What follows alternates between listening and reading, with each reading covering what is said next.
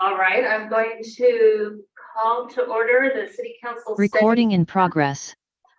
Tuesday, March 28th.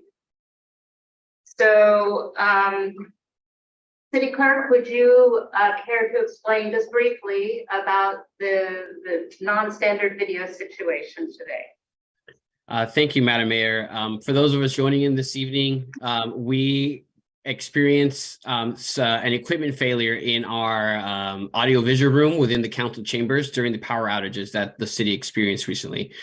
So as a result of that, we are not going to be able to broadcast to KMVT. There will be no reruns in KMVT of this council meeting, but we are hybrid in the sense, and anyone that wishes to participate can via Zoom, and our meeting is being live streamed through our YouTube live account. So that is our updates for those attending us remotely.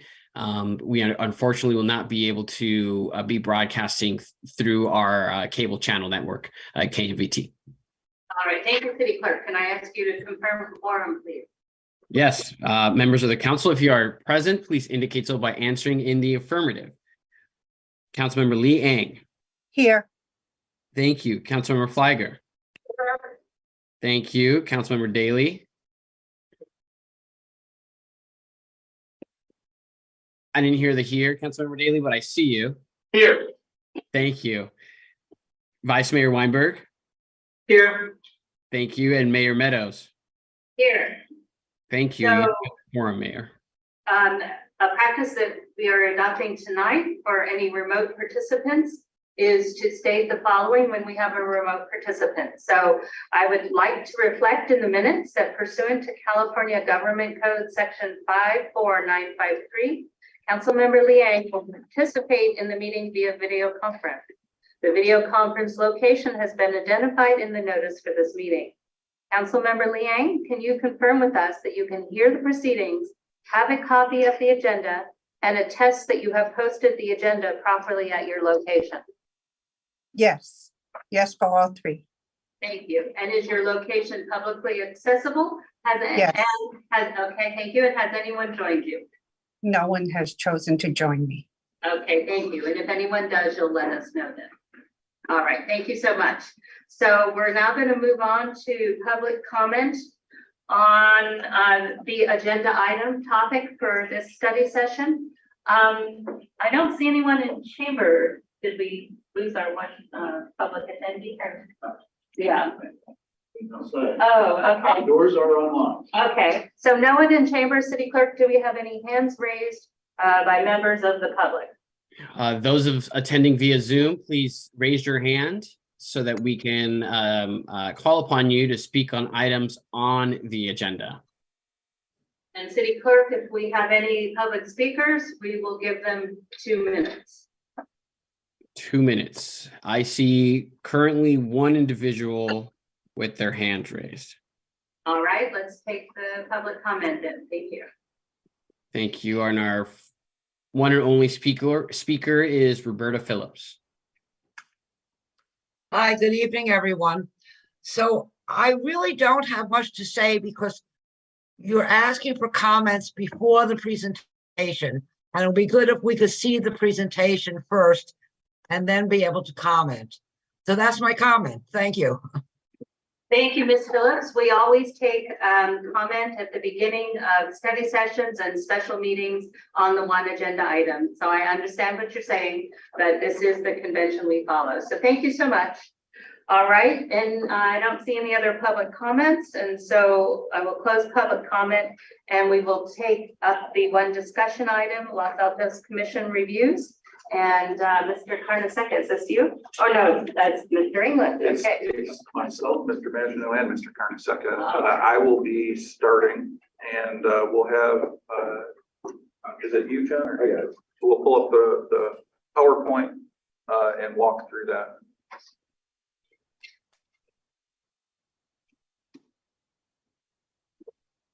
Right, so council discussed this initially at the council retreat. You'll note we'll go through the policy questions we're asking council to consider this evening. The outcome of the retreat was the city council had asked us to meet individually with the commission chairs, have the conversation with them, and then report back. And that's the intent of tonight. So we can go to the next slide. So the same as we reported back before, and it's in the packet as well, that it's the more. Los Altos has more commissions, meet more frequently, have more members than peer cities. And we've done this because we apply kind of a standard metric when we create a commission that they'll meet monthly with 7 members. What we found in other cities is that most often commission meetings and member composition was based on work plan.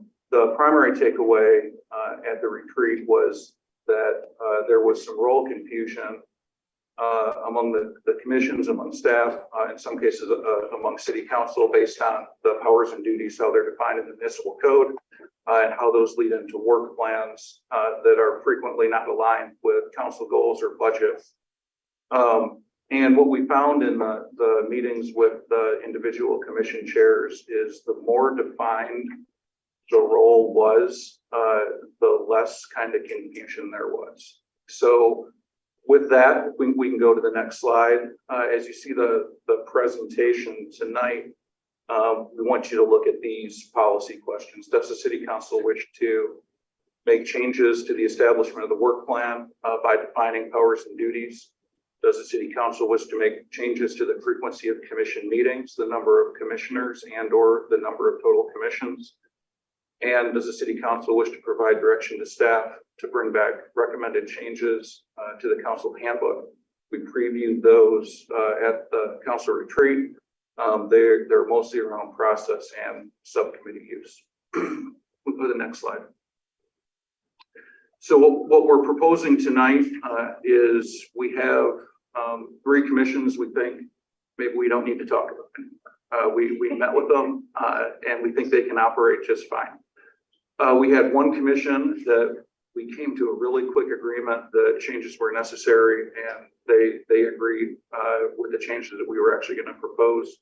And then we had the remaining commissions where we really need council direction to understand what it is council wants to do with the commissions before we can make a recommendation.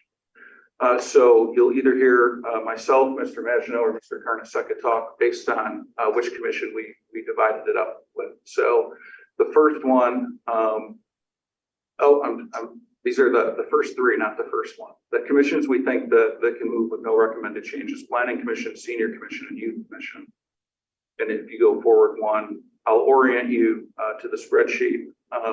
It looks like a lot. It is a lot of information.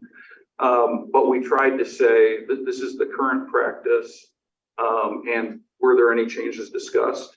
You'll notice there's not a recommendation other than with the Historical Commission. We're simply saying this was the conversation we had, and this was the range that it went to.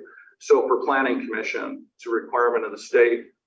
We think their meeting frequency and their membership is perfectly in line with how their powers and duties are defined in the code. So we'll turn it over to Mr. Carnesecca for Senior Commission. So for the Senior Commission, we met with the Senior Commission Chair and Liaison. Currently, they do have 7 members, 2 of which are from Los Altos Hills. We did discuss potentially changing their membership to 5 or retaining at 7, as well as meeting every other month. After meeting with them, we felt comfortable that we do not need to change their membership or meeting frequency at this time because their powers and duties, although not clearly defined, they've stayed within their parameters for the scope of their work. And for the Youth Commission, we met with the Youth Commission Chair and Liaison. We did discuss meeting frequency changing to bi-monthly. However, after discussing with the Chair and Liaison, we feel comfortable that no changes are recommended, especially because their work plan and their work is well agendized and they meet on a monthly basis at this time. So the next very brief category of one commission is Historical Commission. We do have recommended changes for this commission. I met with the chair and we talked about reducing the membership from 7 to 5 and the meeting frequency from monthly to quarterly. The chair agreed with those. Their powers and duties are very well defined in the municipal code. And he agrees that they don't need to meet monthly to meet the expectations of council. Historical commission, the same as senior commission, youth commission, you'll notice under consolidation, even though we're not recommending it, we did want to be faithful and say it could be consolidated the same way we're not making recommended changes to senior or youth, but if council wanted those duties to be absorbed elsewhere, they could. So I don't want that to cause confusion later by not addressing. And then from here on out, the remaining 6 commissions are the commissions we really want to hear from council on, either specifically or just generally what the approach is to council commissions. And then hopefully we can come back at a later meeting with specific recommendations. So Complete Streets Commission, myself, the Public Works Director and Transportation Services Manager met with the chair of the Complete Streets Commission. We talked about membership being at 5 or 7. The chair in this meeting felt 7 was the appropriate number. We talked about meeting frequency. Currently, they're monthly. We talked about meeting 6, 8, or 10 times a year. The chair pointed out they actually don't meet 1 month already and usually cancel the meeting. So she was saying they meet 10 times already anyway, not monthly. One of the other discussions we had is that this commission, one of the things they do exceptionally well is create a public forum. So when changes are coming to a neighborhood or street or an area, they are very good about giving the public a place to meet, to share their concerns or give their compliments, depending on how the changes are received. We felt that could be accomplished either with a 10-month meeting frequency or meeting less frequently and then having special meetings around projects at the project site. We do have, believe powers and duties should have changes recommended to them. We currently have role confusion with this commission and staff, the role that they play and that staff plays. Then we can go to the next one. Environmental Commission. We met with the director of ESUD and both of our sustainability coordinators, as well as the chair and the vice chair. We talked about membership of 5 or 7. At that meeting, the chair said he wasn't able to comment on the membership number until he knew how many subcommittees that they would be forming moving forward. We talked about how subcommittee use tends to be problematic on commissions. And our meeting frequency, we talked about 6, 8, or 12. Both the chair and vice chair felt 12 was the appropriate number, whereas in this case, staff felt 6 was the appropriate number. Powers and duties, we do recommend changes to the powers and duties as they're not well defined. If council wants the environmental commission to move beyond kind of the creation of master plan and general advisory, if council wants them to move more into implementation, then we would need to have that reflected in the powers and duties. Moving to the next commission. And I believe this was Mr. Manchin. It was. So I had the chance to sit down with the chair of the Financial Commission. We talked briefly. So the powers and duties are very well defined in the municipal code, laying out exactly what the Financial Commission should be working on. We discussed membership. The chair felt that the current mix of 7 is working well for the commission. We did talk meeting frequency. He felt that 8 to 10 meetings was sufficient to accomplish the work of the Financial Commission. He noted that they have a sort of a rhythm throughout the year where certain items come up at each time. And so they could accomplish the work plan in those 8 to 10 meetings each year.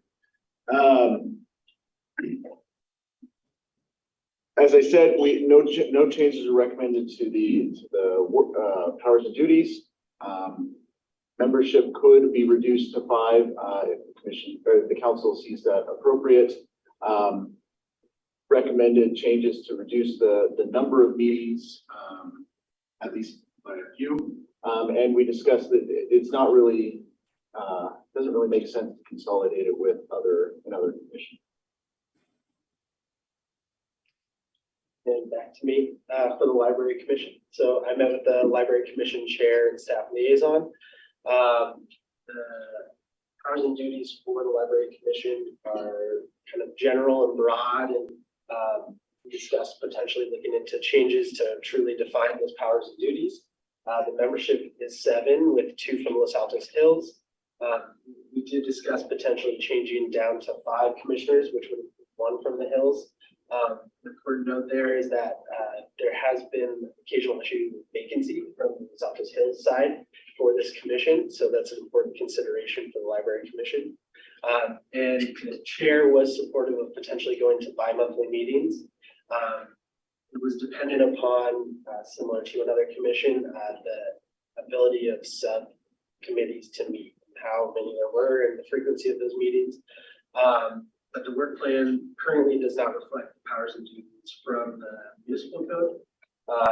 And there is some confusion regarding the different entities operating within the sphere of the library. One important note was that there are these other organizations that do receive funding to do programs for the library. And oftentimes the library commission is sometimes passed up upon by those organizations as they come to city council, or they come directly to others for information, feedback, moving forward on projects. So there was that confusion on the powers and duties of the commission within that broader sphere of all the organizations involved in it. And then on the bottom, you can see for potential consolidation, it could be eligible to potentially consolidate with NCLA or the County Library JPA, or potentially with Parks and Recreation Commission as a subcommittee or something focused on the library beneath that commission. Speaking of Parks and Recreation Commission, the conversation with the chair there, from our perspective, the powers and duties as defined in the municipal code aren't really defined, and so can sometimes don't necessarily match the commission's work plan. We did discuss membership. The chair felt, we could potentially go down to 5 and see how that works out after a year or 2 if it's working well. I think, as the council knows, we currently are having currently have a number of vacancies on that commission, in fact, which has led to some quorum issues. One of their meetings had to be canceled because one of the members could not attend, and it was the chair that brought up the prohibition against teleconferencing, which I think the council may consider later on today. She also talked about potentially could reduce the number of meetings. Certainly wouldn't want to go less than every 3 months, but felt that meeting more frequently allowed for building of relationships between commissioners.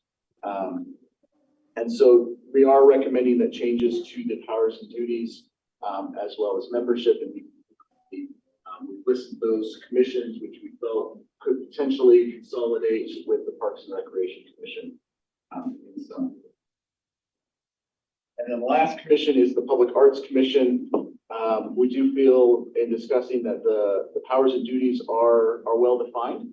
One area that we felt could potentially have some further clarification is centered around the use of public art funds, which are development funds that the city can use for certain purposes.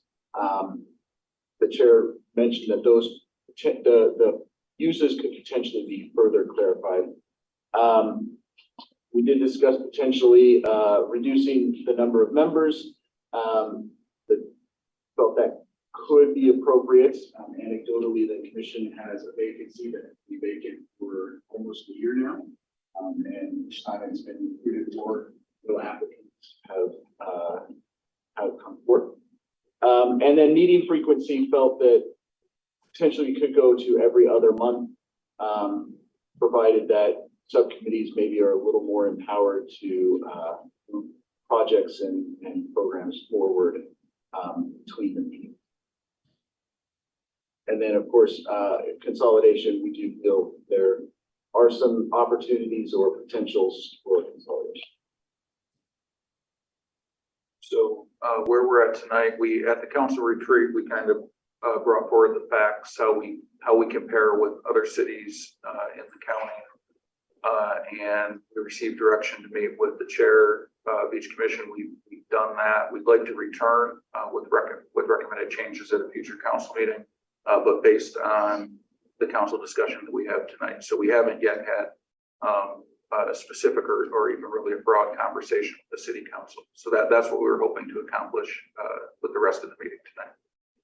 So I have a couple questions, and so I want to do our usual, if we have questions first before we get into discussion. So would anyone, Councilmember Liang, since you're online, do you have any questions for staff on what they just presented before we start discussing? So I do have a quick question.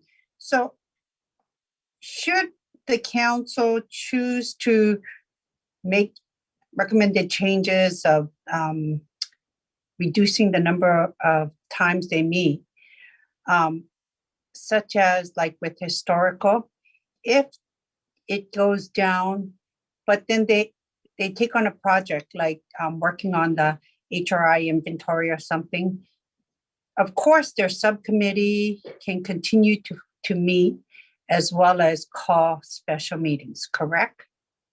So, And then, Councilmember Leland, yes, the commissions are able to schedule special meetings as necessary. okay, I just needed to clarify that. And then, so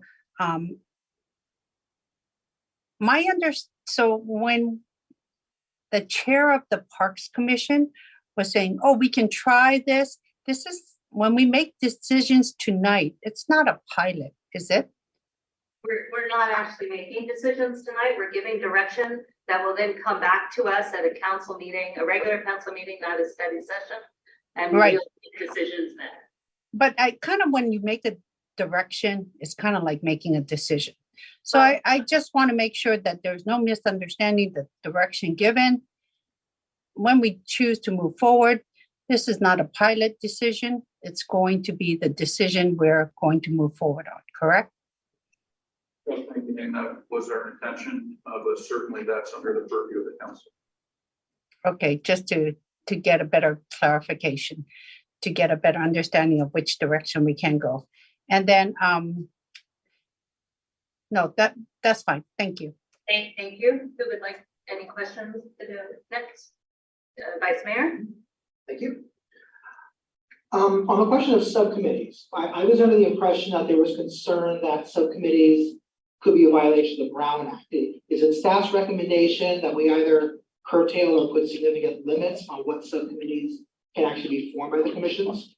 So Vice Mayor, yes, we do have concerns about whether subcommittee use at the commission have always been in line with the Brown Act. We do want to bring changes back in the handbook that would limit the circumstances on which a subcommittee could be used. And that is one of the changes that we would want to bring back. But I think it highlighted some of the issues that we have with how commissions act, where the subcommittees on top of the meeting frequency on top of has led to kind of a difficult process. Okay. And then could someone describe to me exactly what it is the library commission does? I don't mean that flippantly. Because I live close to the library, I've never really been able to sit in on any library things. And I'm just trying to understand what their function is and what it is that they give to staff at the council. Well, it was identified that it really doesn't have a defined, in terms of whatever your categories were that you showed us in the slides. Powers and duties, right. And the library is special in that it has the whole environment, as Mr. Carnesecca mentioned, and that actually could be its own separate effort for clarifying all the different library bodies and how they work. It is actually very confusing. But you probably, is that sufficient or what? Mayor, I think that's correct. I think the Library Commission operates in an environment where their role as well as their powers and duties lack clarity a lot of the time. And it is complicated by NCLA and the ABA, whatever, so. But they have, so Mayor, if I may, as the former council liaison, and I see the former chair is also here in the public. What the Library Commission, and I know it's not well defined, but they have played the role of, so for example, I remember when we were exploring having the passport desk at the library. That's something that the commission helped to research and vet and do community engagement. And so their role, at least one of their roles, has been to engage the community, be that sounding board, form a subcommittee to do the research, anything related to any of our library branches, because NCLA's authority is very limited. And so there are a lot of, it's supposed to be limited. And so the Library Commission over the years has been that voice. Yeah, and I've been the commission liaison for over 2 years now, and they brought the access to woodland and all of, there's plenty of stuff that comes out of it. But it's opportunistic, it's not defined. Yes. So anyway, that, yes, exactly. So it's, yeah. Thank you. Okay. You can, the questions, all right? So just one quick question so I understand the process. So Mr. England, if I heard you correctly, you and staff are not bringing forward tonight suggestions of how we may collapse commissions. And the reason I'm asking is, so for example, if I were to support reducing the membership of a commission to 5, if that commission will be collapsed with another commission, that would change the composition. And so I'm curious, just the timeline, and I do support collapsing some commissions, so that's what I'm trying to understand. When do we get there? Shouldn't that be part of this conversation so that we can discuss how many members should be part of the Public Arts Library Parks Commission? Councilmember Flager, yes, we're hoping council gives us direction, thoughts, ideas on all commissions. Okay, that was your only question. So then, my question, the vice mayor was looking at my paper. It says subcommittees, role of subcommittee. So, Peter. Yeah, no, so I do think that it's implicit in some of the conversations that you had and in some of the public comment we're getting and in some of the commissioners' minds that they can have subcommittees. I don't think that the understanding about the fact that subcommittees need to be clarified has percolated through, because I do think the subcommittee question does feed into some of the direction that we're going to give tonight.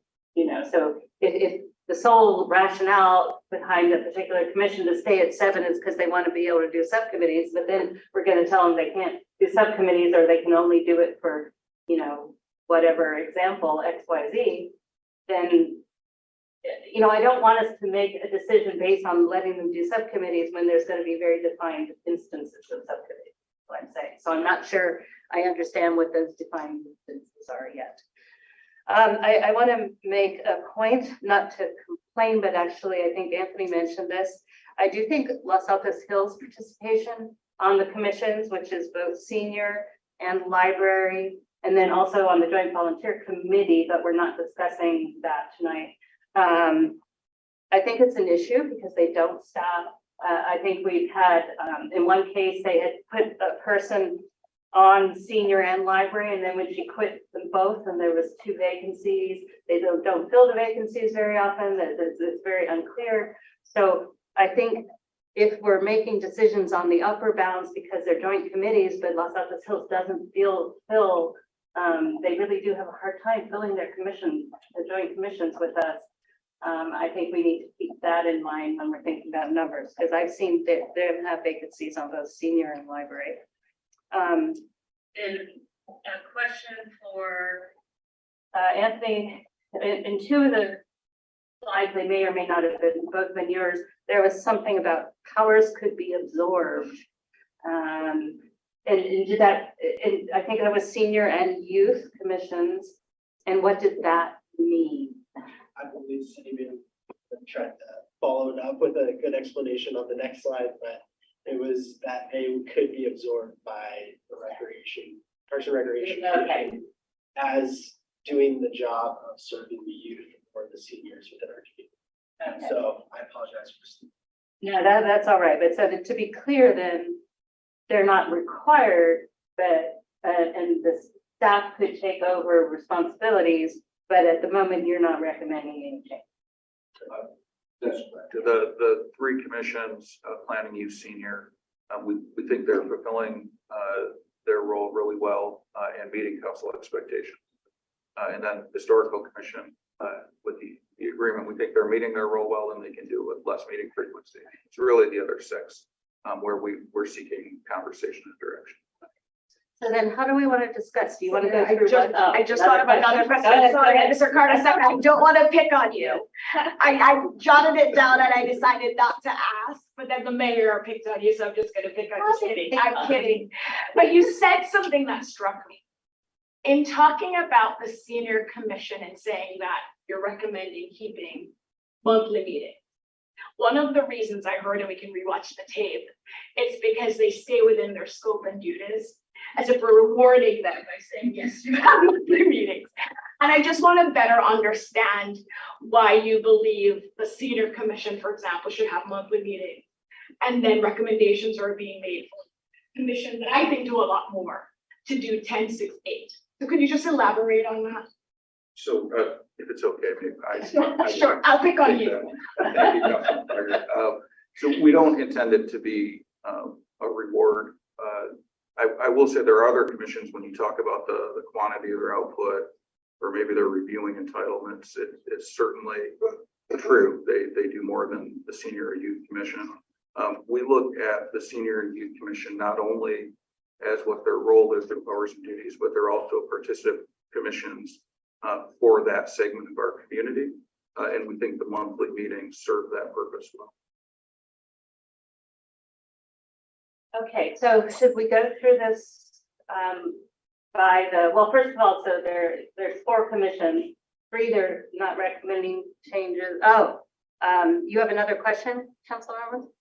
No, I wanted to make a rebuttal or clarify a position or a comment that was made. As a liaison, the council liaison for both the senior and youth commission, I agree with staff on keeping no changes. I would also like to state that I would be concerned about any reduction in the roles of any of the commissions that we receive from Los Altos Hills. I think it would be courteous of us to make sure that we have a conversations with the council on the hills. I think it's important to note that some of the concerns or comments raised, you have to understand the circumstances of the person with resigning or their decision to put to not participate. The circumstances of the pandemic has affected what has happened.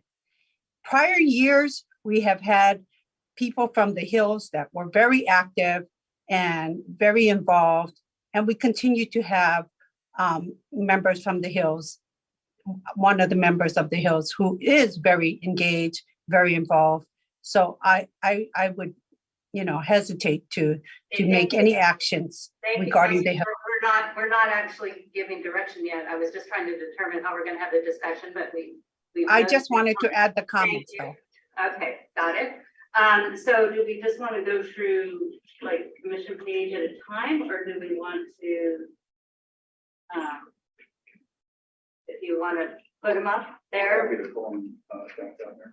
Yeah, I mean, if we can quickly, the 3 that you're not recommending, I think we should confirm the 4 that you're making recommendations for, 3 of no change and 4 historical commission, and then move on to the meteor ones. Yes, that's fair. I'm fine with the staff's recommendation to leave those 3 commissions alone. My one concern is that I know the youth commission depends very heavily on subcommittee. So if that structure is going to change, the staff liaison, I think really needs to have a meeting with that commission earlier rather than later. I'm gonna, just as a preview, I'm gonna say the same thing for Park, because I know Park is also very heavily divided into subcommittees. So since it sounds like we're making changes to those two, the rules regarding subcommittees, those two commissions in particular, I think really need to have that telegraphed as soon as possible. And there are other commissions. There's a lot of other commissions. Yeah. Yeah. And I would say the senior commission seems to be less inclined than other commissions to meet in person, and I think they're probably down to 5, if not 4 members. And so I would wonder about the number and the recruiting. Again, we're having a discussion later tonight about commission participation remotely, but remote participation, even if permitted, doesn't mean you get to dial in every time. That's not how it works. So we'll have that conversation later. So those are, I think, some of the concerns. Councilmember Daley, did you have anything to comment on these 3? So the 3 that staff recommends not changing, I'm okay with that.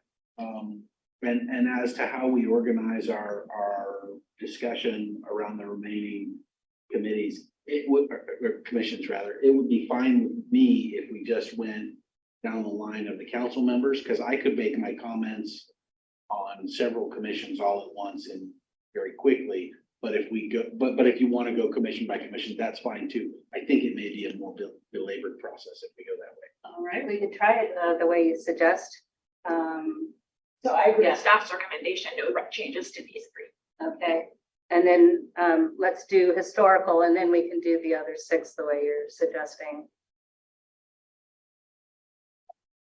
I still have the concern with the number about the senior commissions. We need to provide them the definition of what promote will mean for commissions, depending on the outcome of tonight's discussion.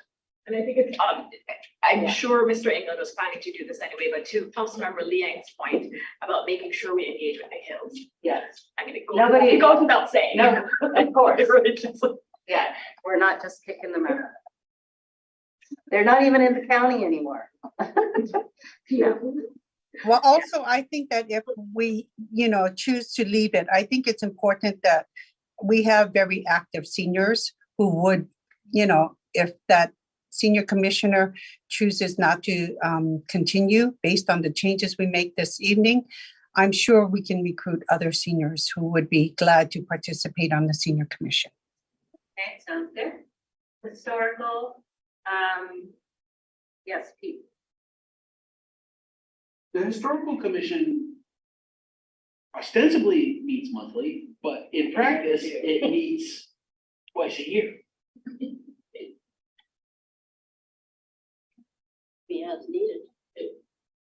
It could be as needed, can we very quickly summarize what their powers and duties are? Because my understanding is that their role is basically to make recommendations on additions to the historical resources inventory. Is there another? There's the historical essay thing, and there might be a few other. Well, that's what I'm asking, because I'm not Historical familiar with. There's historical designations on houses. So it could be Well, twice a historical year. designations on houses is what I said. So what- No, the HRI is not the same as, yes. But also they do trees. Mayor, we'll pull it up on. Okay. We're writing it on the fly. Right. Be there, but I can tell you what they do. They also weigh in on Mills Act applications. So the first one is the HRI. Second one is historic landmarks or historic districts. Third one is, I think this one is the historical essay contest, the third one. If there's any ordinances as they relate to historic resources, demolition or grading permits for historic landmarks or for historic districts. They look at grant opportunities, and then cooperate with county, state, federal, private organizations for the objectives of historical preservation. That's at the direction of the council. resource information on restoration, alteration, decoration, landscaping, maintenance of landmarks, historic landmarks district. Okay, I think we said, you don't need to read all of it, okay. So I would like to comment on some of those functions. I frankly think that those functions, some of them should be done by staff and not by a volunteer commission. Councilmember Daly, we could certainly bring back changes to the powers and duties. I think some of those powers and duties are defined and given to a commission as part of being a certified local government. But I wouldn't know tonight which could be done by staff and retain that, but we could certainly look at that. And just based on practice, I would say it's pretty clear that they could probably get by with meeting quarterly. I think we should, I mean, that's what came out of the discussion as well, so, yeah. I'm happy to go next there. So the historical commission, I agree with the recommendation to move to 5, to move to quarterly meetings. I wouldn't support consolidating the historical commission with the planning commission. And for the record, we're not recommending that. Okay. We're just saying that it's, that we put any possibility down in case council. Right. No. I support as recommended, and I support tightening up the powers and duties as appropriate. Mayor, I'm curious, maybe not tonight, but I'm curious how the process we're going to engage in to tighten up the powers and duties. Yeah. Me too. Yeah.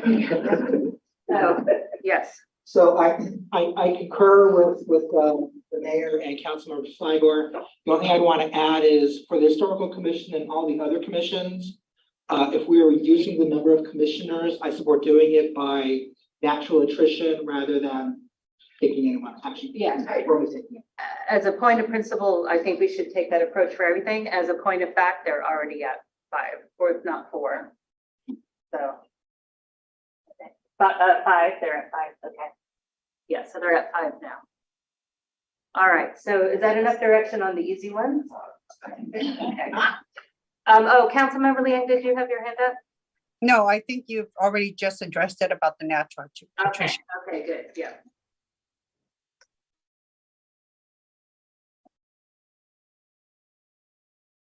All right, so then we'll try to do, we've got 6 here, and Councilmember Daly, since you said you could address them all in one fell swoop. I don't know. So, Yeah. so I would favor eliminating the library commission and the public arts commission and giving those responsibilities to park and making park a bi-monthly meeting rather than monthly. And I would support reducing complete streets to bi-monthly meetings with the proviso that when there are things that require additional meetings, because there are from time to time, that they have special meetings to handle this. Who would like to go next? That was succinct. I could go next because I wanted to, we got a lot of public comment and there seem to be some misconceptions out there. So I want to address some of the misconceptions before I give my feedback. So one of which is the subcommittees, but we've already talked about that, that we'll address them more specifically because potentially they're an issue with how some commissions use them. A quorum, your chance of hitting quorum does not change by having 7 versus 5 members. A quorum is 4 people of a 7-member commission or 3 with a 5. So I think there seem to be some commissioners who are under the impression that 7 still gives you a shot at 3 or something. I don't know, but so the quorum is about the same percentage wise of attendance, regardless of whether it's a 7 or 5 commission. I do want to point out, so at the council level, and I've mentioned this before, I think I did at the retreat, that we've been trying to train council, and I think we've done a good job of not doing what is referred to, if you're a grand jury, as councilmanic interference. So we've gotten away from micromanagement. We've gotten away from trying to do staff's job, and we're not perfect, but we're getting much better, I think. And I think commissions are kind of where council was a year or two ago. And I'm not trying to pick on anyone, but if you have a 12-page work plan, which is mostly, from my reading of it, staff items to address, I don't think that's the level at which the commission should be operating on. I also want to talk about expertise and training and number of commissioners. So there was one comment that having 7 improves the odds of having a strong commission. But actually, if you're trying to hire good people, it's easier to hire 1 good person than 2. It's easier to hire 5 good people than 7. So the bigger your commission gets, the harder it gets to find people who can fill the roles. One thing that I've sat on 2 commissions, design review and planning, and I know those are both land use commissions, but what I'm going to say applies to all commissions. No commissioner is being hired for their expertise. So on planning commission, you have some architects, but their role is not to be architects. All of our commissioners are community members that are bringing their passion and their training and their expertise to bear, but they are not functioning as, let's say, architects if you're sitting on the planning commission. In fact, that is what we do not want. If a commissioner is actually functioning like a staff member, that's really not what we're trying to do. We're trying to balance the expertise with the community perspective, because the staff are the true experts. So also talking about complexity and training time, I mean, what each commission covers, as council members, we cover all the commissions and stuff that's not on the commissions. We are by no means experts in any of it. Some of it, maybe a little bit, but we have a huge amount of complexity. That doesn't mean that we should be a 7-person council or a 9-person council. I mean, the numbers are not driven by the complexity. So I think you can see where I'm going, which is that we're not hiring commissioners to be doing the job that staff are supposed to be doing. So I feel strongly for commissions that are really taking over the role of staff or trying to do the role of staff. That is what we need to define better in the powers and duties, so that none of our commissions are driving work plans that are really staff implementation. So in regards to some of these specific ones, I actually do think the library commission should stay as a library commission. I do think that the library milieu, if you want to call it that, should be clarified. And I think we can talk about, there's some ideas afoot how to do that. It does need better clarity. And I do think the work plan could be tightened up a bit, but that's up to council, you know, to provide better clarity in all these examples. I do think actually Parks and Rec and Public Arts would be a good fit together. Most of our art, or a lot of our art, sits in parks. So I do think that could be a good consolidation. Financial Commission obviously needs to be standalone. I think maybe, I don't recall the numbers, it could probably meet a few less times, but it actually could be very easily driven by specific deliverables, which, as someone described, they have a flow in the course of the year. So I think that one's a relatively easy one. I think Complete Streets and Environmental Commission are the ones that really, sort of the general things I was talking about earlier, have the most infringement on staff's role. No one on Environmental Commission is a sustainability coordinator. Even if they were professionally trained, you're not, as a commissioner, serving as a sustainability coordinator. Just like I said, if you're an architect, you're not there to design buildings on planning. So I think the most room in terms of where the improvement needs to come for Complete Streets and Environmental is really in regard to what are the deliverables. And I think that Complete Street, you pulled it out from the municipal code, items number 1 through 4, and really focus it on that and make sure that the staff deliverables are not part of that. So with that, I'm going to, oh, yay. So who would like to go next? Councilmember Flecker. Thank you, Mayor. And I'll start by saying I agree with the mayor that I think what really needs to happen, especially with these commissions on the slide, is defining their powers and duties, which we haven't done well. We all know these commissioners, they're part of the community. We engage with them in different environments. And I think if we were to clearly define their powers and duties, I would have a hard time thinking that they would go outside of them. I think historically, their powers and duties have not been clearly defined. We've been understaffed.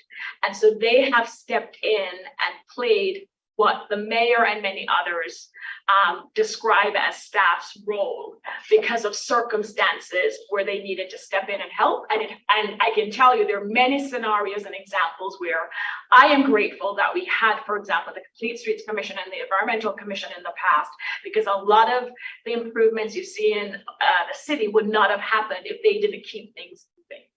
And so for me going forward, I think it's important to define the powers and duties, and I have no doubt they'll stay within them. And just ensure that, we're not saying,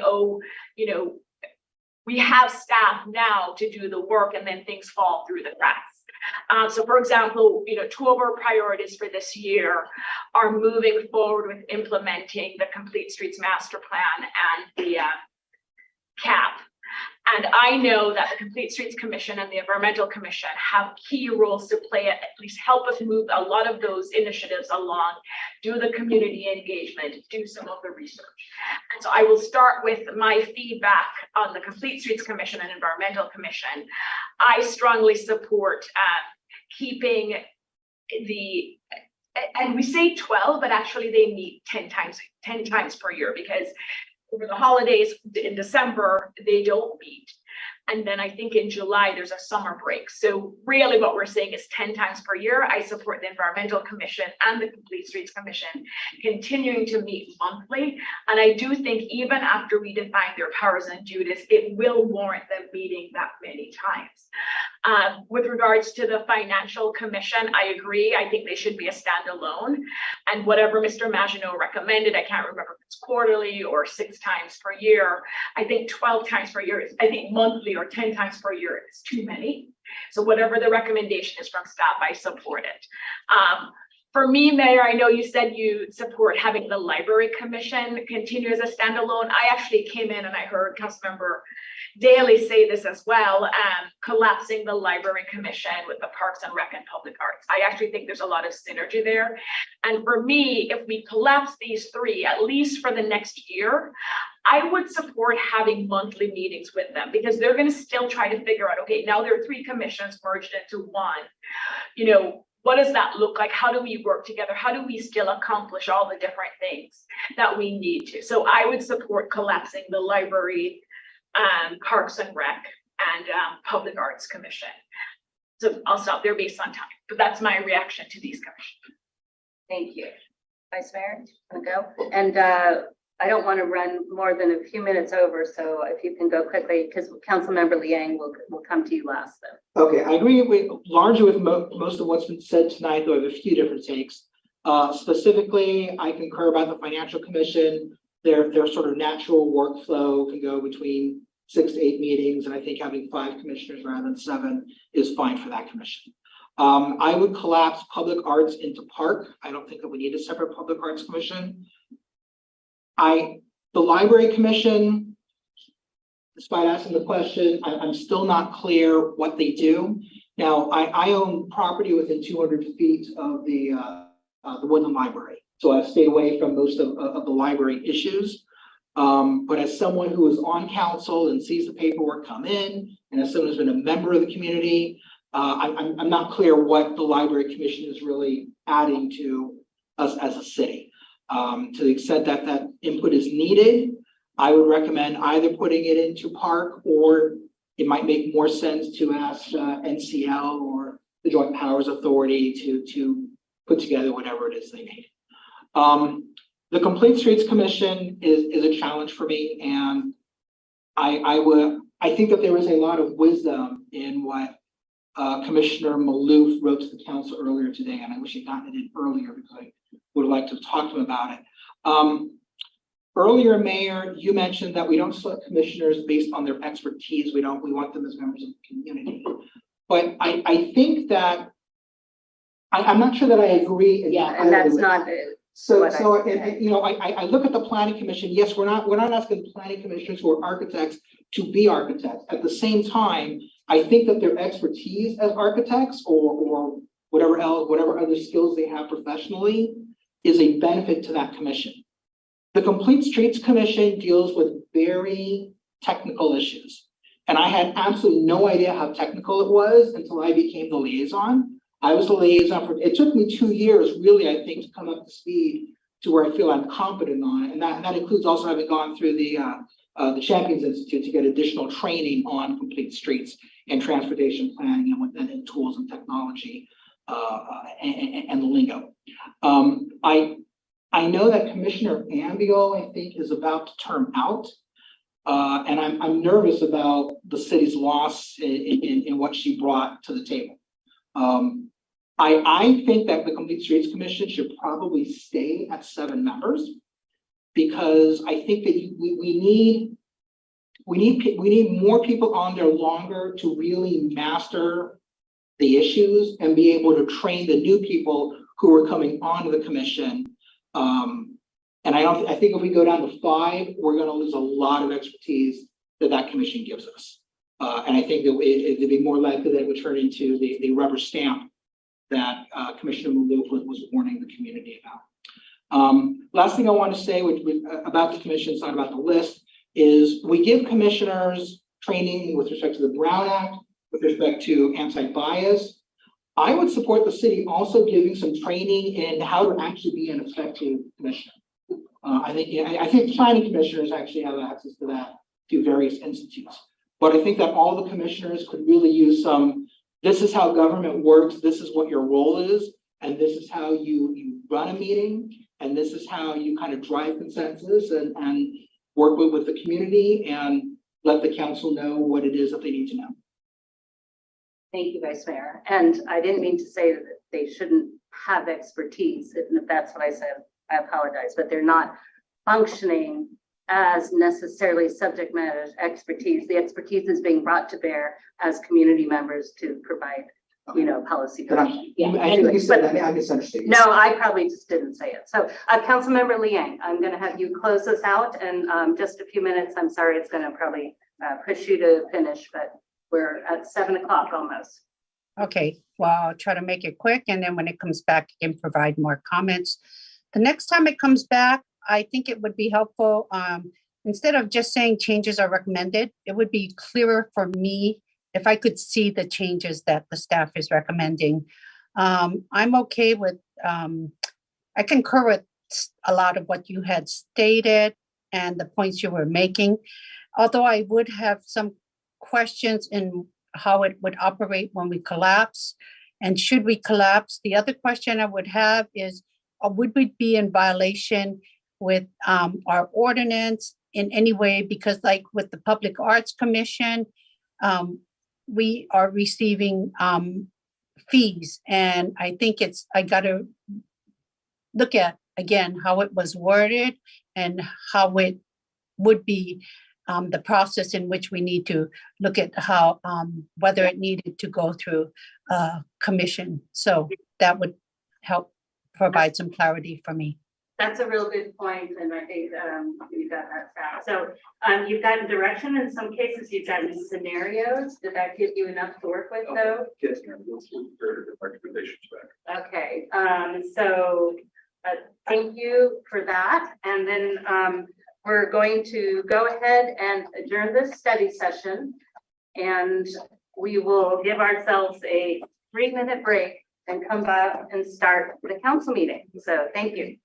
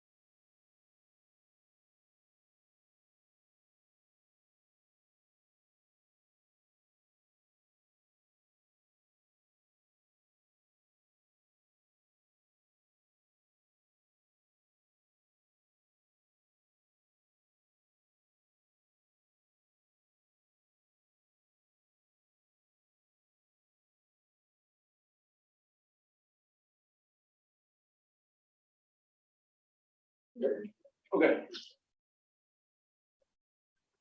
All right, so let's see, are we prepped enough to be able to?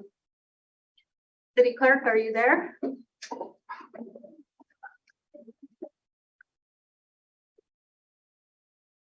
Hello, sorry about that. Oh, no worries. I'm just trying to check whether we can start. Everybody good? Start? All right. Recording in progress. Good evening, everyone. Welcome to the City Council meeting of say March 24th, it's March 24th, March 28th, still March 28th, even though this is the third meeting we're starting today. City Clerk, I'm going to have you talk about the recording just briefly so people understand our recording limitations today.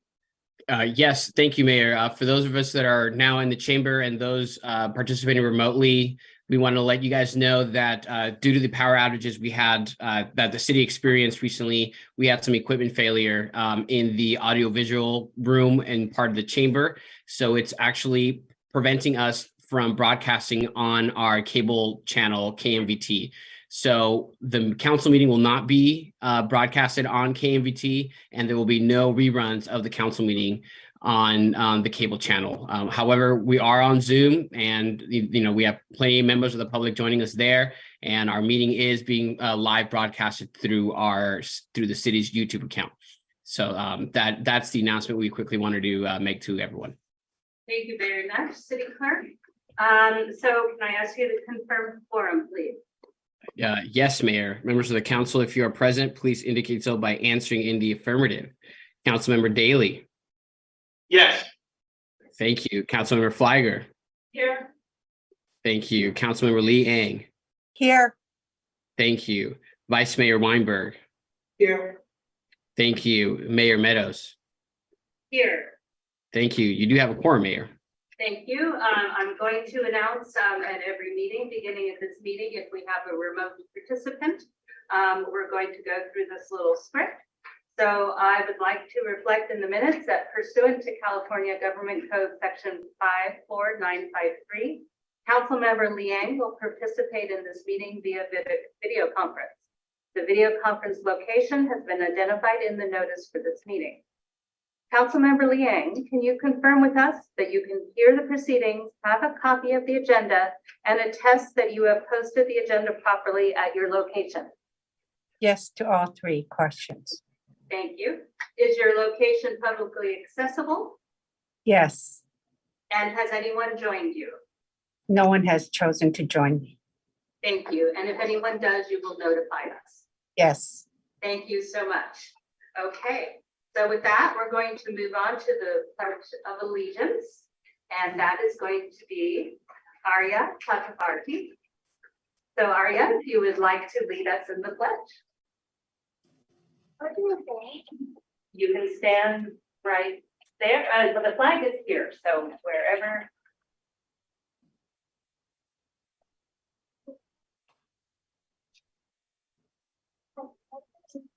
The flag of the United States of America. And to the republic which stands one nation.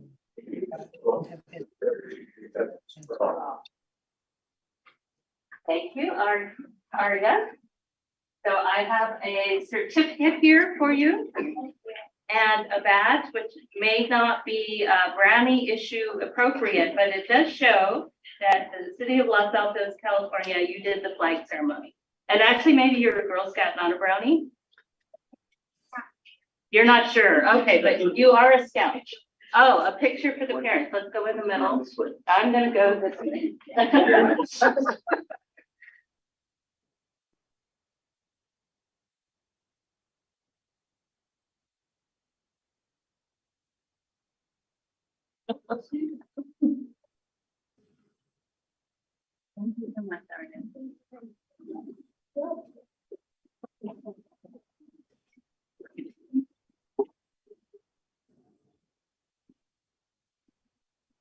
Have fun. Okay.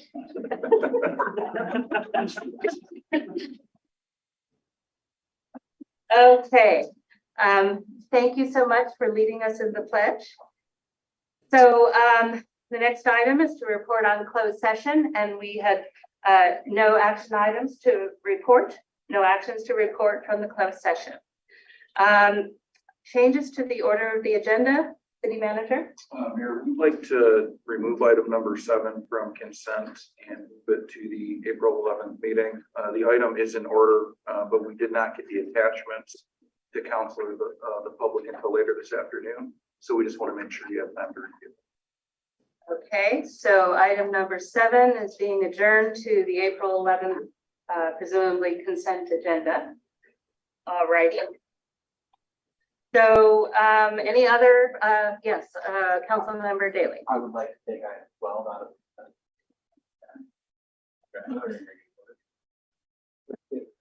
of. We haven't gotten to consent yet. Okay. Yeah, I'm sorry. Vice Mayor. I'd like to change that. I'd like to propose that we add item number 6 to consent. Second reading of the element implementation ordinance. City Attorney. Vice Mayor has proposed to move item 16 into consent.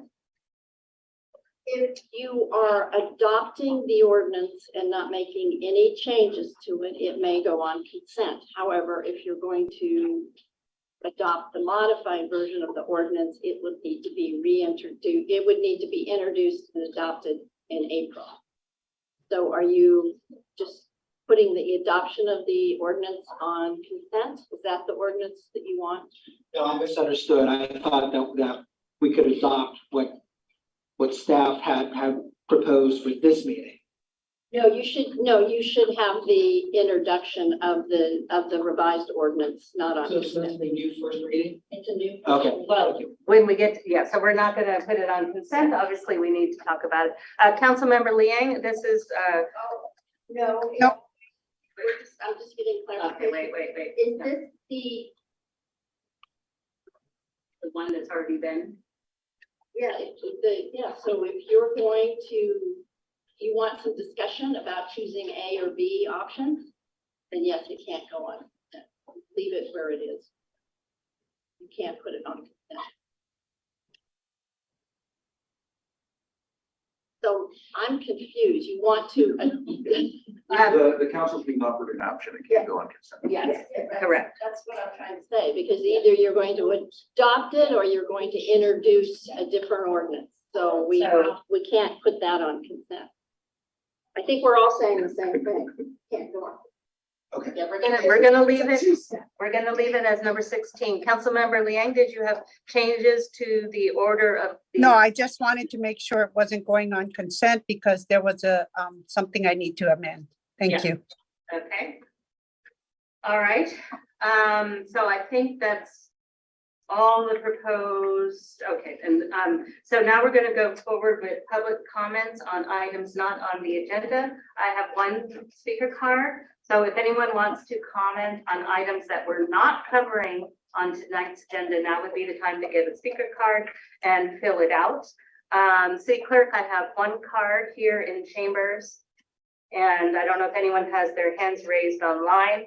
We've got a full agenda tonight. So I'm going to actually upfront say that pretty much I'm going to be giving 2 minutes for all public comments tonight. Yes, I wanted to mention we had to cancel the last meeting and we're going to be paying due to the storms, and we'll be paying the price for that for several meetings. So we're going to try to move forward efficiently. So our first speaker tonight, John Bear.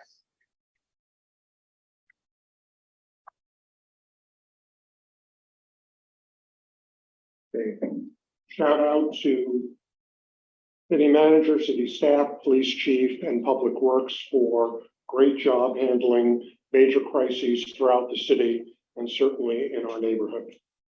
Really appreciate the help. What I came here tonight to, however, to speak about is the letter P. Letter P. It's the 16th letter in our alphabet. Please is a word that gets used. Please pass the P's. I'm not talking about P's either. I'm not talking about pet projects, even though that both of those words begin with P. and we seem to have an awful lot of them in Los Altos. What I do want to talk about is the letter P, or priorities. And that's a really important word, and it's an issue for this city. And we don't seem to be really good at setting our priorities and being careful where we spend our money and where our staff spends its time. I'm concerned that we have a number of key priorities that are not being addressed in our community. SB 9 requires the HRI to be updated. It hasn't been. Then again, the Historical Commission in the last 18 sessions has only met 8 times. So it's not as though they're overworked. So I would encourage the City Council to work with the Historical Commission to update the HRI. It's part of the law. It's part of the housing policy. Secondly, there was a Hail Mary effort to update the objective standards for single-family residential at the end of last year to comply with our new requirements. Those need to be updated. I would encourage the city and city staff to look at the example of Palo Alto. They did a great job. I'm not suggesting we use it by itself, but in fact, it's a great model to take what we did quickly and update it and make sure that we do right by our community, and that should be a priority. Thank you very much. Thank you, Mr. Bear. I have, the city manager is going to speak at the end, but we're going to go ahead and take Zoom comments and then let you close out, city manager. Okay, so I see, city clerk, we have one virtual commenter. That is correct, Mayor, and his name is Joe Beninado. Hi, good evening, everybody. Just wanted to ask if you could all please speak up. It's a little hard to hear the council members and mayor and vice mayor. I don't know if the microphones are centralized or what's going on, but I'll be very brief. I just wanted to comment about the training for the commissioners. As a recent commissioner, I did receive some training and I'm grateful for that, but I think there's a lot more we could do there that would really help bringing the commissioners into the fold. You might even consider a, big brother, big sister, buddy system sort of approach where one of the existing commissioners who is more experienced on that commission takes the new commissioner under their wing and helps them out with, understanding issues or perhaps brown acting on certain parameters. I think that would be really helpful as someone who's just gone through this over the last 5 or 6 months to have some sort of further training as well as a resource to go to with a more experienced commissioner who's been serving. Thank you. Thank you, Mr. Beninado. Mayor, we've had one additional hand raised since we called on Mr. Beninado. All right. And that speaker is Roberta Phillips. Hi, all. So I think that last week was really, hopefully, a learning experience for all of us. Losing our electricity for days on end, really, I hope the message went through that we really do need all the sources of energy that are available to us. We need hydropower, we need nuclear power, we need gas power, we need electric power. There are many residents in this town that suffered a great deal without heat or electricity for days. I felt really lucky that my gas stove on the top worked so I could boil some water to make myself a cup of coffee. But it was getting to the point where my husband uses a nebulizer and we could not use his medical equipment in the house. So I hope that, when the reach codes come back, you guys will rethink being, quote, what you say are leaders.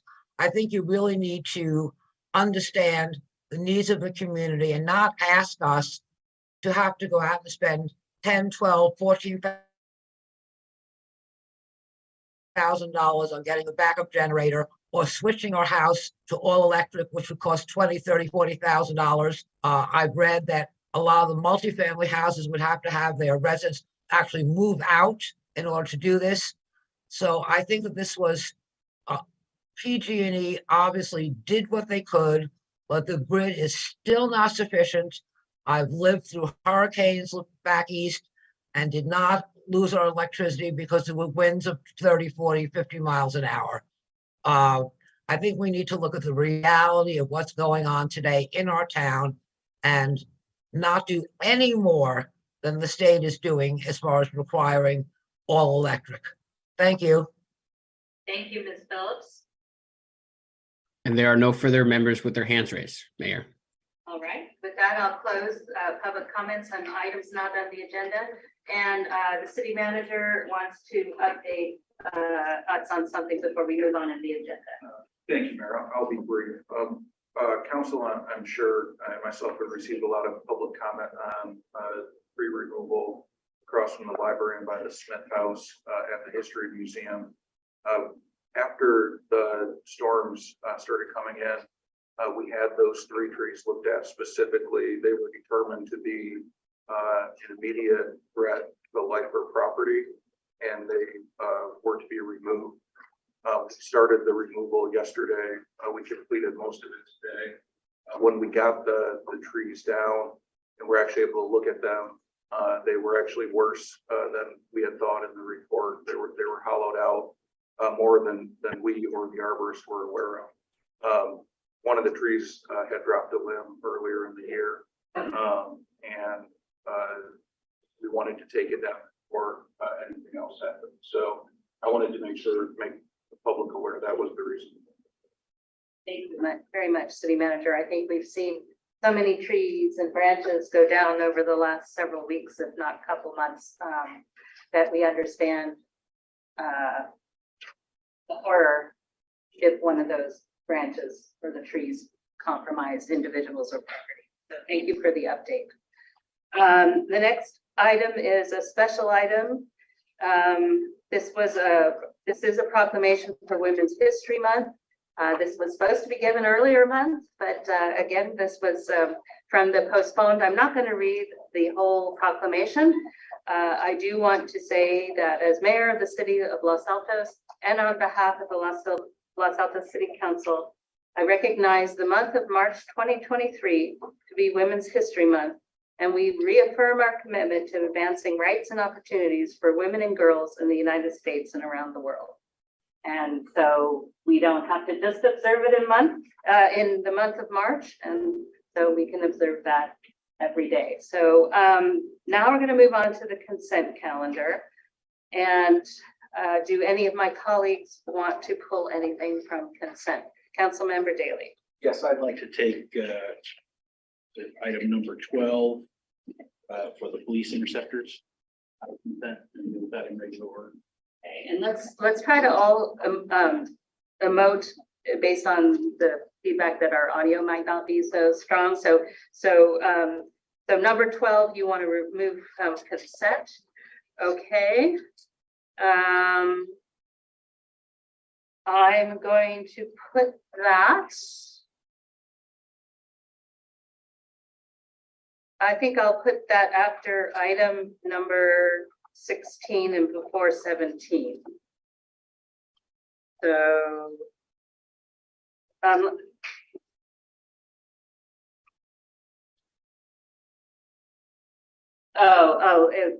so I have a whispered suggestion here. Yes, actually, we could do that. Maybe. All right, so we'll put it after number 15. So then I see nods over there. Councilmember Flagger gets the kudos for that. All right, so we'll go 15, 12, and then 16. All righty. And more. Yes, Vice Mayor. Thank you, Mayor. I don't know if I need to pull this, but I do have a question about item number 5. Is there a reason that this is being brought to us with only 5 goals? Yeah, the thought was to give the council, we had the retreat a month ago, memorialize the 5 goals, and while the subcommittee is still working on the 6th goal, then bring that back at a separate day. So I know that if my colleagues concur with me, I don't know if it has to actually be pulled. what the first 5 are fine with me. Instead of having a resolution, can we simply give direction that the first 5 are fine? And then when we actually have a resolution that's passed, it has all 6, instead of one resolution with 5 and then a later resolution with 6? I think it's a pleasure of the council. Or what you could do is adopt this resolution with 5, and then once 6 gets worked out, then we adopt a new resolution including all 6. Well, that's a recommendation. It just seems odd to me that we're doing one resolution, a whole resolution that is 5. And then we're gonna do a second resolution that is 6. Well, because you and I haven't met to talk about the 6, and we want to be sure that the 5 are memorialized to not hold anything up in terms of. All right, so my colleagues want it to be a resolution, so that's fine. Yeah, so we're going to leave it on consent, it sounds like. Any other comments on my colleagues? And then 7's been pulled, right? 7 has been adjourned, yes, pulled and adjourned to April 11th, I think is the meeting date. And I'm going to ask if there's any public comments on the consent calendar. I don't see any here in chambers. City Clerk, do you see any? I do not, Mayor. All right, so we'll close public comment. So our consent calendar now looks like 1, 2, 3, 4, 5, 6, 8, 9, 10, 11. All right, can I have a motion? Vice Mayor? I move the council approve consent calendar items 1, 2, 3, 4, 5, 6, 8, 9, 10, and 11. Can I have a second? Second. Okay, second by Councilmember Daley. City Clerk? Members of the council, if you're in favor in adoption of the consent calendar as articulated by Vice Mayor Weinberg, please answer in the affirmative. Councilmember Flagger. Yes. Thank you. Councilmember Lee Ang. Yes. Thank you. Councilmember Daley. Yes. Thank you. Vice Mayor Weinberg. Yes. Thank you. Mayor Meadows. Yes. Thank you. Motion passes unanimously. Okay, so with that, we will move on to the public hearing. This is item number 13. Who is going to present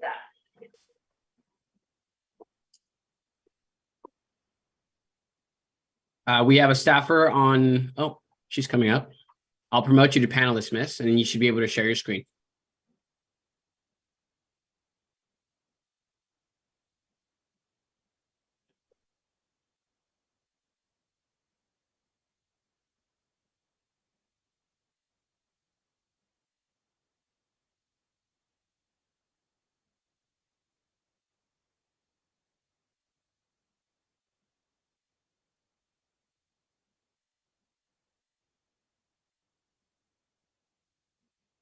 All right. Hello, everyone. Good evening, Mayor Meadows and council members. My name is Tanya Cathy, and I'm a sustainability coordinator in the Environmental Services and Utilities Department. Also with me today virtually is Rose Radford from R3 Consulting. She will assist me with answering questions that may arise after this presentation. So today I'm here to present to you information on the single-use foodware, accessories, and condiments ordinance in compliance with Assembly Bill AB 1276. AB 1276 was signed into law on October 2021 and by Governor Gavin Newsom and took effect in January 1st, 2022, and is an addition to the single-use plastic straws law. So the new law prohibits a food facility from providing any single-use foodware accessory or standard condiment unless requested by the consumer. So upon request only. It also prohibits bundling or packaging of single-use foodware accessories. So they still can be provided. Again, it's just upon request only. So what is the definition of a single-use foodware accessory? It's what's listed above here: utensils, forks, knives, spoons, and sporks, chopsticks, straws, stirrers, splash sticks, and cocktail sticks. and what is a standard condiment. So that would be your relishes, your spices, your sauces, your anything you kind of get on the side that accompanies your food.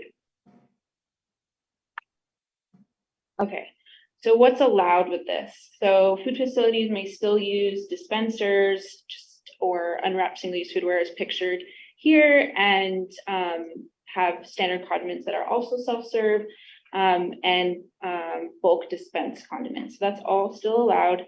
Again, just as long as the consumer or the customer has the ability to choose what they desire. This also applies to drive-through restaurants. So your Carl's Jr., your McDonald's. Drive-through restaurants may ask if the consumer wants a single-use foodware accessory, if it is necessary in order to consume the ready-to-eat food, maybe a salad or whatever they need to be able to eat that food. So what is the benefit? There are a few benefits of this, one of them being the environmental benefit. So I wanted to share a statistic with all of you today. According to the International Union for Conservation of Nature, at least 14 million tons of plastic end up in the ocean every year. So plastic debris is the most abundant type of litter in the ocean, making up 80% of all marine debris found from surface waters to deep sea sediments. This law, as amended, is intended to give consumers more choices about single-use foodware accessories and condiments in order to reduce this plastic waste. So what's the business benefit? So if the business adheres to the law as amended and stated, then the potential to save money by providing fewer disposable utensils. Okay, so AB 1276 by nature requires a city or a county to authorize an enforcement agency, that being the city of Los Altos, to enforce the new requirements. First and second violations result in a notice of violation or a warning, and any additional violation carries a fine of $25 per day, not to exceed $300 annually. So we've done some outreach to let the businesses know that this bill is here to stay and how it affects them. We've passed out these postcards that we made in conjunction with R3, our consultant, and we've also sent mailers and made businesses aware through other social media and marketing outlets. And so far, we have received information from our consultant that when they were talking to businesses about this, that businesses were receptive and they understood. So the staff recommendation here is to introduce waive reading in place on April 11th agenda for adoption and ordinance adding Chapter 6.5 single-use foodware accessories and condiments to Title 6 of the Los Altos Municipal Code to adopt by reference. And that is it. Questions? Any of my colleagues have questions? Go ahead. Yes. Of course, thank you so much for this presentation. This is a long time coming, and so I'm very happy to hear staff bring it forward. An excellent presentation. Just a couple questions. One on the non-drive-through establishments. The language says unless requested by a customer. Are these establishments allowed to offer the single-use foodware? Correct. They're allowed to offer if it's necessary to consume the food that they have ordered. Okay, so they don't have to wait for a consumer to request it. They can offer it if you want. Okay. Mm-hmm. And then on the enforcement piece, and this may be for Mr. England. So I understand the fines associated with the different violations, but are these consumer-driven complaints? So for example, I know for a lot of our code enforcement, they're resident driven where someone will call in and complain. So I'm trying to understand how we envision these complaints coming in and what enforcement mechanism will we use as a city to enforce it? Do you want to take? Yeah, that's a good question. Good evening, Mayor and Council members. Aida Herman, Director of the Environmental Services and Utilities Department. So in the past, when we have passed ordinance, it's consumer driven, and then staff goes and investigates, and those the business and works with them to, if further education is needed, then that's conducted, and then so they are aware if they haven't, for some reason, if there's turnover in the businesses, then we do a little more education, but then set the expectation because, the enforcement. So don't leave us, because I'm thinking through the enforcement, and I think we do need to have an enforcement process. But will we set ourselves up for a situation of he said, she said? So you have a consumer who goes in and says, they violated the ordinance. It's, in my bag, they put these single-use foodware items. And then the restaurant is claiming, no, we didn't. Like, how do we resolve that kind of issue? Yeah, and I want to say in general, right now, that businesses I have visited or have taken out, they are already in compliance, in general. So if we do have a case or a case is reported, we'll investigate, and see perhaps going there, order something, and also talk with them, say this was reported, and then see how they operate in there. But, many different ways can be addressed, like us ordering something and seeing for ourselves, but also notifying them that the city received a complaint on this. Councilmember Gleiger, if it was a resident that complained, that wouldn't be sufficient for a citation. It would be sufficient for a visit, education, but we wouldn't give a citation if a resident said this happened. We need to have proof. We don't just take a word. We do our due diligence to before any enforcement takes place. Thank you. Any other colleagues with questions? Councilmember Liang, do you have any questions? Okay, I think that's all council questions. Thank you. We appreciate the presentation. So we're now going to open the public hearing and see if we have any public comment on this item. I don't have any cards for speakers in the chambers. City Clerk, do you have any online? We appear to have one, but I'll quickly ask them if you would like to address the council on this item, please use the raise hand feature. So we will call upon you. And we're going to do 2 minutes again. Yes, Mayor, I have my timer ready, and it appears we only have one individual with their hand raised, Carl Van Race. Oh, hello. Hi, this is Carl Van Race. I'm on the Environmental Commission. I was asked on behalf of the Environmental Commission to make this statement tonight back when we had just had the meeting right before when we thought this meeting would be. So otherwise, this would have been a written comment. The comment is basically just, we're glad that we're in line with AB 1276 now and are excited for any future work or collaboration or efforts to implement the CAP goal 3.1, which is the goal of reaching a ban on single-use, or essentially work away the use of single-use plastic foodware. Thank you very much. Thank you, Mr. Reese. Mayor, I don't see anybody else with their hand raised. All right, then we'll close public comment and the public hearing. I just want to point out that this ordinance is also in compliance with AB 1276, and as others have said, this has been a long time in the works. So I'm not sure if we even need to discuss this. Do I have a motion, or do we want to discuss? Vice Mayor. Move to approve. You have to, yeah. Sorry, the vice mayor, the recommendation, it's a three-quarter.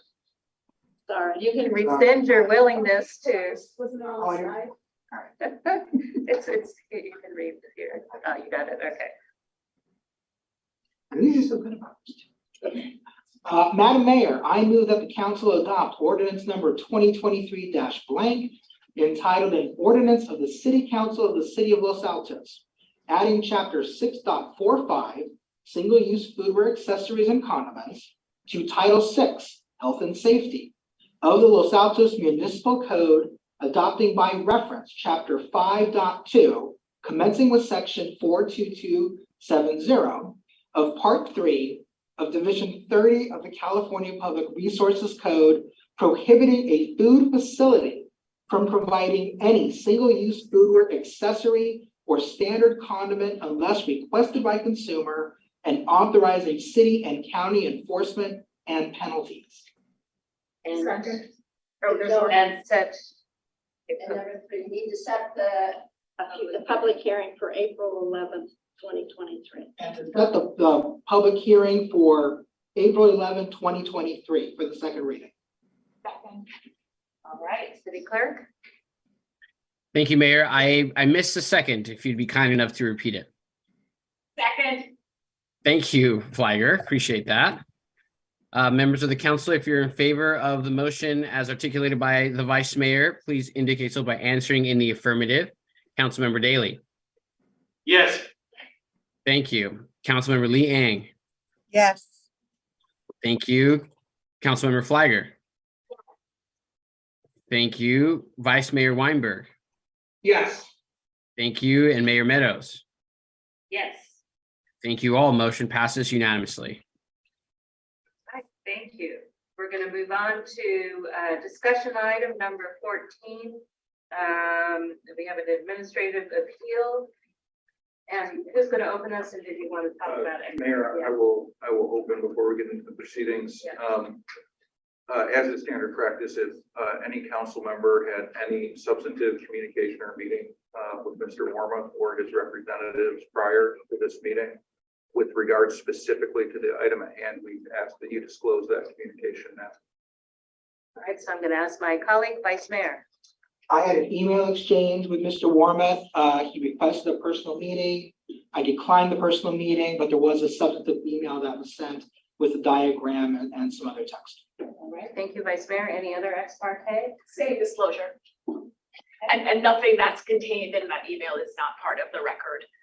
I think everything was included in the record. Councilmember Lee Ains waiting. Councilmember Liang, I didn't see your hand. No, I just was saying that I did not have any ex parte communications, none. And I did not either, Councilmember Daly? No, okay. All right, so I should mention that council as a whole did receive some emails from Mr. Warman, but it sounds like 3 of us did not engage in discussion on the email basis. All right, so go ahead. Will it pick up here? Okay, good. I'm used to the grabbing the microphone. So tonight you are hearing the appeal by Mr. Warmoth on the relocation of the utility poles. The policy questions have been set out in the staff report. And one of them is appellant's request to move 2 utility poles consistent with the Los Altos Municipal Code. And then the second policy question is, shall the city council overturn staff's determination and grant the appeal?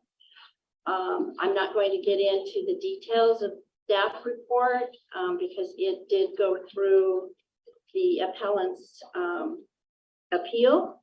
And what I would like to just put on the record is, and the appellant is aware of this, that the appellant will be given the first 10 minutes to present his position prior to the city's opportunity to present. The city will also be given 10 minutes. The city council may ask appellant and or city staff questions prior to public comments. After public comments, appellant shall be given 5 minutes for rebuttal. So what you're being asked to do tonight is, after considering the oral and written record, or you approve, deny the appeal, or give such other direction as necessary. So we should turn it over to Mr. Warman or his representative. Yes, real quick before we do that, there are 2 photos. There were 2 separate stacks there. I want to make sure they're with city manager. You can make sure the city council gets one of each of the 2 stacks. And then We had sent a letter, forwarded a letter from PG&E. It received, it went to the city manager's office today. I understood that you all didn't have it in your packet. Unfortunately, I did print it, but unfortunately the printer was bad. I'm happy to read it if you want to, separate and apart from our 10 minutes, if you would like me to read it into the record. We could make copies of that. I was at. It's not real. Not perfectly readable. And the reason they didn't make it into the packet is the packet I had already gone out. So this is fine. They'll get it tonight. Can we share screen so everyone can see what was just distributed? Oh, that's right, yeah.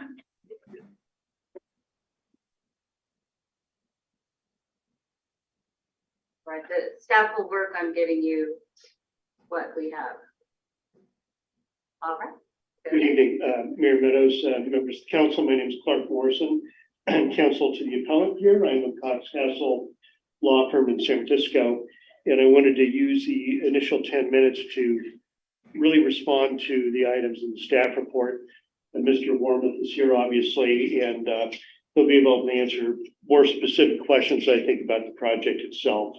I'm really here to address the legal issues that were presented by the staff report. I think to start off, it's important to recognize that this is an appeal hearing.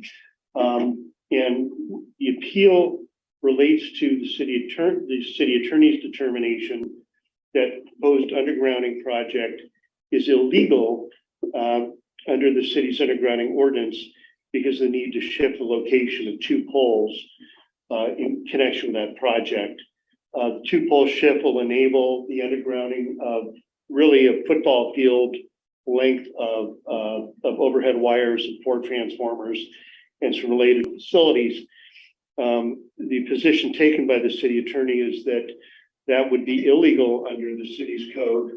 The Public Works Department can't issue an encroachment permit. By the same reason, even the city council cannot authorize this undergrounding project under the terms of the city's code. So in our view, it's fairly absolute position. Our appeal is to object to that determination and to argue that, in fact, the city does have discretion to allow this undergrounding project, even with the slight shift of location of these two poles. And again, Mr. Wormuth can talk a little bit about the details of the undergrounding. I'd like to start out by noting that purpose of the undergrounding ordinance is to improve and maintain the visual quality and public and private views in the city, and to protect and enhance the health and quality of life of the citizens by reducing hazards along with the visual blight created by overhead utilities. And if you look at pictures that Mr. Wormuth supplied, I think you can see that there is visual blight there that we'd like to eliminate as a part of this project. What we find ironic about staff's position here is that this is a significant undergrounding project, but there seems to be an objection to doing it because it would actually relocate two poles to enable this much broader community benefit to occur. Seems to us it turns the undergrounding ordinance really on its head. Our view is the city has full authority to issue these encroachment permits and should in fact do it to stay with the spirit of the undergrounding ordinance. But I do want to make some legal points. The appeal letter was somewhat lengthy and the staff report was even lengthier. So what I wanted to do is try to boil it down to just 2, 3, 4 points within my remaining 7 minutes. I think I'm on pace to do that. Point number 1, in fact, the city's ordinance does not even apply to this project in the first place. So we don't believe we should even be talking about it right now.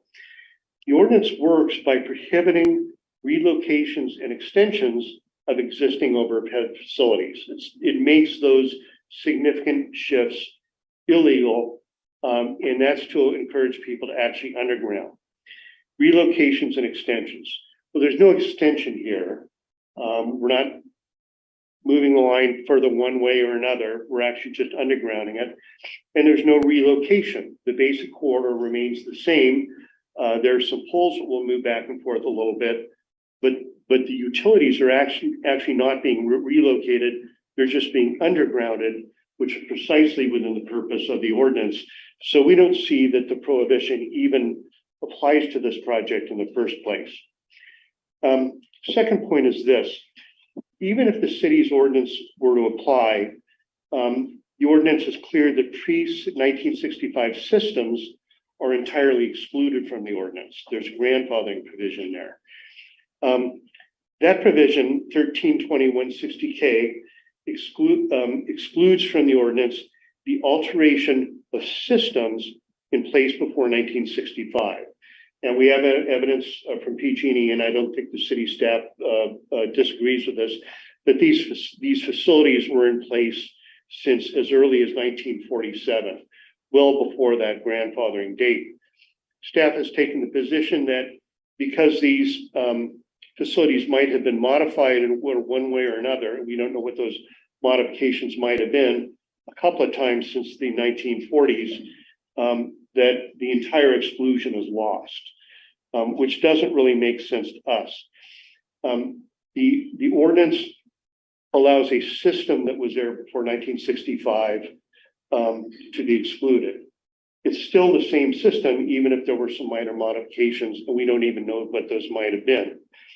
So in our view, the exclusion is not entirely lost. It's a really old system, consistent with the undergrounding ordinance to bring it down and to put it underground. In fact, on this point, the staff report indicates that unregulated alterations would include a change, adjustment, adaptation, modification, or variation of the system. So those are all within the scope of that pre-1965 exclusion. Then the third legal point is that even if this undergrounding proposal were subject to the ordinance and not excluded given the age of the improvements, the code includes a specific provision actually authorizing pole relocations such as those that would be accommodated here. And it's in Municipal Code 1320-160G that states clearly relocation of existing poles shall be permitted where they do not constitute an extension or reconstruction of existing facilities. Those are not happening here. And in fact, that provision of the code allows up to 4 poles to be moved even within the scope of its exemption. So those are 3 legal points, and I think they really respond to the substance of what's in the staff report. Our bottom line is that staff is using an ordinance intended to encourage undergrounding to claim that an undergrounding project is actually illegal. In light of the current storms that we've had, we lost power in Burlingame for 3 days because eucalyptus were falling on power lines and on houses. It was terrible. We are somewhat mystified as to why staff would turn the city's undergrounding ordinance on its head like this. Something does not really seem to add up to us. So in conclusion, it seems to us that notwithstanding the city attorney's position, that this project is not flatly illegal, as claimed by the city attorney, and the city certainly has power to approve it under its existing code. Accordingly, we ask that the city council, 1, overrule the city attorney's legal determination, and 2, direct staff promptly to issue all necessary permits to allow PG&E and the appellant's contractors to finish the job, which is for the benefit of the city of Los Altos. Thank you very much. I can take some questions in a few minutes, but otherwise I'll defer to Mr. Wormuth on his rebuttal. Because we'll ask you questions regardless of your time. So does Mr. Wormuth, do you want to use the last? Well, yeah, sure. So 2 things. Well, 3 things. I think the letter from PG&E is very important to read because it does point out that they did submit these plans in June of 2021, June 8th of 2021. And this just became an issue in December of this year when we tried to get an excavation permit to cross Lyell Street. And that's all unfortunate. PG&E has made it clear that they thought that because when they provided the proof that the system had been in place prior to 1965, that was it. It was dispositive and it was over. They were very surprised. And they encourage, because of what's going on with the entire PG&E system, undergrounding anything, especially more than a football field length in this very visible downtown location, is a very positive thing. In fact, this is called a PG&E betterment program. The one pole this pole that I showed you, this is one of the ones that would be removed. These two transformers are going underground. This pole, this is not an optical illusion. The pole actually bends like that. So that pole goes away. This one would also go away. A new pole would be put without any new transformers. The transformers would be underground. The length of this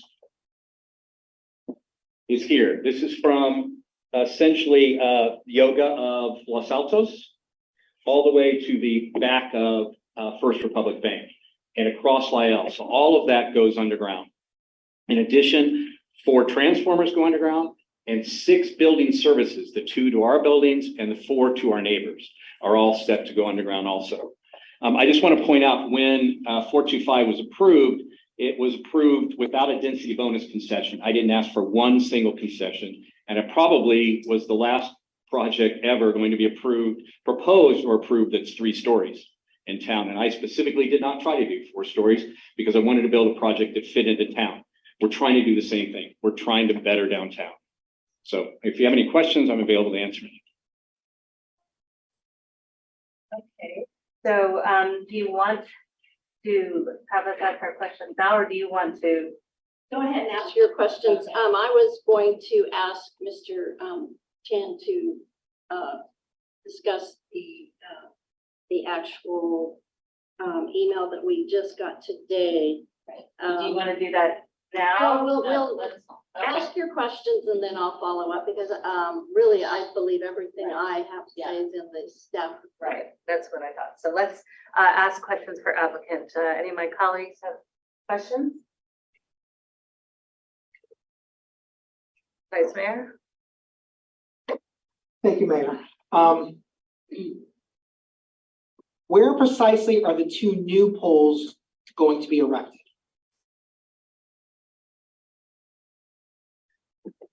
On this plan right here, the existing pole is right at that corner.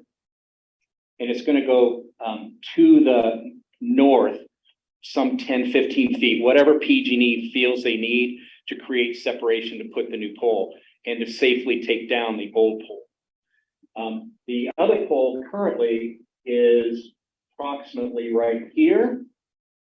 And that will go on the back side of the blank wall of First Republic Bank, just on the other side, in between the 2 existing poles. There's 2 existing poles there now, and it will go in between the 2.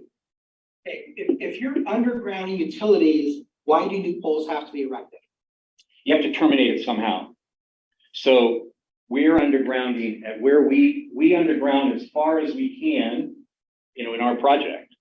Other projects may choose to underground their own, but they're already, these are already above ground. These are in the air. So you have to terminate the above ground in the air existing facilities. Then why would you want a pole in between the 2 that are by First Republic and Pancake? That's only because the existing poles, both of them have transformers on them. They will not allow you to terminate on a transformer. So for instance, Mr. Guerra's proposing to redevelop those 3 parcels. When he goes forward, he's going to have to put in a transformer in the ground in order to support his building. That will be required. He will also have to, if that transformer services anybody else, he'll have to put that transformer in the ground also.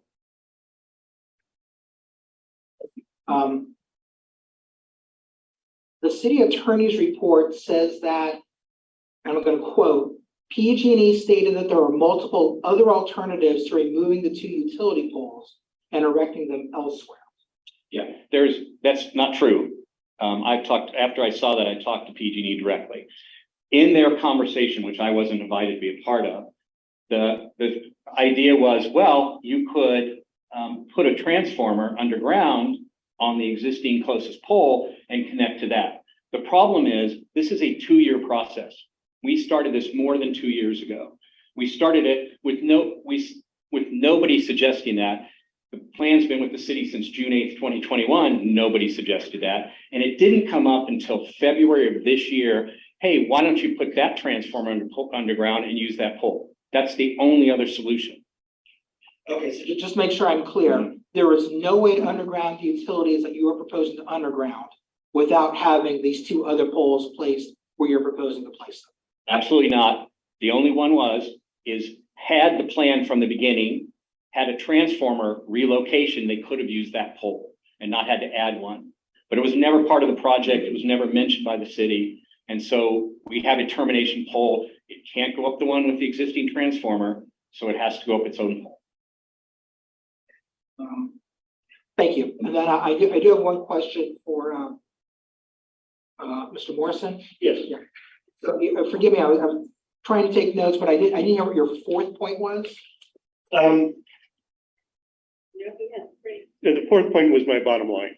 Fourth was the bottom line. Okay. I was queued for 4, but it was. No. Councilmember Liang, do you have any questions for the appellant? Oh, no, for staff soon. Okay, Councilmember Fliger. Thank you. And my question, applicants serves, is a follow-up to Councilmember Vice Mayor Weinberg's, because I was also curious how you identify the locations for the proposed new poles. Like, why in those 2 locations are you proposing new poles? Were there other places? Not what he was asking, where are there other alternatives to doing the underground? My question is, were there other locations to put those 2 new poles? So the northerly pole, essentially what happens is the existing pole has 2 transformers on it. When they go to terminate, PG&E would prefer to terminate with a brand new pole, never had a transformer on it. And then they can use that to connect, because if they move it a little bit closer, thinking all the overhead lines are coming this way. And if they move closer, they don't have to worry about trying to splice lines together. And they move it a little closer, they pick up those existing overhead lines, drop it down. We've put those 2 transformers underground already. We have the vault for them. And so that then they will be able to remove that old pole safely. So that one is really, that one's pretty cut and dried. PG&E is just moving it from a safety standpoint and how they build standpoint. The one on the other end, the reason why it's on the other side of Lyell is because we wanted to underground it across Lyell. We could have put a pole right at the corner of on our side of Lyell and terminated the undergrounding there. It would have accomplished the same thing for us. But the idea was, why would we want them to continue to be overhead lines across Lyell Street? Again, these are super ugly, very, very, especially with the new data communication volume of lines that are there that hang low. So it was going to go to the other side of Lyell. And then whoever then develops Mr. Guerra's property will pick up those 3 poles and underground those when he builds his 4-story residential building. So, and if he never builds, then those 3 will stay there stuck behind buildings, but at least they won't be crossing Lyell Street. No, thank you. That's very helpful. So you could have on the Lyell side done it on your side, but because you wanted to continue the undergrounding of the utilities, that would basically be on the facing your property. You would continue across Lyell. But in fact, for your purposes, you could have put up the new pole on your side of Lyell. Yes, and it would still given us no lines behind us, which is what we're trying to accomplish. I do just want to mention one thing. The only other solution, so we mentioned the transformers. That's about a 2-year process to change the plans and to get to the point we're at today. Our only other solution, if we don't go forward with this plan, is to feed our buildings from the existing.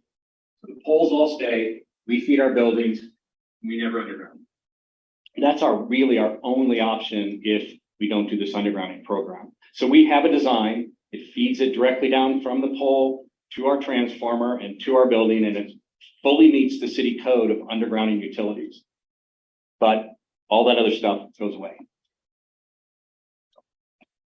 So you don't need to go away. I have a question then. So you are actually not changing the number of poles. You're just putting them on someone else's property. So your property will be undergrounded, but the other poles are still there. So how does that meet our code? Well, because we underground 325 linear feet, which reduces the visual blight by far.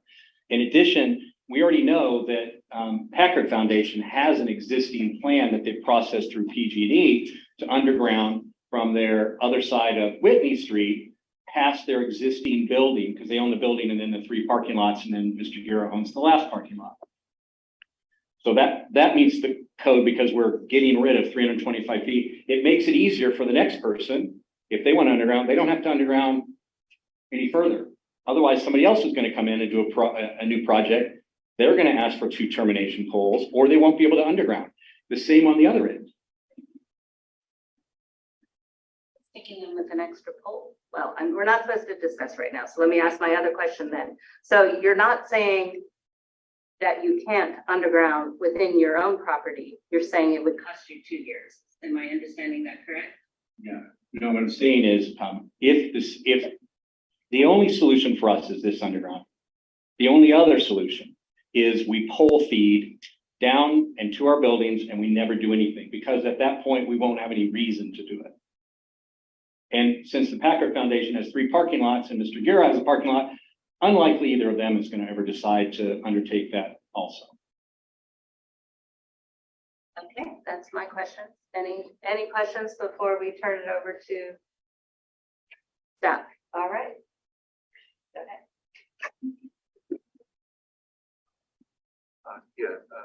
Angel, can we make sure Mr. Chen is on and he is able to speak? Yes. Let me quickly find him. I'm here.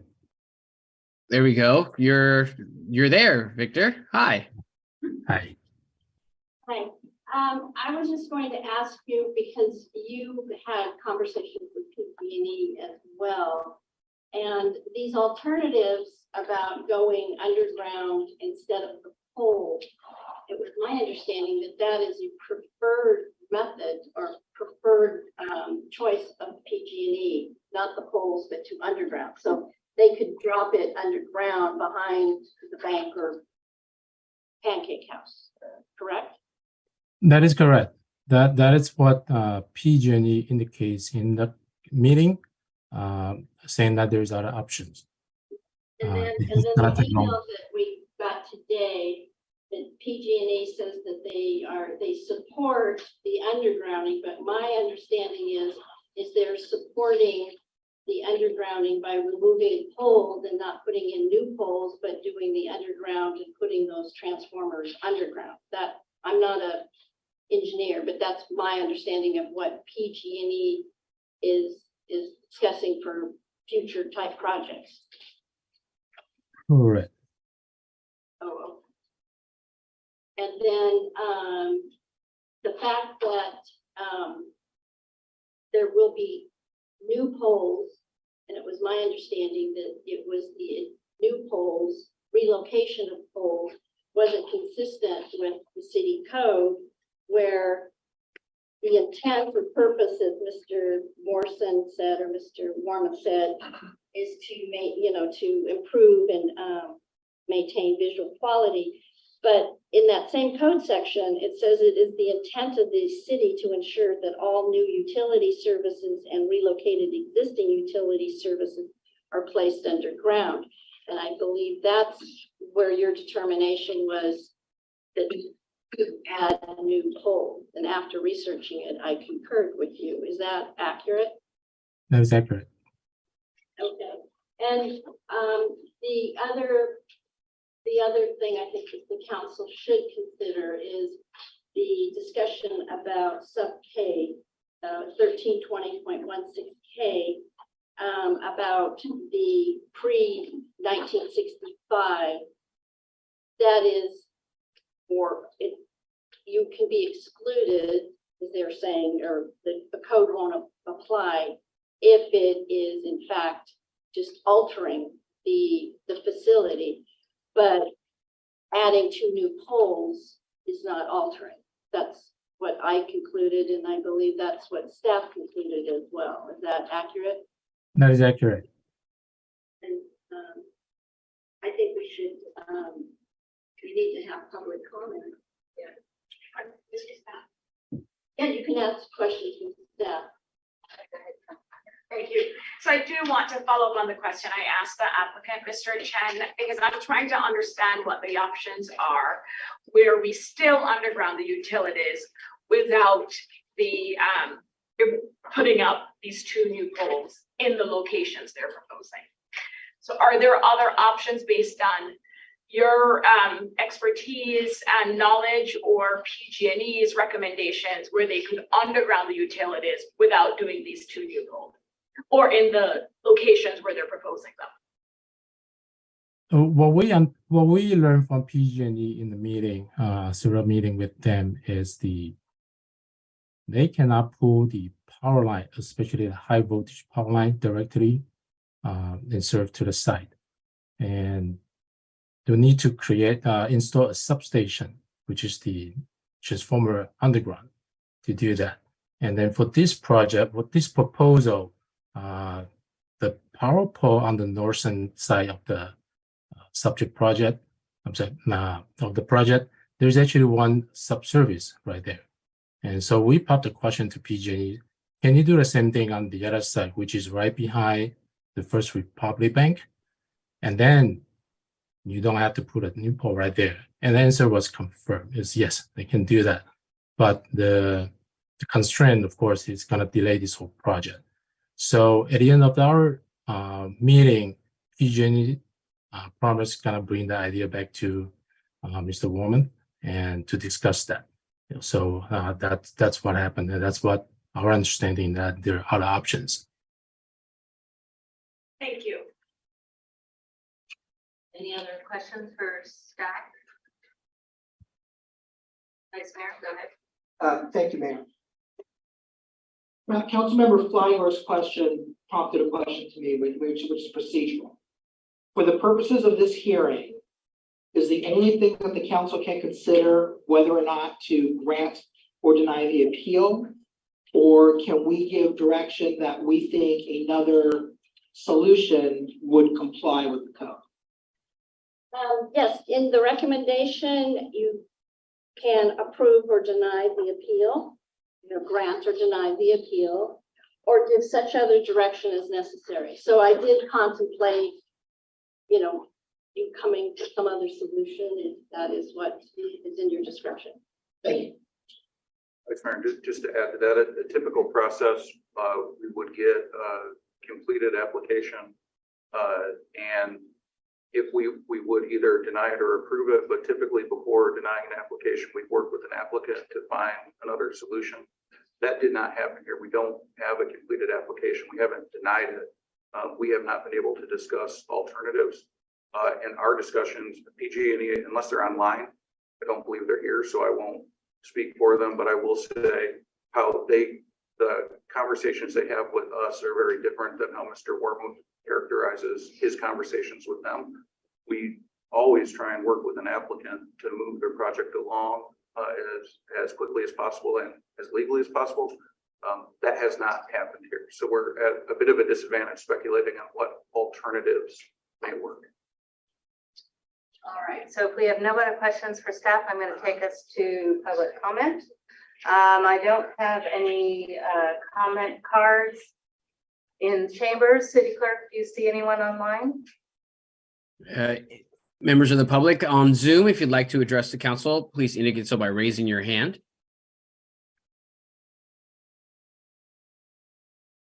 Mayor, I presume we are sticking with the 2-minute rule? We're sticking with the 2-minute rule. Thank you. And we have one person with her hand raised. Her name is Nancy. Hi, so there's a lot of, this is Nancy, can you hear me? Yes, we can. Go ahead. So there's a lot of detail. Just the one thing that comes to mind for me is it's really hard for me to think that to beautify one property by moving something ugly to another. And that seems kind of unfair to the other property owners. And to say, well, they'll never, whatever. I don't know, just moving something ugly. And I don't know if those people had a chance to weigh in. But that just seems wrong to me. That's all. Thanks. Thank you, Nancy. Right, I'm not seeing any more public comment. That's correct, Mayor. I do not. All right, so we're going to close public comment on this item. and bring it back to council for discussion. No, he gets. Oh, yes, okay, you get rebuttal. Go right ahead. Evening, Mr. Morrison. Again, I want to make one brief point on the procedural end, and then I think Ms. Warren may still have some additional things to say. One second. City clerk, this is a 5 minute, right? It's 5 minutes. 5 minutes. Okay, I'll be brief. If the council determines that additional direction needs to be given to staff on as to next steps, that doesn't prevent the council from actually granting the appeal. We believe strongly that the proposal, regardless of how folks might view the wisdom of it, is something that can be authorized by the city. The city attorney's taken the position that nobody can authorize it.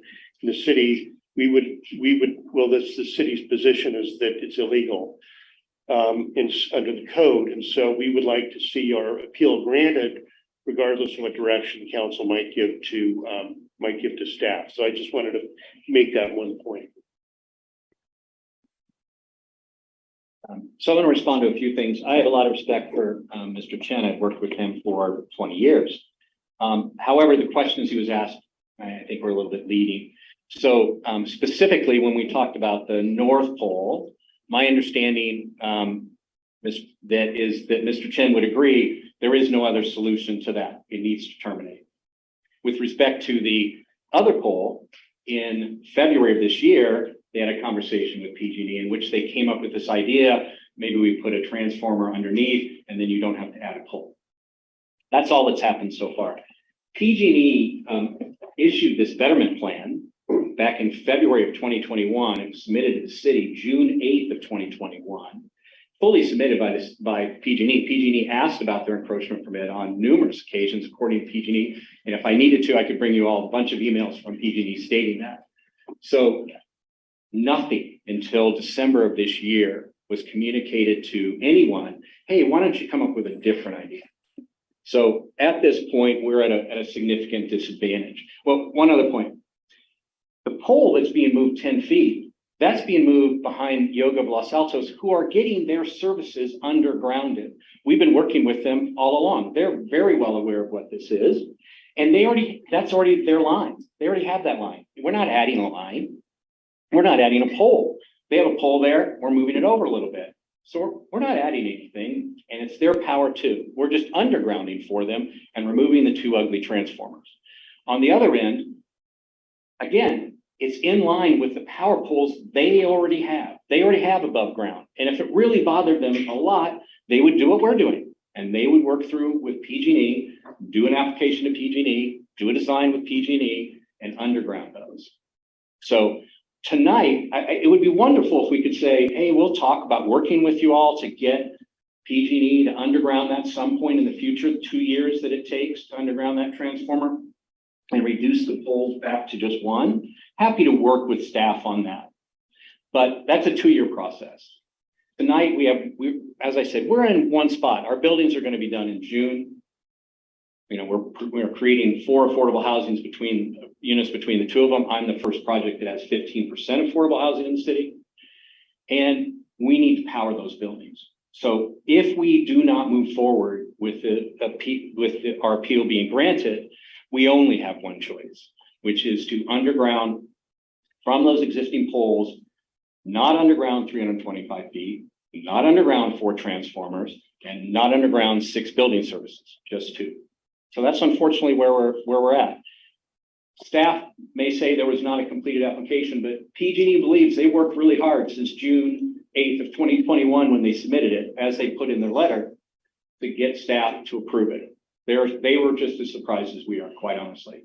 They were trying to be creative and come up with a potential solution of adding a transformer, which was great. They all were brainstorming in a meeting. But this is PG&E's design. This isn't our design. This is PG&E's design, signed by PG&E, and nowhere on this design did PG&E goes, you know what, we should put a transformer in there. At no point did they do that, or they wouldn't have approved this drawing. So if you have any more questions, I'm very passionate about this because we have 2 buildings. We've been working on these since 2019, and PG&E's been working on this since June of 2021. We're offering this incredible resource to the city at a huge personal expense. And yet we're being told, it's illegal. So I'm available for any questions you have. Mayor, and thanks, Mr. Warman. I just wanted to follow up on that 2-year timeline. You're saying if we were to change the option tonight, and I understand you want to be done by June, but why do you think it's going to take an additional 2 years if we move to a different option that would allow us to still achieve undergrounding the utilities like we all want, but just figuring out a different solution for the poles? So PG&E said we're starting over again with a new plan, because we're changing the plan, and it's 8 to 10 months to get a drawing design and approved by PG&E. We know that from that point to the point you actually can get it undergrounded is, in our case, it took us well over a year. Maybe that could be expedited a little bit, but you're at a point where you're 10 months out before you even start that. And that doesn't work for us, so we would not be involved in that process. And Mr. Warman, I just want to go to staff to confirm that aligns with their understanding of what the timeline would look like as well, if we were to consider the other option. It's hard to speculate on alternatives we haven't seen. Again, we don't have an application that's been completed. We haven't denied it. We don't know what the alternatives are. We haven't had been able to do due diligence to look at the other option. So it's just, we'd be speculating. Mr. Chen has professional expertise, but I would prefer he doesn't speculate in this specific area. And I understand that the plans that were attached, the PG&E drawing plans that Mr. Warmer submitted with one of his emails, those have not been approved at this point. They're they're ready to go. There was something about that, and Mr. Chan can confirm that. That was that plan set by PG&E? It's PG&E's plans, but they're not the city's plans for the encroachment permit or the trenching permit, correct? Correct. That's not city's plan. That's designed by PG&E.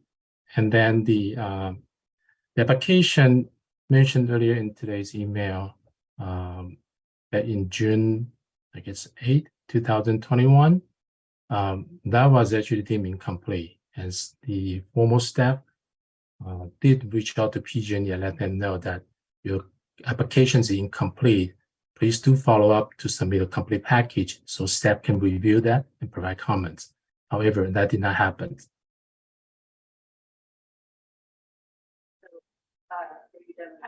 Yeah, I'll just add, so you build in Los Altos, you built before in Los Altos. I've built 250 residential units in Los Altos. So you should be familiar with some of this process.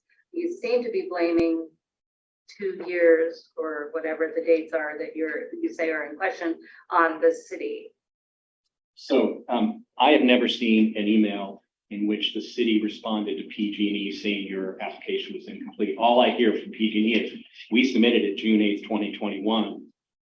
So I don't know who's right in that, why we are now a year and a half, almost getting close to 2 years later, and there was no action on their drawing and design that they submitted. And you built here in Los Altos, as you said, many units, many projects. I've never needed to underground a rule. This is called Rule 20, which, as you know, the city normally does Rule 20. This is a private Rule 20, which I've never even heard of until we started this process, and PG&E said you can do a private Rule 20. Prior to that, I just dropped from the closest pole underground to the building, just like everybody else in town. Any further questions for staff or applicant? All right, we'll take it to discussion. I'm going to go first on this unless any of my colleagues object. So I cannot approve the appeal. There are too many loose ends here that don't make sense to me, that they don't add up. I particularly don't like the idea of setting a precedent where there is no net undergrounding happening here, and that you can move yes, your property, there are still the same number of poles. There is no net change in the undergrounding. And this is directly contrary to what the intent is. And if you're not having a net change in the poles, then yes, you may beautify your property, but that's not what I see happening. So I do not feel qualified, particularly given the caveats that staff have mentioned, to spend our time trying to talk about a solution. I don't think we're the right people to talk about an alternate solution. So I would just, I personally would vote to deny the appeal. Vice Mayor.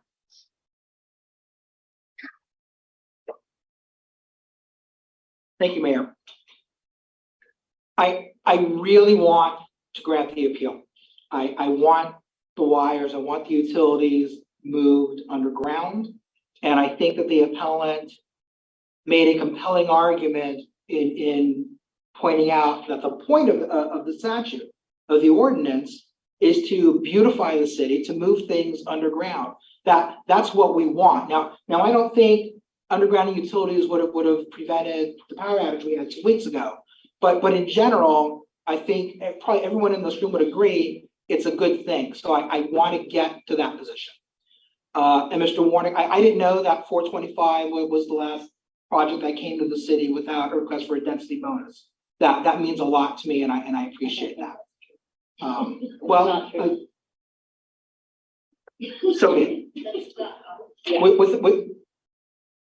My point is, I feel that you genuinely want to do something that is a benefit to the city. And because of that, I want to work with you. I really do.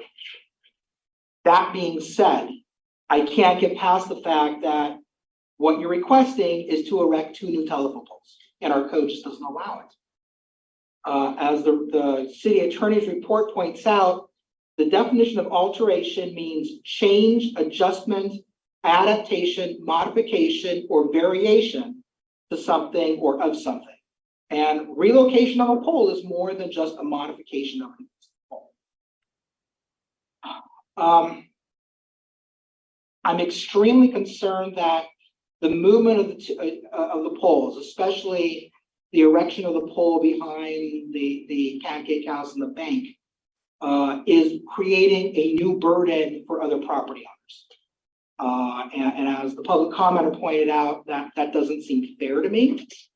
Moreover, if this council, I believe that our ordinance, that our municipal code does not allow what you want to do. If the council were to disregard the ordinance or interpret it in a way that your council proposes that we do, I think that ultimately what the council will end up doing, even though we have good intentions, is that we are creating a new burden for another property owner. And in doing that, honestly, I would be concerned that the city could be in an actionable position by creating a new burden for another property owner because we did not comply with our own code.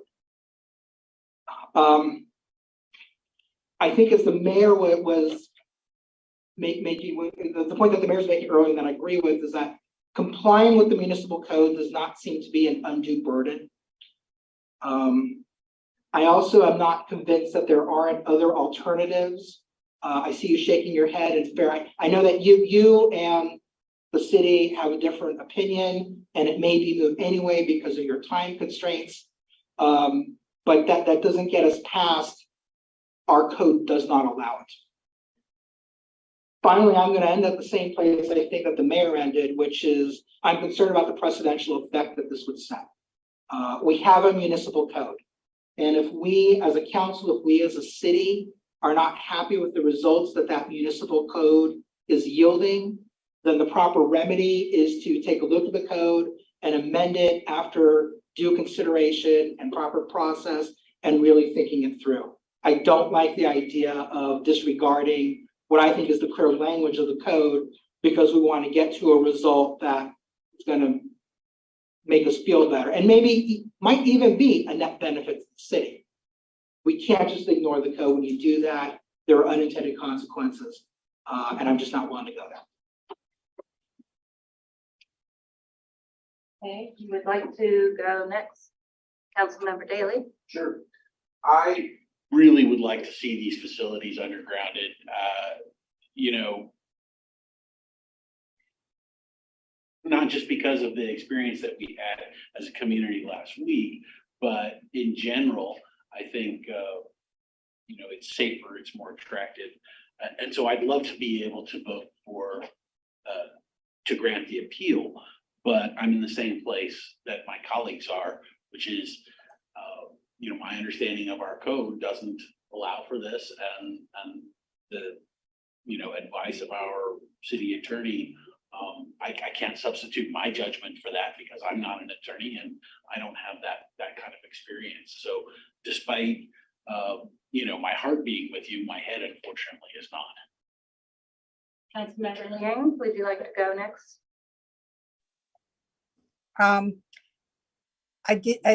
If his intent was truly to work with city staff or to see if a better solution could be come about, this appeal wouldn't have been filed. So I'm inclined to deny this appeal. Thank you. And Councilmember Flanker. Thank you, Mayor. I'll be brief because I agree with everything that has already been said. I 100% support. I still remember when the previous councils were pushing through the undergrounding of the utilities and how that's well received in the community. Because it's something that we all believe would beautify Los Altos and we support. Unfortunately, the current language in the code doesn't support what you're trying to do in order to achieve. And I will admit that I read those code sections multiple times because I do think there was some ambiguity in some of the language and what relocate means. Does it apply to the utility poles or the facilities? And I went back and forth on the different code sections because I understood where the applicant was coming from and how they were interpreting it. But then, of course, I also appreciated where our city attorney was coming from. And in the end, if we were to accept the interpretation of the applicant, as the vice mayor pointed out, and I think a resident, it's not where we want to be. So we would be going against the intent of some codes to accomplish the intent of the undergrounding utilities code. And so that makes me very uncomfortable. And I'm happy to hear, and with the application not being complete, it sounds like there is an opportunity to explore undergrounding the utilities in compliance with our code section, and I hope that's where we end up. But for purposes of tonight and the question before us, I agree with my colleagues in denying the appeal because I don't think it's in compliance with the municipal code sections that are applicable to this project. So that's where I am. Okay, so it sounds like we have, do we need a motion to deny? Yes, okay. So who would like to make a motion? Vice Mayor. I move that the council deny the appeal. Do we have a second? I'll second. Meadows seconds. All right, City Clerk. Members of the council, if you agree with the motion on the floor, which is to deny this appeal, please indicate so by answering in the affirmative. Councilmember Flagger. Yes. Thank you. Councilmember Lee Ang. Yes. Thank you. Councilmember Daly. Yes. Thank you. Vice Mayor Weinberg. Aye. Thank you. Mayor Meadows. Yes. Thank you. Motion passes. Appeal is denied. Before the applicant leaves, I would like to see if we could quickly give direction to staff, which is the second part of the We don't need recommendation. any direction. As I mentioned, we have no choice. We're going to go forward and just drop from our closest poles to our buildings Okay, and leave them in one place. Thank you. Good luck to you. Thank you. All right. So before the next item, which is going to take us past 9 o'clock, I'm sure, would my colleagues, should we take our break now? Yes. Okay, so let's take our break now and we'll come back and we'll go to item number 15. And we'll take 10 minutes, but if you're here earlier, that's good too. I mean, if you're back earlier. So, thank you.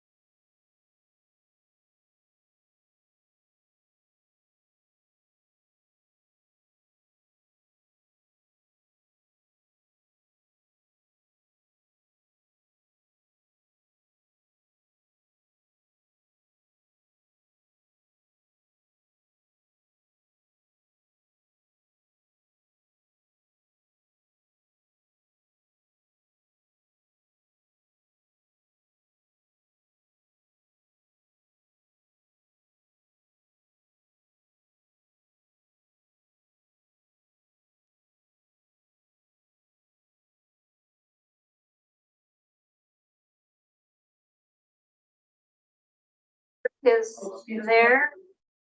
No, sorry. Oh, City Clerk, can you hear? Yes, I'm here. Yes, we can. All right, are we ready to resume? Recording in Alright. progress. Recording in progress, so that means we're moving on to item number 15, AB 481.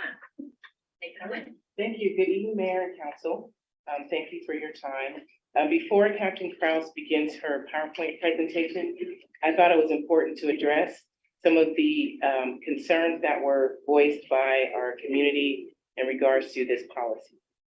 As you know, in September of last year, the policy and ordinance were approved by council with some minor corrections to the policy, grammatical errors, and formatting changes that needed to be done. As part of the rules of AB 481, we are required to publish an annual report within 1 year of approval of the policy.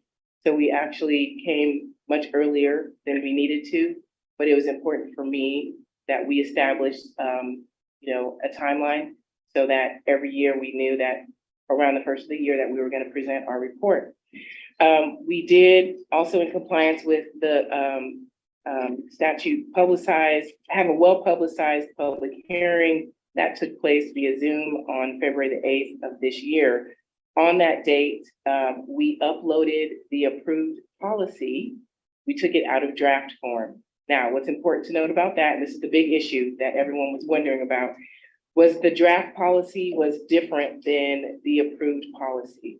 And what we did not know that actually at the time that it was uploaded, what we later realized was that when we uploaded the draft policy last year, there was some kind of technical glitch with our software, our Lexipol software, and it inadvertently left out 2 critical sections of the policy. So once we uploaded the approved, what we thought was the approved policy, that was when we realized that those 2 sections were added back in. It was not done because we were trying to slide one by you or we were trying to slip something in. It was human error, but it was also technical error because we did not catch it. So it was important for me to note that. Now, in regards to those 2 sections, what I'd like to say is we still have some formatting issues, it seems. In section 709.3.1, which should actually be 709.4.1, exigency, procurement and use, a comment that was made about what exigent circumstances constitute.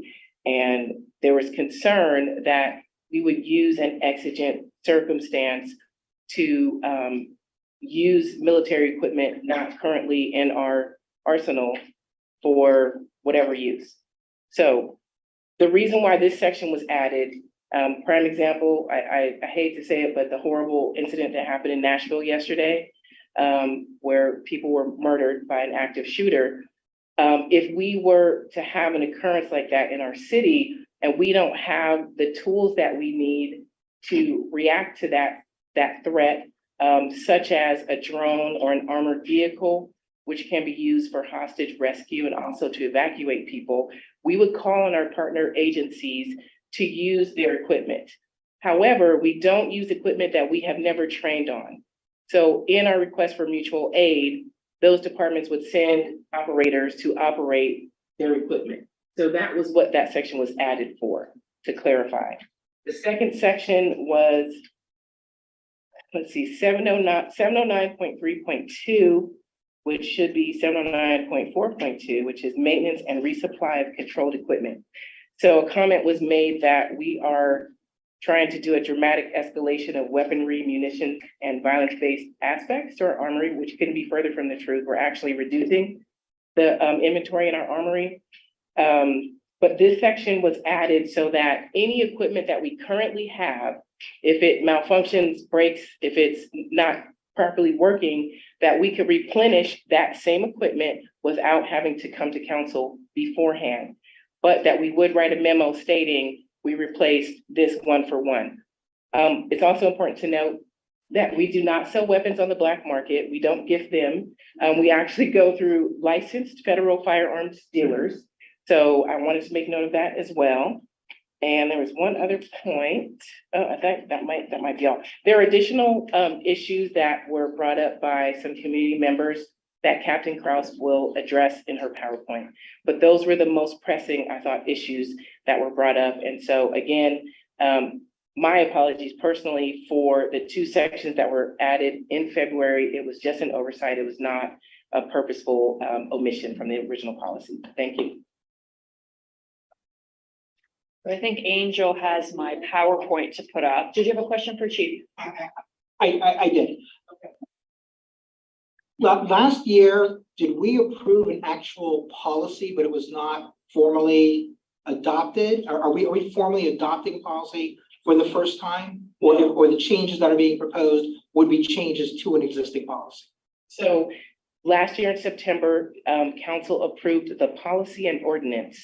So the policy that was in draft form was approved at that time. However, the policy has to be reviewed annually by you, council, and approved annually. So we're going to come back to you again in January of next year. And do you or does anyone else on staff have any concern that we did not comply with the notice requirements with respect to the changes to policy? No, because the policy was uploaded on February the 8th, and we're now at March 28th. So that gave the public plenty of time to review the policy and to make public comments. And they also had that same opportunity when we presented it during our town hall on that day. Thank you. Thank you. I'm for Angel to get my PowerPoint up for everybody. Almost there, Captain. Thank you.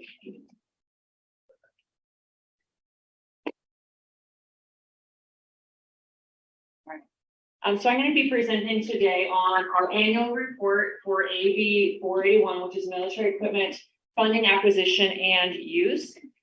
Before I do so and go into the annual report that I had included, I do want to go over a review of what AB 481 is, so that people listening in the audience and council can just refresh their memory of what this bill is all about. So if you can go forward, Angel.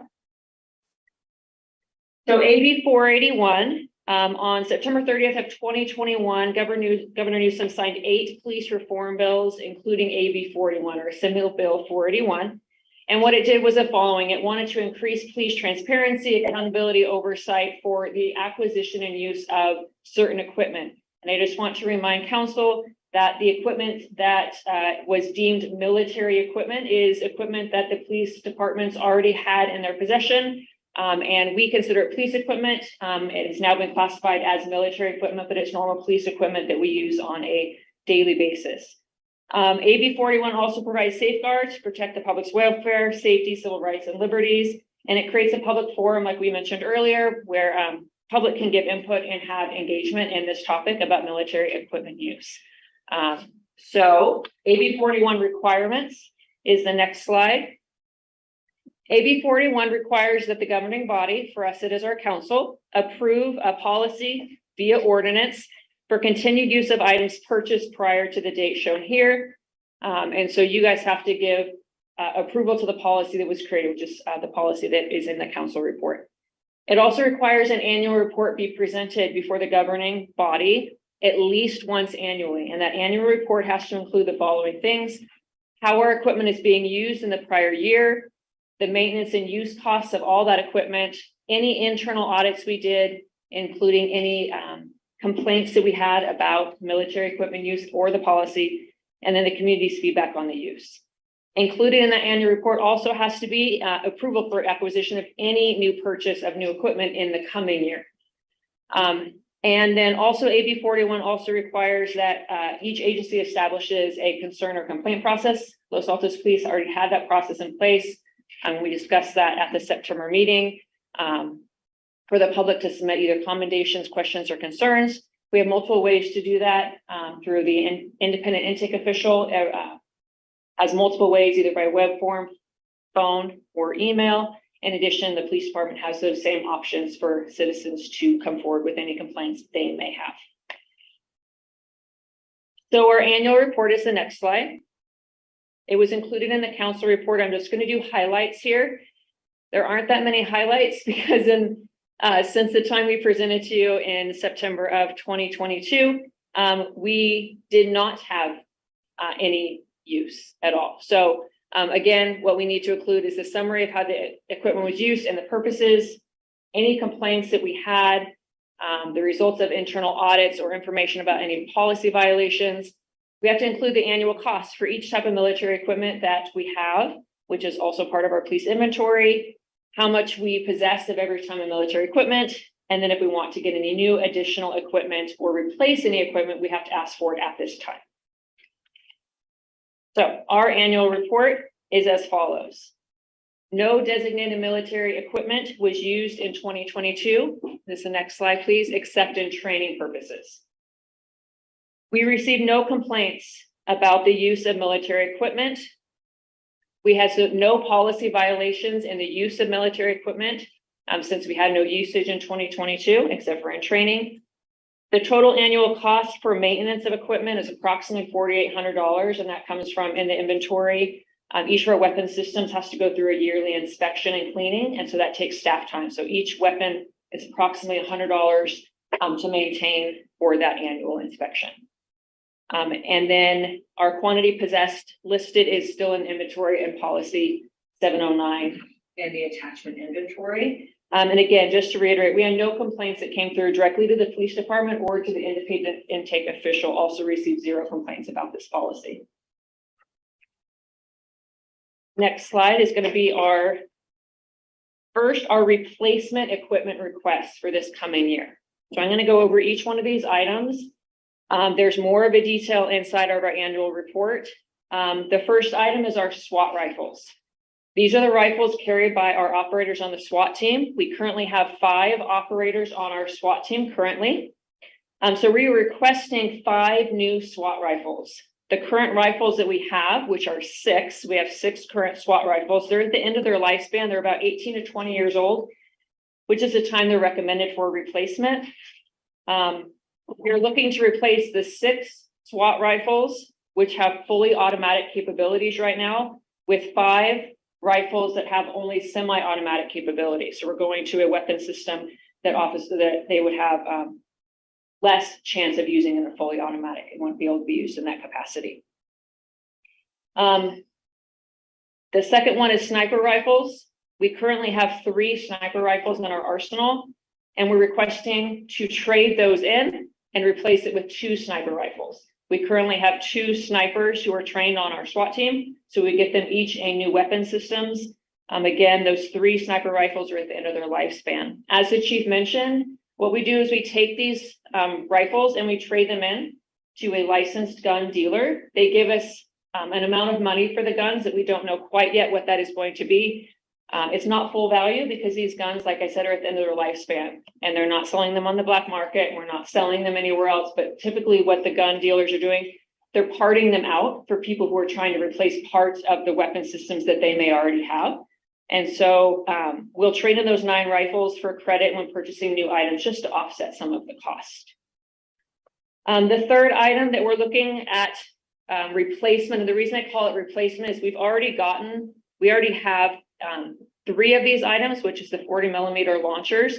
We're looking to increase our arsenal from 3 to 13. So we're looking to increase it by 10 launchers.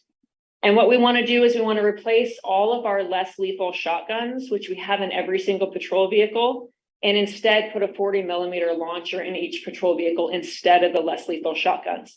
And there's a couple of reasons why we're looking to do this switch out. 40mm launchers cannot fire live ammunition at all. So they can fire like a baton round. They can fire gas munitions if they are so designed. However, they cannot fire any live ammunition. The less lethal shotguns, they are orange. They're brightly colored to show they're a less lethal option. And we use the super sock rounds in them, which are like a baton round. However, they can take a live shotgun round and they can fire a live shotgun round. So that's always a concern and a liability. We have a policy in place that no live shotgun ammo can be carried in patrol vehicles or patrol bags or be inside the police building to try to prevent that from happening. However, there always is that off chance that that could occur, and we're trying to reduce the likelihood of an accidental shooting. So we would get rid of our less lethal shotguns in order to prevent that from happening. In addition, the 40 millimeters are considered to be more accurate. You could fire them from a greater distance, and they also cause less unintended injury.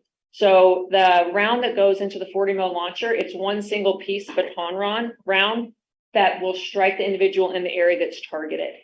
The less lethal shotguns have a plastic housing that the super sock round sits inside of. So when you fire that off, the super sock round typically goes in the direction in which you intended. However, that plastic housing comes off of it and can land somewhere else on the person's body, causing unintended injury, which is not what we want to happen. So the 40 millimeter launchers are more accurate, and we feel like safer for the public as a less lethal option. Currently, we have 3 40 millimeter launchers. They are black in color. What we plan to do with that is have those 40 millimeter launchers be given to our SWAT team. And then the new 10 that we would get to put on patrol vehicles, we would have them brightly colored, similar to the less lethal shotguns, so that the public would have visual to know that they are not, they don't look like a normal police weaponry, because they are brightly colored to denote that they are a less lethal option. So our 10 that we order would be brightly colored for patrol vehicles. And then to go with the 40 millimeter launchers, currently we have 14 millimeter munition rounds that we have, because we have a set number for each of our launchers. So if we were to increase to having 13 of these launchers, we would want to increase our munitions from 14 to 150. So you would have enough on hand to carry with each of the 40 millimeter launchers. So we're considering this replacement equipment because we already have these items. We're just looking to either change to a more updated version or increase the amount that we're looking for. The next slide is new equipment requests that we are looking for. So all of these things, these 3 categories, they're all under our SWAT equipment requests. These are not items that would be carried by our patrol officers. They are specifically for our SWAT team. And the major thing we are looking for here is to be a better partner with our team right now. So we currently have a joint SWAT team. That's a Mountain View Los Altos SWAT team. We've operated this way for many, many years. We go out to calls together, whether the call is in Mountain View or the call is in Los Altos. Personnel from both teams meet together, we train together, and we deploy together. In the past, Mountain View has been the one who has been acquiring many of these items here, and they've been shouldering the entire cost of these items. And we're just trying to be a better partner with Mountain View Police Department in order to contribute some of these items to the inventory that both teams utilize. The first SWAT equipment request is a 12 gauge shotgun launching cup. So I said we would get rid of all the less lethal shotguns. We actually would keep one existing shotgun, and that will be converted to a chemical munitions launcher, which goes with our number 3 items on here. It's basically a cup that attaches to the end of the less lethal shotgun that allows it to then shoot off either the OC grenades or the chemical agent canisters from a larger distance. Otherwise, officers have to be close up in order to deploy those resources, which can expose them to either the chemical agents, the CS or the CN or the pepper spray. So the chemical launcher allows them to do it from a greater distance, which is safer for operators. The second item is flashbangs. These are also called diversionary distractionary devices. Very commonly used by SWAT teams all over the country. We're asking for 2 different types. There's a single bang, which is exactly like it sounds like. Once it's deployed, it gives one loud bang along with a light distraction. And what the purpose of that is just to allow the SWAT team time. It distracts the person as they're going into the room and gives the operators time to enter the room, hopefully take them into custody, because it just disorients them temporarily.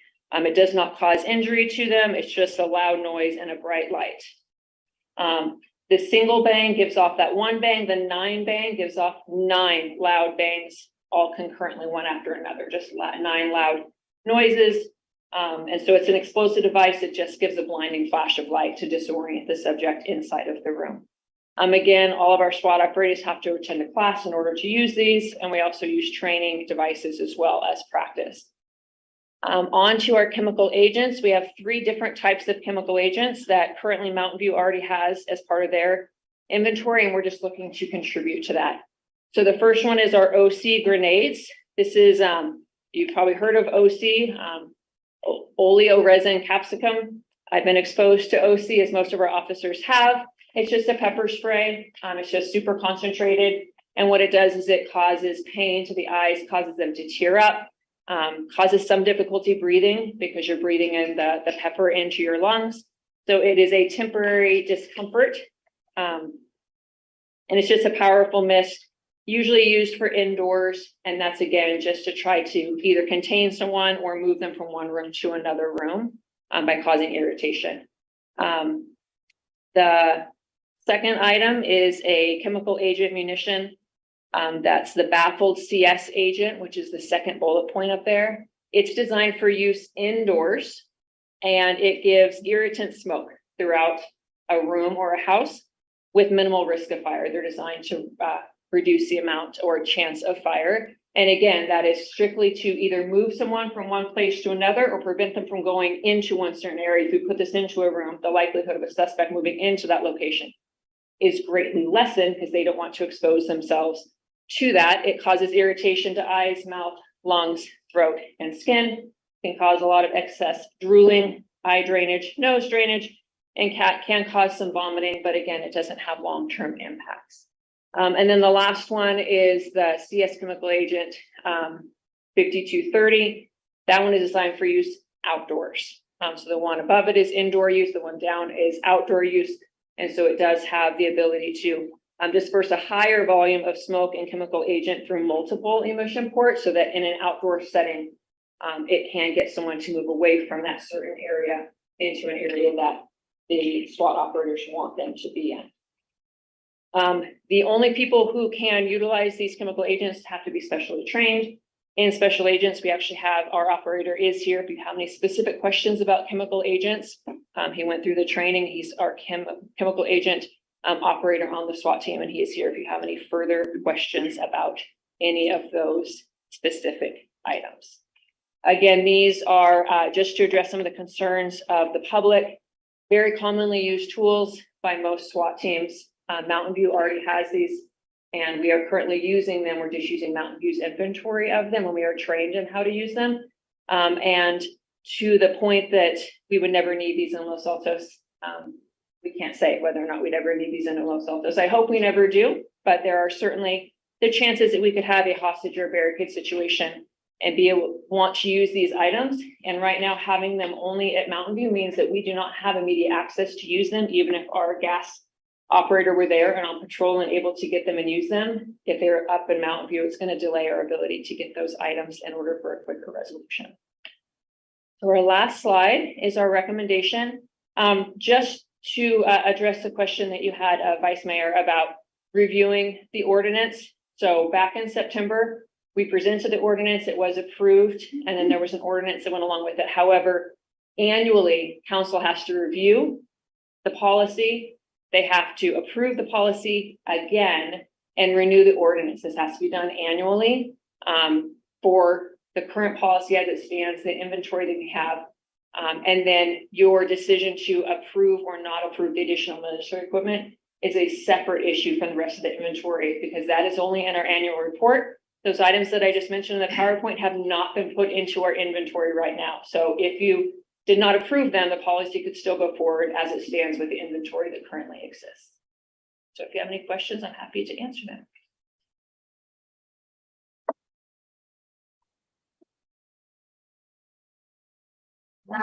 Do we have any?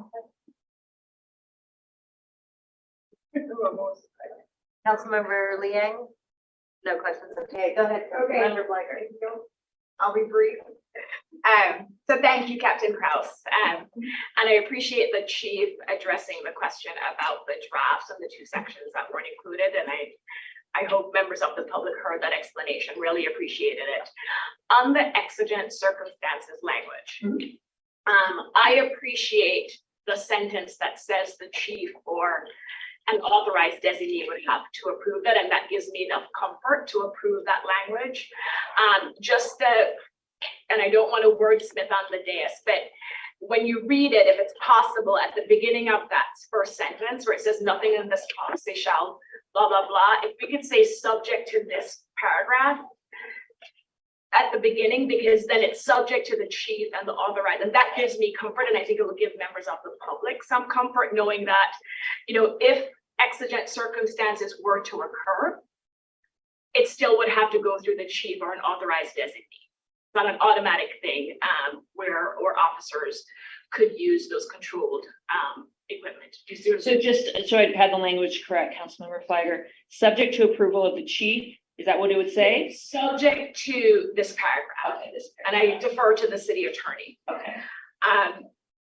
So the drafts, exigent circumstances, and this question actually is for the city attorney. The last sentence in that same paragraph on exigent circumstances, Ms. Houston, that talks about there's certain things that are confidential, some uses that may be confidential that would not be shared with the governing body. Is that something that could be shared with us in closed session? Do you know? I'm not sure. I know that there are some confidential police records that I can't share with you, and even in a closed session. I can look into that and let you know. And then my last question has to do with access to the different equipment. And I understand that our officers would have to be specially trained, which is obviously important and expected. But how do officers get access? Like, is everybody trained on the use of the equipment so that anybody who were to access the equipment, we know they're trained? Or is it that we train certain officers depending on their role in the community and they are the only ones who have access to the equipment? Yes, so that's a great question. The equipment, like the normal rifles we carry in patrol, every officer is trained on how to use those rifles. However, the sniper rifles, they have extra scopes and parts on them that normal patrol officers have never been trained on how to use. We do not have access to the sniper rifles. They're in a separate armory that only the SWAT team can access. And so we don't have access. Normal patrol officers don't have access to that. Same with the chemical agents. They're in a stored container. Am I right, Officer Control? Yes, I'm carrying a truck or. You don't need to disclose where they're. I want people to know. They're locked up. Yes, good. Spot or in the, Yes. Great. And so again, the rest of our patrol staff, we have OC spray on our belts that we are trained to use, but the OC canisters, that is only for the SWAT team who've been specially trained. So our patrol officers would not be authorized to use those. And again, they don't have access. They don't have the keys to the location where those are at. And I would be remiss, I really want to thank you for doing the public forum and how you went through each proposed new section thoroughly. Really appreciate the community engagement and the fact that you and the chief off the bat at the beginning of the presentation addressed the concerns we heard from residents. And then what we are planning to do, because according to the ordinance, it does say that after the annual report is published, which I feel like having it at council is when it is published, it says within 30 days, we'll hold a public meeting to discuss the annual report and give people a voice. So we will be having a public forum within the next 30 days since the annual report is just now getting published. So we got feedback prior to coming to council, and then we'll have feedback after it's been published. Thank you. Mayor. Okay, thank you. And I think we still have no questions here. All right, so thank you. Very excellent and thorough presentation. I appreciate that. So we're going to go to public comments. I have one speaker card for here in the chambers. If anyone else wants to speak in chambers, then they need to fill out a card and give that to me. So the first speaker, let me get the city clerk primed. We'll go to virtual speakers next. But so our first speaker in chambers will be Cindy Sedaris.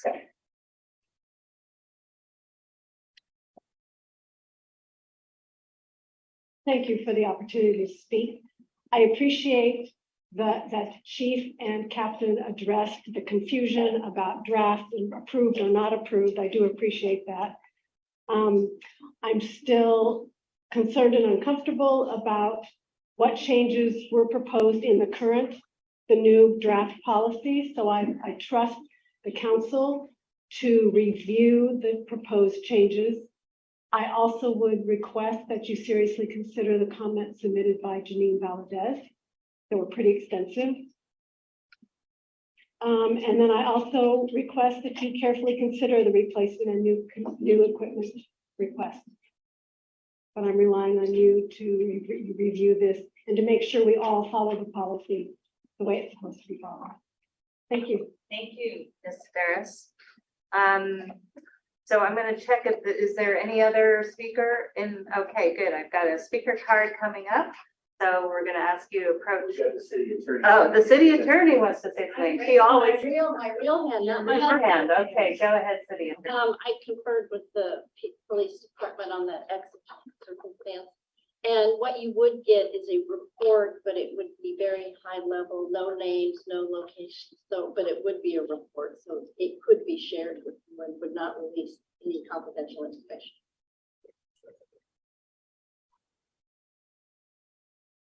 You're welcome to come to the podium and then you can give what you've got to our assistant.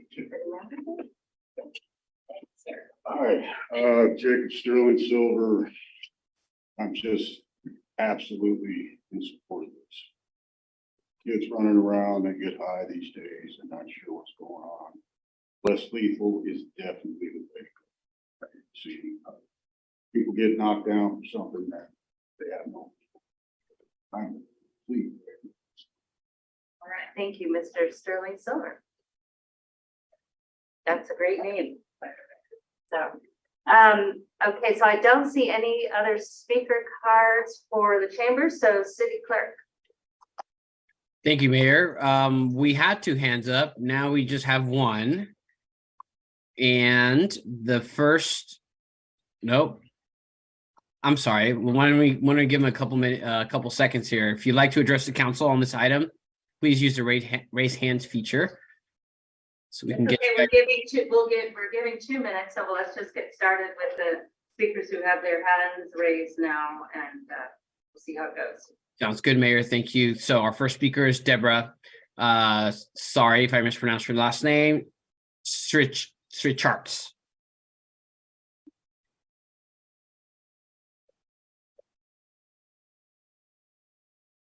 Deborah, are you there?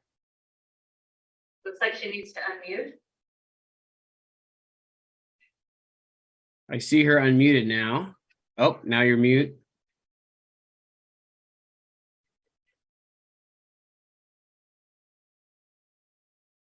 We cannot hear you.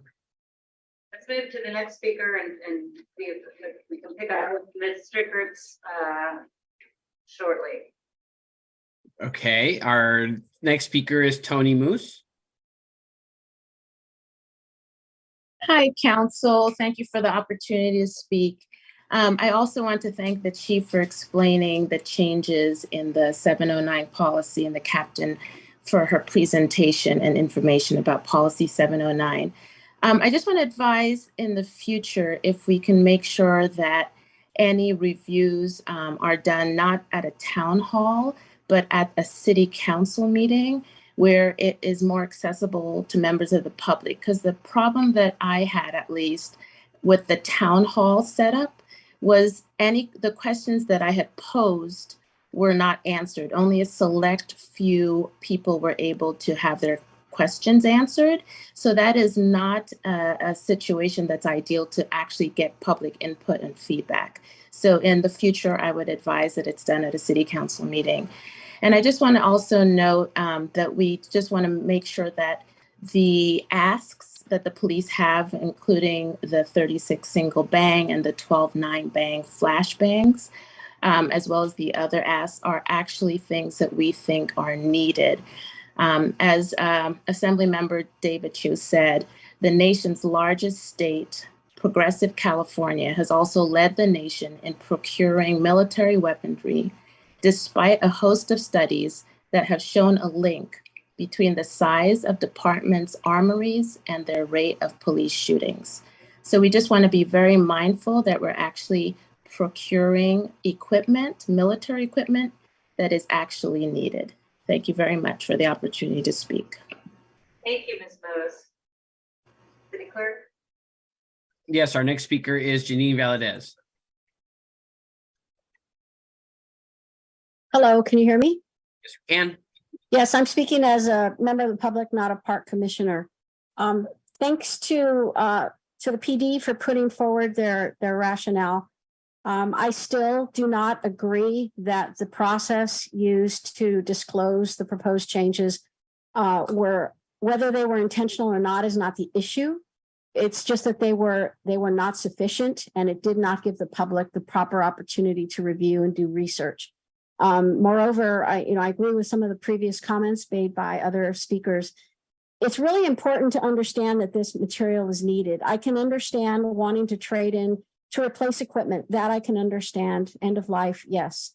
The problem is with expanding our armory in terms of chemical agents. I checked the Mountain View reports, and they haven't used chemical agents in over 2 decades. These are their words. They only used their sniper rifle once to do observation. They've never used their explosive breaching. One officer's trained, it's never been deployed. And they had one use in 2022 for a single bang flash bang. So it just seems like we don't have that here. And I understand you say, oh, it could happen, but again, it's very likely that it'll get used. And what kind of protesters do we have in the city? We have students and grannies. So I really have a problem with that aspect of the ask. The other thing is I like replacing the shotguns with the launchers, but now we're going to really hard batons that do a lot of damage. And there's no way that we should be comparing a chemical grenades capsicum emission to a pepper spray emission. They're not the same thing. It's very difficult. I have been hit with one. It is not nice. I really hope you reconsider the armory. Thank you. Thank you, Ms. Valdez. So, City Clerk? Yeah, we'll come back to Deborah. Deborah, are you there?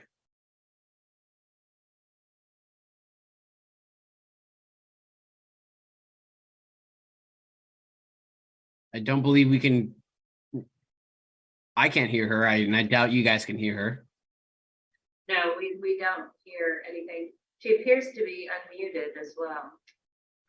Correct. We have an additional hand that was raised. Ms. Roberta Phillips, and we'll give Deborah one more chance after Ms. Phillips. Okay, thank you. Hi, all.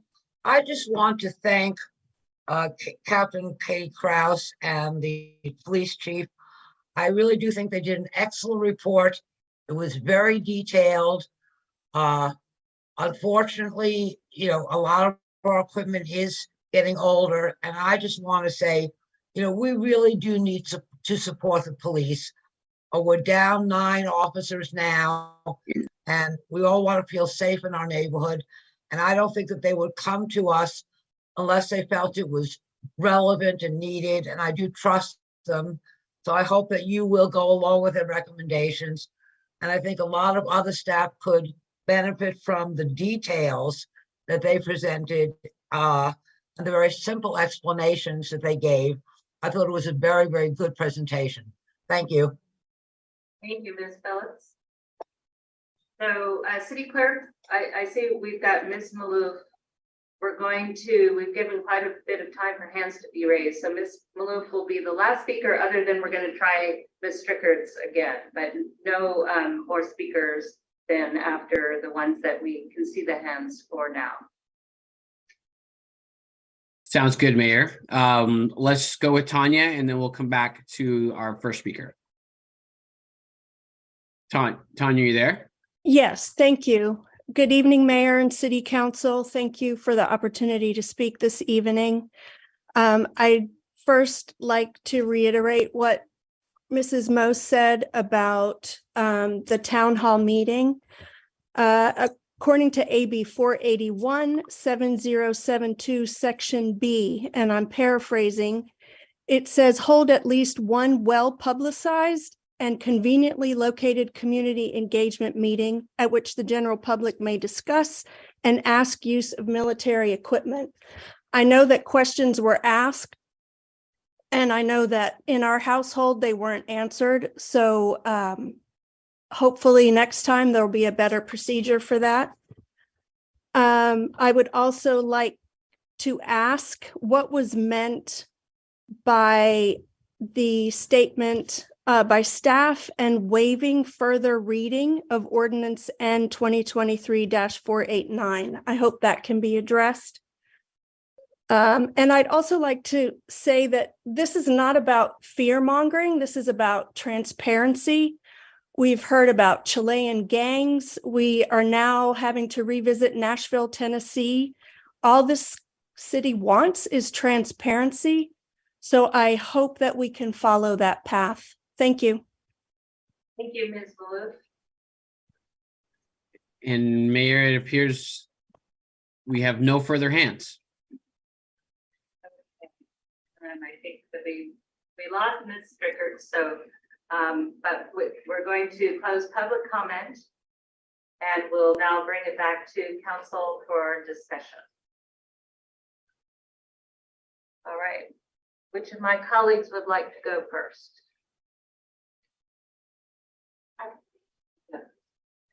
Thank you. So I've already, expressed my thanks to the chief and Captain Kraus and the rest of the team for their presentation.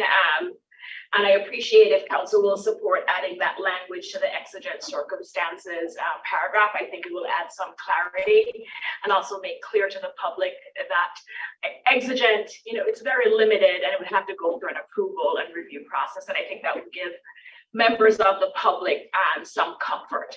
I'm happy to hear members of the public raise the issue of, and I remember I shared this with Mr. England as well.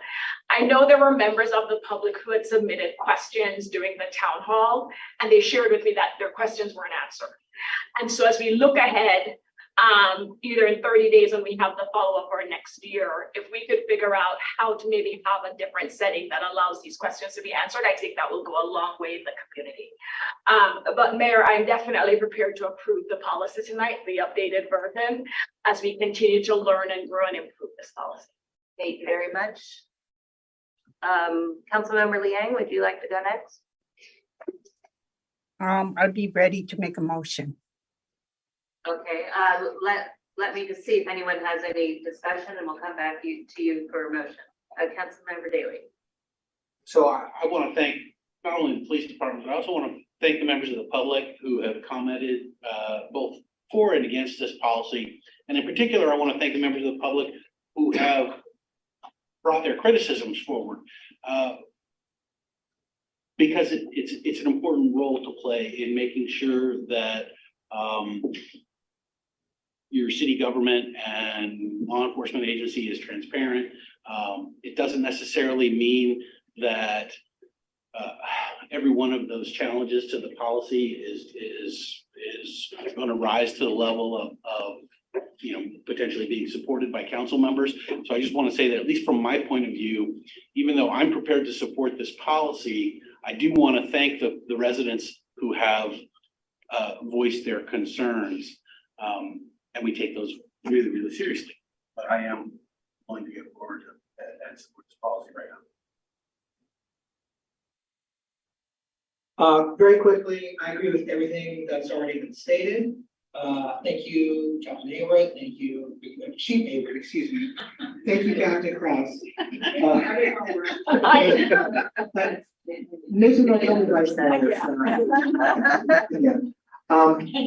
Well, when I ran for council 2 years ago, it was in the wake of the George Floyd murder, and there was a call for defunding the police and police reform, and Los Altos had its own police task force. And my position then and remains today: fund the police, but hold them accountable. I believe that this policy does hold the police accountable. I think that Councilmember Flybore's recommendation is an excellent one. It addresses one area where I was a little nervous. In terms of the request for replacement or new weapons and ammunition, the chief and her team are the experts. They can evaluate what's on the market. They know what we need, and I have no reason to have any doubt that they are proposing to acquire weaponry and ammunition that is appropriate. I also want to make just a note for the record that simply because a weapon or ammunition is labeled as military equipment. I mean, the first time this policy came to me, I had the vision of Sherman tanks going down Main Street and south. Just because it's labeled as military equipment, it doesn't mean that it's the most deadly or overwhelming equipment that's out there. And if the police department needed to get ammunition or weapons that was not categorized as military, it probably is able to do so as part of the regular process. So I want to appreciate that by going through this process, by complying with 481, by identifying equipment that is technically called military equipment, and going through the process that we had back in September and today, I think that speaks to the department's actual transparency. So I appreciate that very much, and my colleagues, I'm ready to move forward with the ESCO. Okay, and I agree with everything that's been said. So Councilmember Liang, will go to you for a motion. Well, I just wanted to make a comment and thank the chief and Captain Kraus about always being willing and open to taking changes that will help to improve any ordinances that they have brought forward. So I would like to acknowledge their openness to work with the community as well as with us. And so I'm ready to make the motion. So I would like to motion that council renew the ordinance number 2023-489 by introducing and waiving further reading of ordinance number 2023-489, approving Los Altos Police Policy 709 pertaining to the funding, acquisition, and use of military equipment as mandated by Assembly Bill 481. I would also like to, should I take separate or should we take it all in one? Otherwise, I'll keep going. Okay, and then I'd like to include that we approve the acquisition of the replacement equipment, items of military equipment listed in the annual report, and also approve the acquisition and use of the new items of military equipment listed in the annual report. Okay, thank you, Councilmember. Do a Friendly amendment, Mayor, add the language to section 709.3.1 if Councilmember Lee Ang will accept that language and there's support in council. Yes, sorry, I forgot about that. And the chief supports that as well. Okay, so friendly amendment is second, is accepted. Do we have a second for the amended motion? I'll second. Okay, Councilmember Fliger seconds. City Clerk. Members of the council, if you're in favor of the motion as articulated by Councilmember Lee Ang, please indicate so by answering in the affirmative. Councilmember Daly. Yes. Thank you. Councilmember Flagger. Yes. Thank you. Councilmember Lee Ang. Yes. Thank you. Vice Mayor Weinberg. Yes. Thank you. And Mayor Meadows. Yes. Thank you. Motion passes unanimously. All right, thank you very much. Next, we're going to go to consent item number 12 that was pulled. I do want to mention, which I neglected to mention after our break, that I do believe we can cover the whole agenda tonight if I have my colleagues' support in plowing through. Okay, so for those of you who are interested in all of our agenda this evening, we're going to cover it. So right now we're going to move on to number 12. Okay, so I don't have a PowerPoint. We were hoping he could stay on consent, but I understand why he did it. So I did prepare a couple of things to talk about. So I understand that by the year 2035 that our entire city fleet needs to be electric. And we are 100% in support of that initiative. However, as it stands right now, the all-electric vehicles are not quite where they need to be to suit our policing needs. The first thing I want to talk about is in 2020, there was a study done in regards to building an EOC. And a consultant came to the police department and said that our current infrastructure cannot support electric vehicle chargers, that in order to accommodate EV chargers, they would have to have to dig a trench from San Antonio to our police facility, which would be a crazy amount of money. So that is not an option. Secondly, we reached out to several local and state agencies. And here's some of the feedback that we've gotten from them. One agency has 2 Teslas, a Model Y and a Model 3. They are not used for patrol. They're used for administrative cars or for like detectives, primarily because there are issues with interior space for a cage to house someone that we're transporting. The range, if they need to use it for surveillance, is not where it needs to be. And also officers that have all the equipment have a difficult time fitting in the vehicle. Let's see. Now, as it relates to cost, I have something here. Oh, I'm sorry. Let me just go back before I get to the cost. Okay, so another agency, they have level 2 chargers for their electric vehicles. The charging time is about 8 to 10 hours. And unless we have multiple vehicles that are ready to go and charged, you can imagine the downtime for charging is significant. And our patrol vehicles basically run 24 hours a day. They're used for 2 different shifts, 2 different 12-hour shifts. In addition, like I spoke about, the cabin is cramped, sorry. And the compartment to transport individuals is smaller than what we have in our Explorers. Also, the emergency equipment lighting shuts down if an officer is outside of the vehicle for more than 20 minutes. The windows roll up and the doors lock, apparently. That's not something we want to happen, right? And the fact of the matter is that the current EVs are really designed for the consumer market. Ford is working on some pretty exciting electric vehicles for police use, but just to give you a perspective on the cost of these EVs, this is very interesting. So the hybrid cars that we are asking to purchase, the cost is about $57,000 per vehicle. That's a significant increase from what the vehicle was quoted 2 years ago. And part of that reason is because there's such a high demand for police vehicles right now that it takes 1.5 to almost 2 years to even get police vehicles in stock. So that's one of the issues. The cost to outfit one of these police vehicles currently hovers around $15,000. So the price of police work is very expensive. Now, if we were to purchase a Model Y Tesla, the approximate purchase price would be $64,000. And here's where the money really jumps high. The cost to outfit one of these Teslas is around $40,000. And that does not include another $8,000 to add ballistic panels to the vehicle.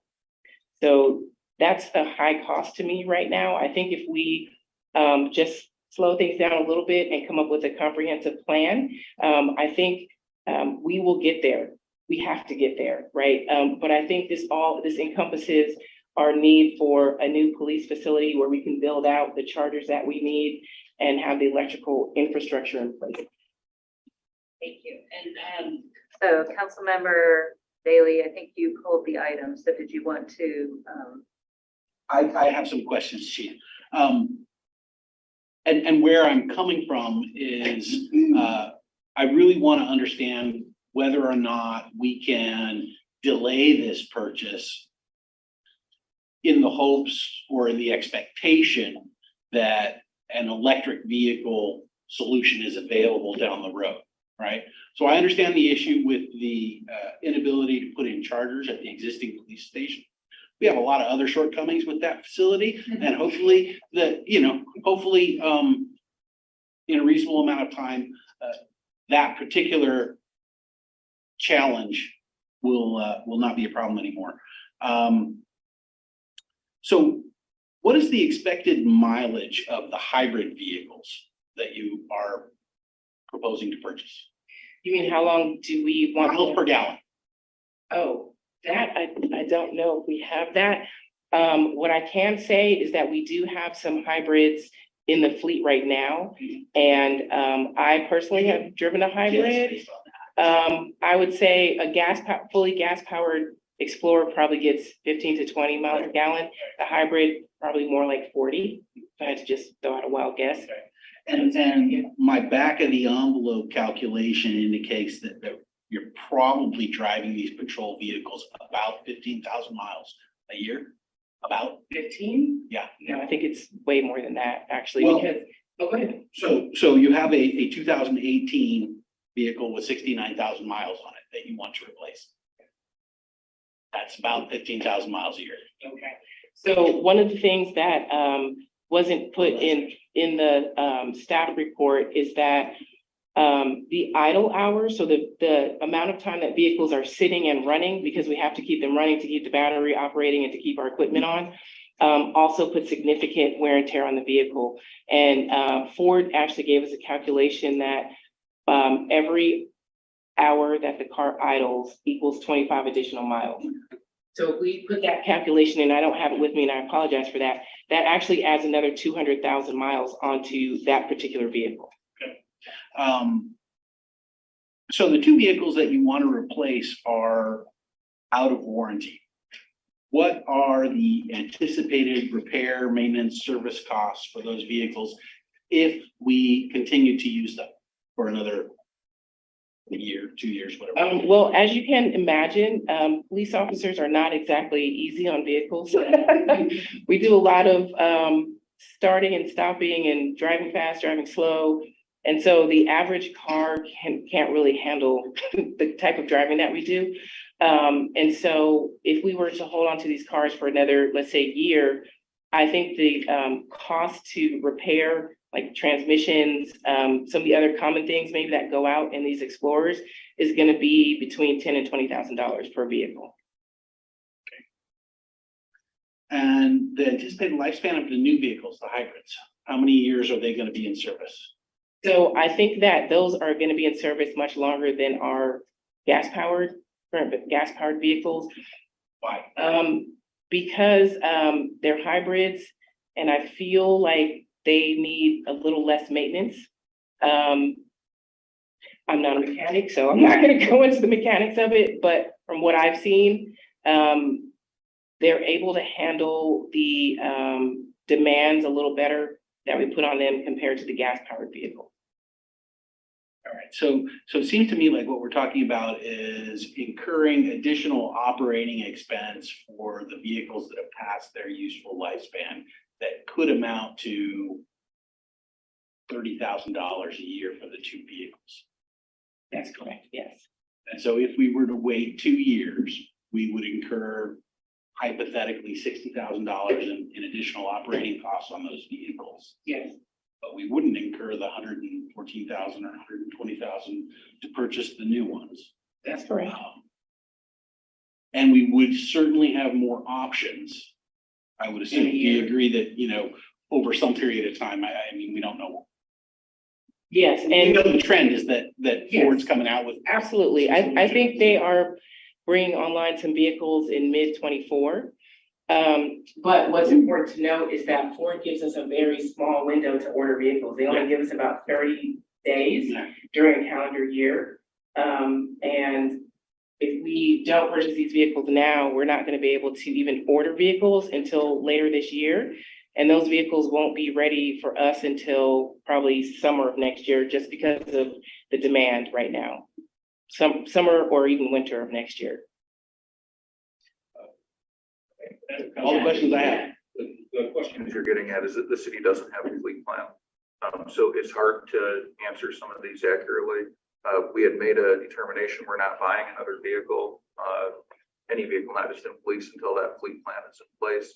Vehicles were ordered before we gave that directive. They came from a supplemental budget approval in 21. So all the questions you're asking is what our fleet sergeant is going to be reviewing and making sure we have a fleet plan, not only for PD, but for MSC, for admin cars as well. Yeah, and I'm sorry I didn't mention that. Okay, there is one more question, Chief. Is there a significant risk to public safety if we continue to use the vehicles that we have? The maintenance, if a vehicle breaks down and we can't use it, that's a risk to public safety. How significant do you feel like that, how significant of a risk is that with keeping these vehicles? I feel like it's a significant risk, because our patrol vehicles are part of the tools that we use every single day.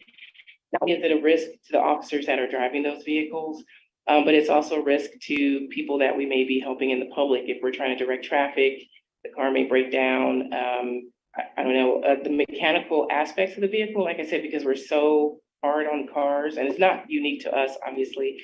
But I feel like it poses a significant risk to not only the safety of the operator, but to our community as well. Okay, so I'm going to see if any of my other colleagues we've done quite a bit with this. Go ahead, Vice Mayor. Thank you, Mayor. Just one question. In the event that one of the patrol cruisers that we currently own were to become mechanically disabled for a significant period of time, say a week, what do we do? What's the plan? It really depends. So it depends on how many officers we have on staff at that particular time. So we can work with our existing fleet if one of the cars goes down, but not for a significant amount of time. It really has a severe impact on our officers' ability to patrol. Okay, thank you. Oh, okay. Councilmember Liang. Yes, thank you, Chief, for taking the time to answer our questions. My questions would be, if we purchase the hybrid Ford Police Interceptors, can we get an extended warranty plan? And can Ford do the maintenance, or does it have to be done in-house because it is a police vehicle? I have not heard of any agencies having the ability to get extended warranties. Only because, you know, it's a moneymaker for Ford, obviously. And again, we're so hard on vehicles. I don't think Ford or a warranty company wants to take on that extra liability. So that's the first thing. And I'm sorry, what was the second part of your question? No, it was about the maintenance, like, you know, how when you, the maintenance, like when people buy new cars, they get the maintenance warranty. So because it's a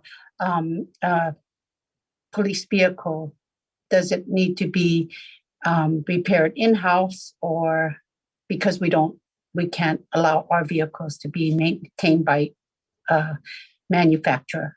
So it really depends on what the repair is that's needed on the vehicle. Some minor things we can complete in-house, like oil changes and stuff like that, but any major repairs have to go back to the factory or back to the dealer. We can't repair those in-house because of the specialized equipment in the vehicle. Okay. And then, so yeah, because if we move forward, I would recommend like the extended warranty plan. So in the long run, it'll be more financially beneficial for us. So I'm ready to make a motion if you're ready. Yeah. Public comment. Oh, yet. sorry. Yeah. So I know it feels, yeah. So is there any public comment here in council chambers? I'm not seeing anyone. So City Clerk, is there any public comment? If there's anyone who would like to address the council on this item, please raise your hand. I see none, Mayor. All right, so we're going to close public comment. I'm just going to make a statement. Councilmember Daley was talking about 2 years because there'd be some new cars, which there are. It's a rapidly evolving technology, but our facility is not going to be available for charging in 2 years. Let's hope 4, or I'll say 3 to make you smile. But so it's not just are the cars available, the prices are going up, we're not going to have the charging still. So I completely support this item. Councilmember Flagger. Thank you, Mayor. I wasn't going to pull the item, but when I was prepping for the meeting, I remembered seeing that the city of Menlo Park had procured some Teslas. I don't know if you looked at what they did. Yeah. And they got funding from some regional body to help fund the Teslas. And they were able to demonstrate that over time, no surprise, it actually costs less than a Ford non-EV vehicle. And so in prepping, of course, I'm deferring to the chief and the requests, things like this, I assume and know that you did your research and this is why you're bringing it forward. So of course I'm going to approve it. But I would ask staff to look at what Menlo Park did to see if there's anything that we can learn from them as they increase their EV fleet. Okay, is there any discussion or can I have a motion? Vice Mayor. Thank you. Real quick. I also spent some time on this item and I wasn't going to pull it, but I did want to make some comments. I think all the comments that I was going to make, you've already addressed, the city manager's addressed. There's a quote from from the CAP. But I think both the police department and city staff understand our concerns. For the reasons that the mayor mentioned, I'm ready to support the request as well. I think the police department, you're the experts, you know what equipment you need, you know what's available, you know what the challenges will be if we don't purchase these interceptors right now and have to find some other solution. All that being said, it sure sounds like we need a new police department, a new police station. Yes, please. That's not on the agenda for tonight. Okay, so can I have a motion, please?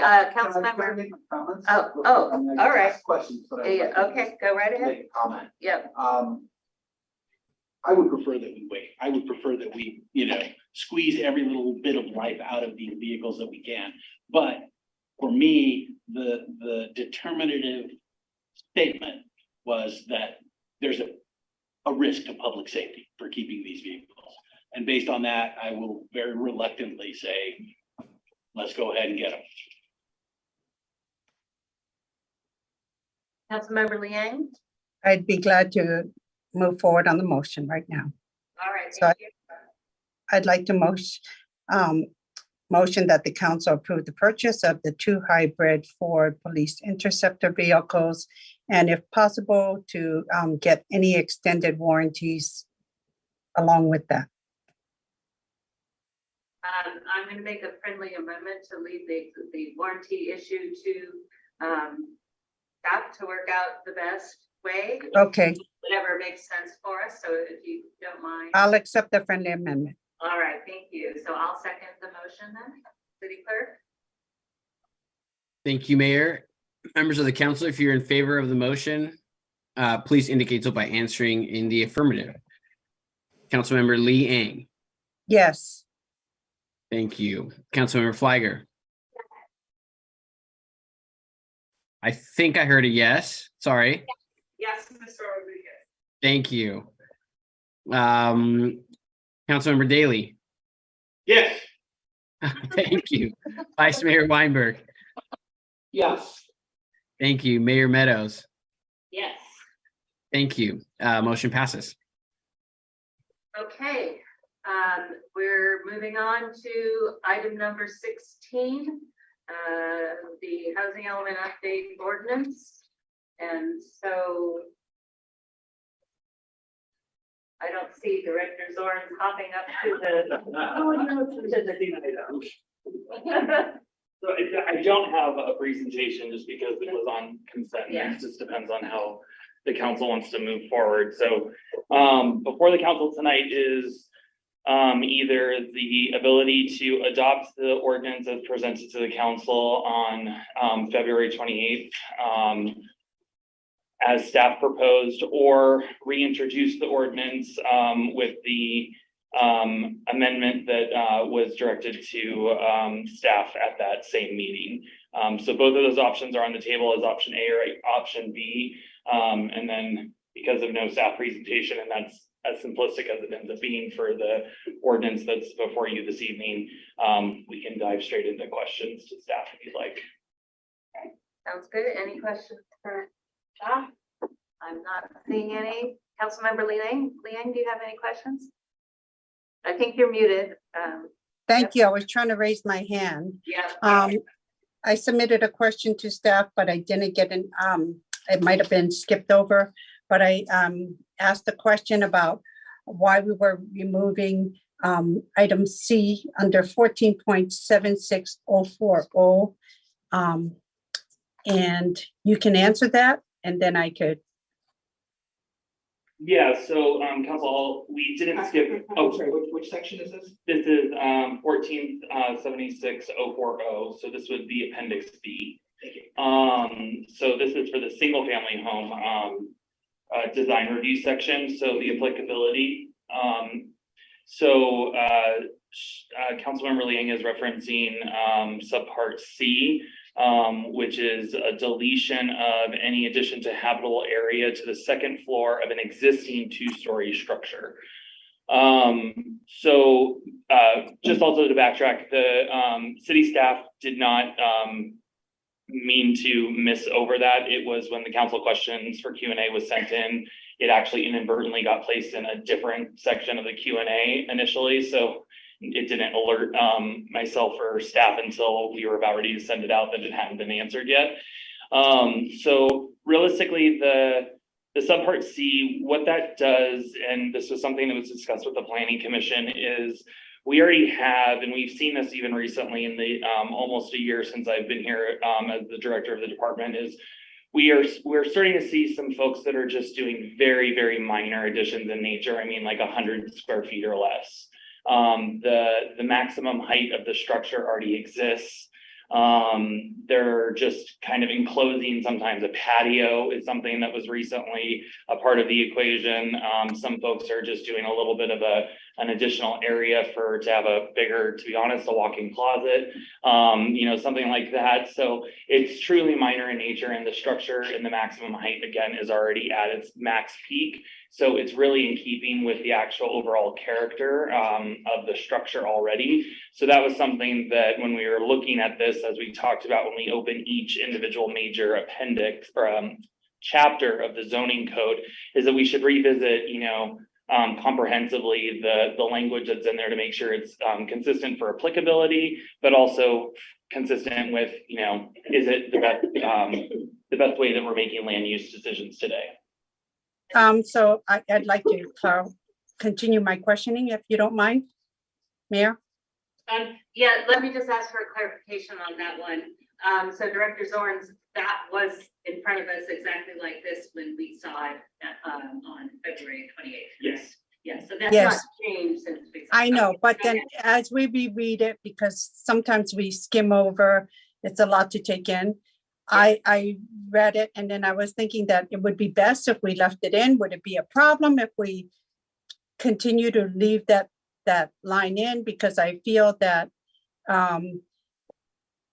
I understand your intent and people just adding a closet or expanded walk-in closet or something, but there is room for misinterpretation, and it's kind of, to me, convoluted.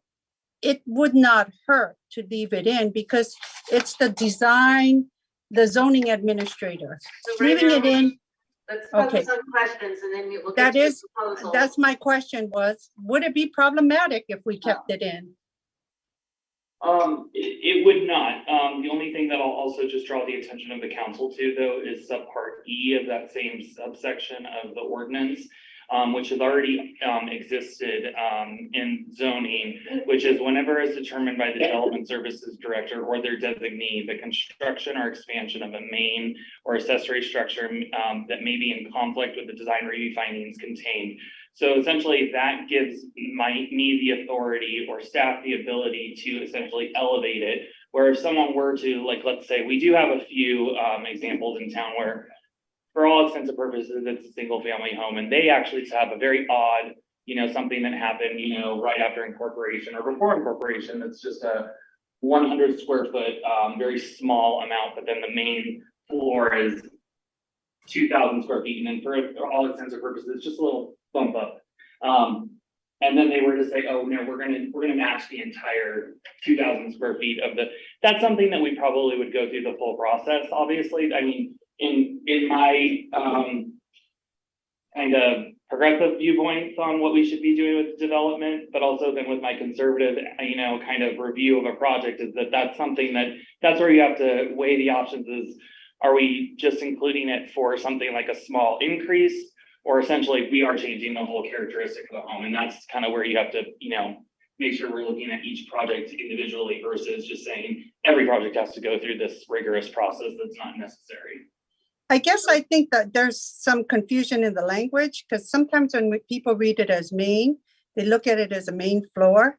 And so it either needs to be cleaned up a little bit to say main structure, or somehow it's not talking about the second story. And whereas C reference a two-story structure. So I think sometimes it's still unclear. So that's why I felt leaving C in was adding more clarification. So we're addressing two-story structures versus just the main floor. And I think people somehow have some confusion of main or main floor and accessory. And then you said and accessory structure. So I just felt that some clarification and language cleanup might have been needed.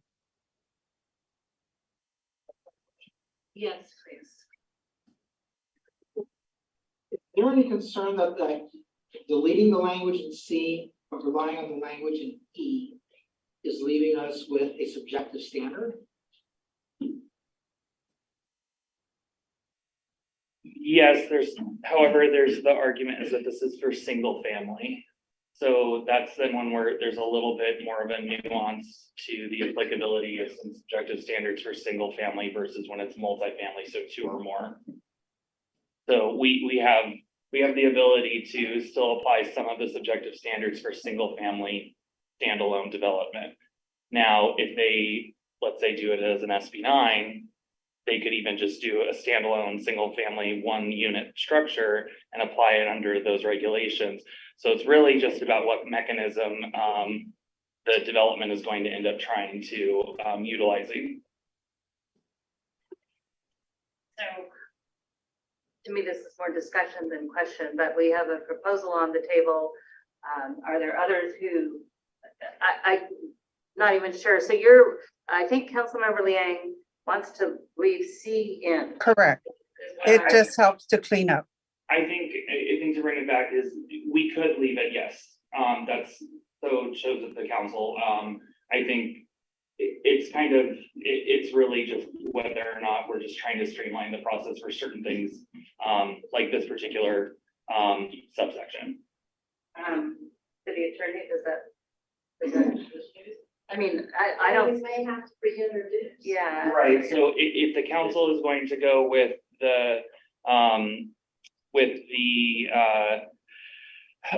staff recommendation A, then we wouldn't do that. It would just be a part of what it is. So I guess it then kind of depends on later on in discussion where we end up going.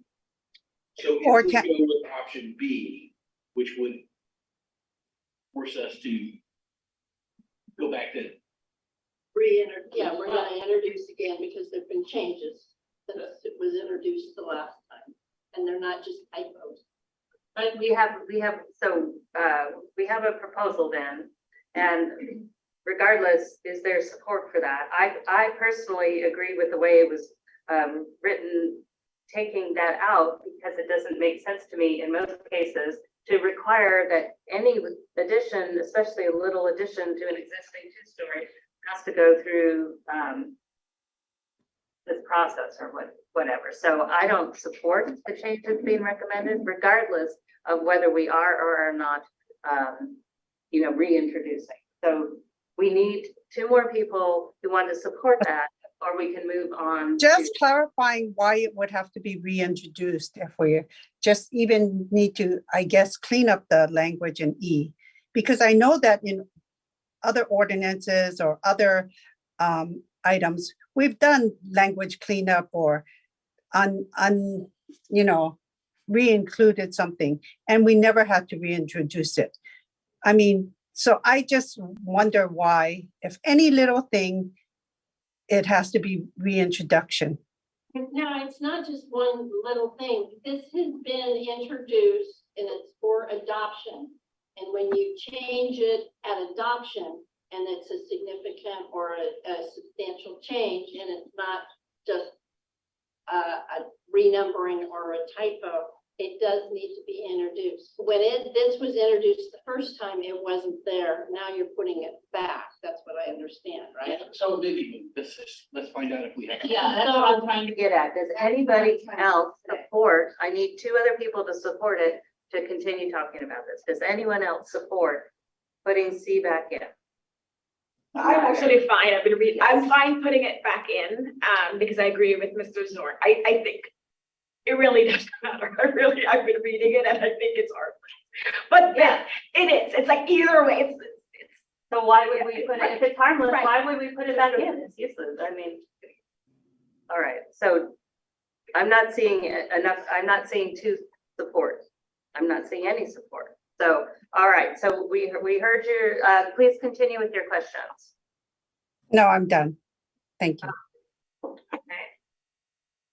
All right, does any of my other colleagues, go ahead, Councilmember Flager. Thank you, Mayor. So Mr. Zorns, I just want to make sure it's clear for the record.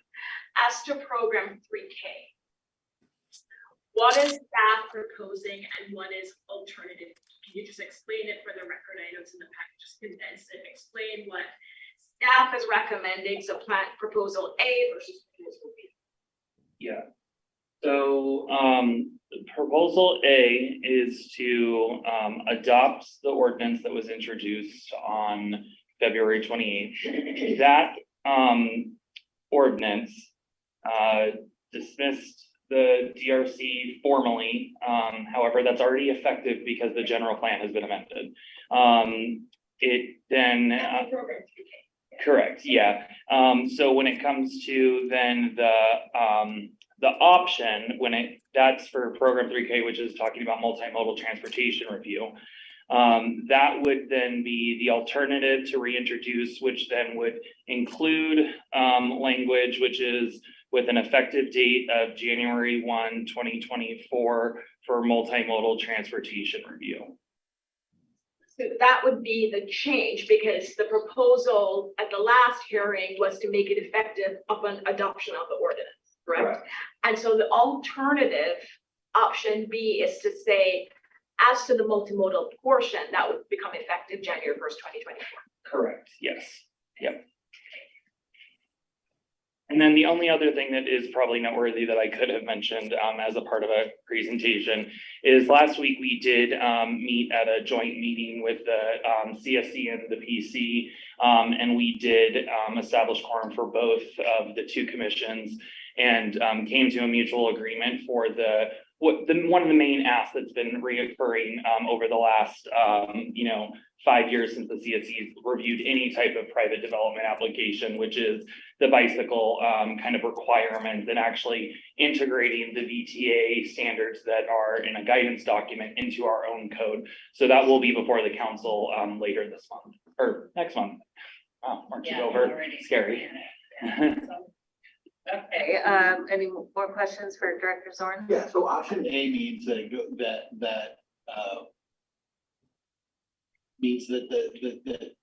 that eliminating the Complete Streets Commission role in approving developments.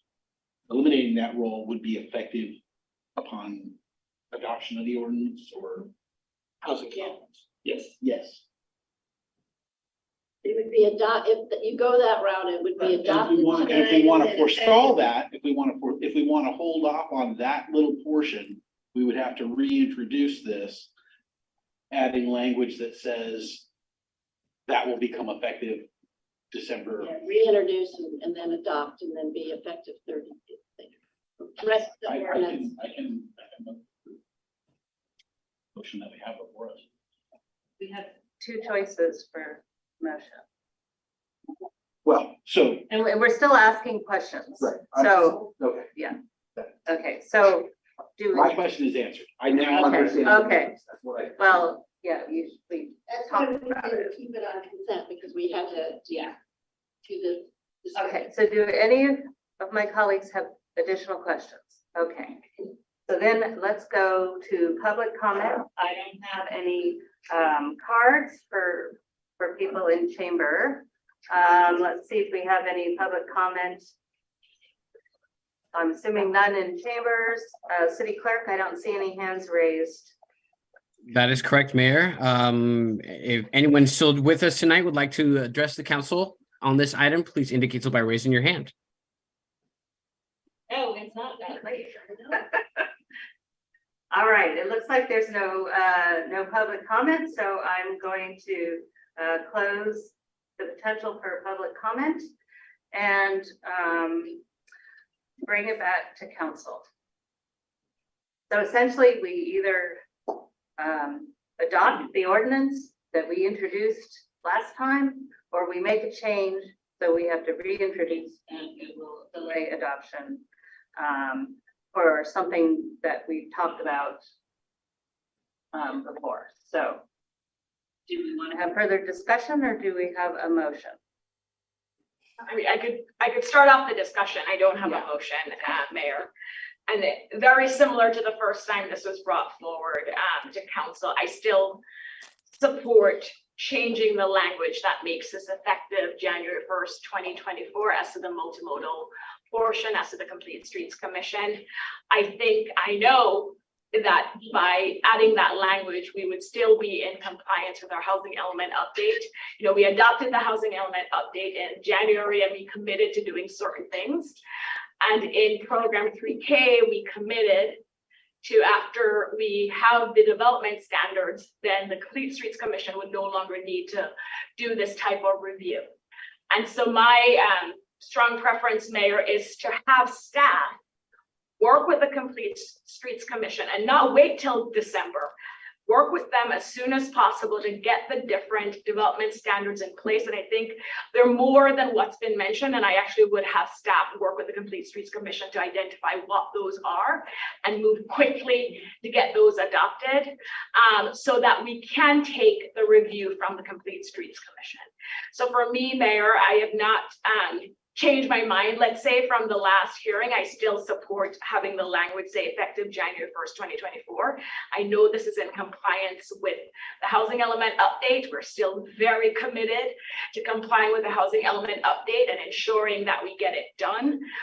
You know, I don't have to say how excited we're in January as a city to be able to approve something that we're all excited about to get more housing built and to streamline our process. And by changing this language, it does not change that. And I want to make sure anyone listening understands that we're not moving away from what we committed to doing in January. We're definitely going to move forward, and that's what the ordinance would say if we change the language to say by January 1st, 2024. I also think, Mayor, separately, we should look at we had the study session on powers and duties. I do think it's important for us to also have that discussion sooner rather than later with regards to the Complete Streets Commission, because I think it's part of that discussion where we can actually help to streamline the process about what should actually be going to the Complete Streets Commission. What are their powers and duties? Where are they an advisory body, and what types of projects they should review? But for purposes of adopting an ordinance that would be in compliance with the housing element update and keep us on track as we committed to doing, I support this new language of saying doing this by January, making it effective January 1st, 2024, but I support doing it as soon as possible. Thank you. Okay, any other comments? Councilmember Liang, no comment? Okay, so I'm going to make a comment, unless were you going to comment? I'm happy to comment after you. No, you go ahead and comment then. I thought maybe you're. I don't support changing the language to make this effective at the end of the year. The Complete Streets Commission doesn't have the statutory authority to weigh in on these developments. So I think we ought to just clean up our code and get on with it. I will say, actually, I agree with Councilmember Daley. I think it's ill-advised to extend something that they don't have the statutory authority to be doing anyway, even regardless of this. So I don't support option B, I support option A. I'm changing my position from what I said a month ago based upon rereading the staff report and additional information that I've been able to get from staff. I think that, well, for the reasons that the mayor and Councilmember Daley said, I think that the prudent thing to do is to stick with option A. That being said, I am 100% behind what Councilmember Fliger said, which is that I absolutely want staff to work with the CSC as soon as possible and to give them whatever resources are reasonably needed to figure out what are the objective standards on which they can give input, and then going through the process, bringing it to planning and bringing it to council as quickly as possible. I really want to see everything that the CSC has to offer coming to us well before January 1st, 2024, to the extent that it's reasonably possible. Councilmember Liang? No comment. Okay, all right, I have a motion. Motion. I move that the council adopt an ordinance of the city council of the city of Los Altos, amending chapters 2.08, 12.44, 13.04, 14.76, and 14.78 of the Los Altos Municipal Code to implement certain provisions of Program 3H and 3K of the Sixth Cycle Housing Element Update. This ordinance is exempt from environmental review pursuant to section 15061B3 of state guidelines implementing the California Environmental Quality Act of 1970. Thank you very much. Do I have a second? I'll second it. All right, City Clerk? Thank you, Mayor. Members of the council, if you're in favor with this motion, please indicate so by answering in the affirmative. Councilmember Daley. Yes. Thank you. Councilmember Fliger. No. Thank you. Councilmember Lee Ang. Yes. Thank you. Vice Mayor Weinberg. Yes. Thank you. Mayor Meadows. Yes. Thank you. Motion passes 4 in favor and 1 no.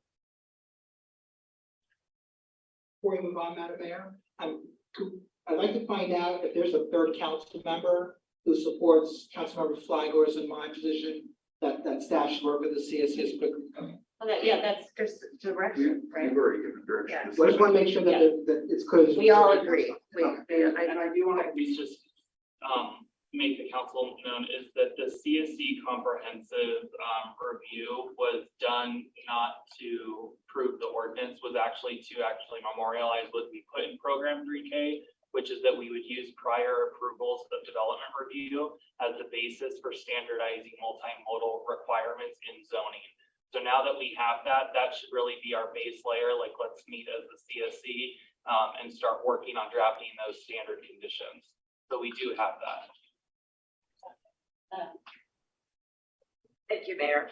And just to follow up on that point, Mr. Zorns, just from a practical perspective, now that the council have adopted this ordinance, if a housing project came forward, before we adopted this ordinance, would it have gone to the Complete Streets Commission? And with this ordinance, it will change. I'm trying to understand what the big change, since everybody is new. What change will we see with regards to the Complete Streets Commission's involvement now that the council has adopted this ordinance? A project required review for recommendation to the city council will no longer be required. There's also previously a multifamily housing development required design review that was reviewed by the PC and then went to city council for the final review. City council doesn't even have that authority any longer. It only goes to planning commission and stops there. So what will happen is that it does stop with planning commission. The recommendation for any multimodal improvements will not be made by the CSC in regards to the application against the development project itself. The recommendations, however, can be considered again at the city level because those are improvements that we're making in the public realm based on whatever master plan that we might have, or any of the other improvements that we see that would actually be triggered as a part of a public improvement. So if I hear you correctly, staff is going to do that review now. Using what standards? So for example, is now we will have this month bicycle standards, which are going to be integrated specifically into our code. The other things are going to be basic engineering requirements that we've been able to make as a part of easements about sidewalk widths, things of that nature. Okay, are we good? So, it's 10:20. I want to check and see if anyone needs a very quick break or, yes, so I'm hearing yes, pleases. So let's take a 7-minute break and we'll resume with, item number 17.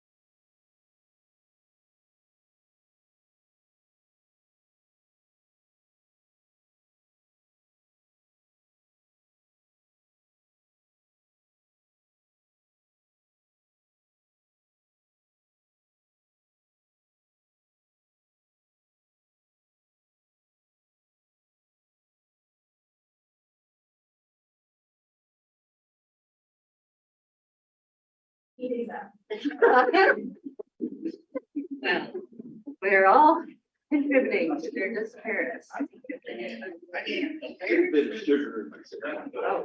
Oh, it's down on Elton here. I know it well, on the left-hand side. I think it's funny. I don't think I think after mountain. Oh, On the left-hand side. Mayor, we're only one more attendee than Pam. Ginger's. No, I don't know, she'll wear. Something. Oh, it's even. Actually, we can count that as our. Yeah, right. You're not gonna have Teslas. Nobody cares. Yeah.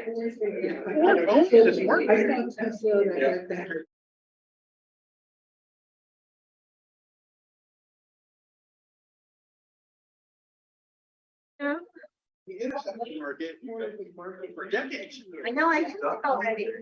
The last non-food police car. All right, folks.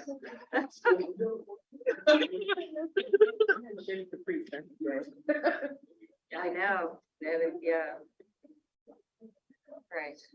Recording in progress. Okay, city clerk, I think we're ready to reconvene. All council members are present and accounted for and sufficiently sugar saturated.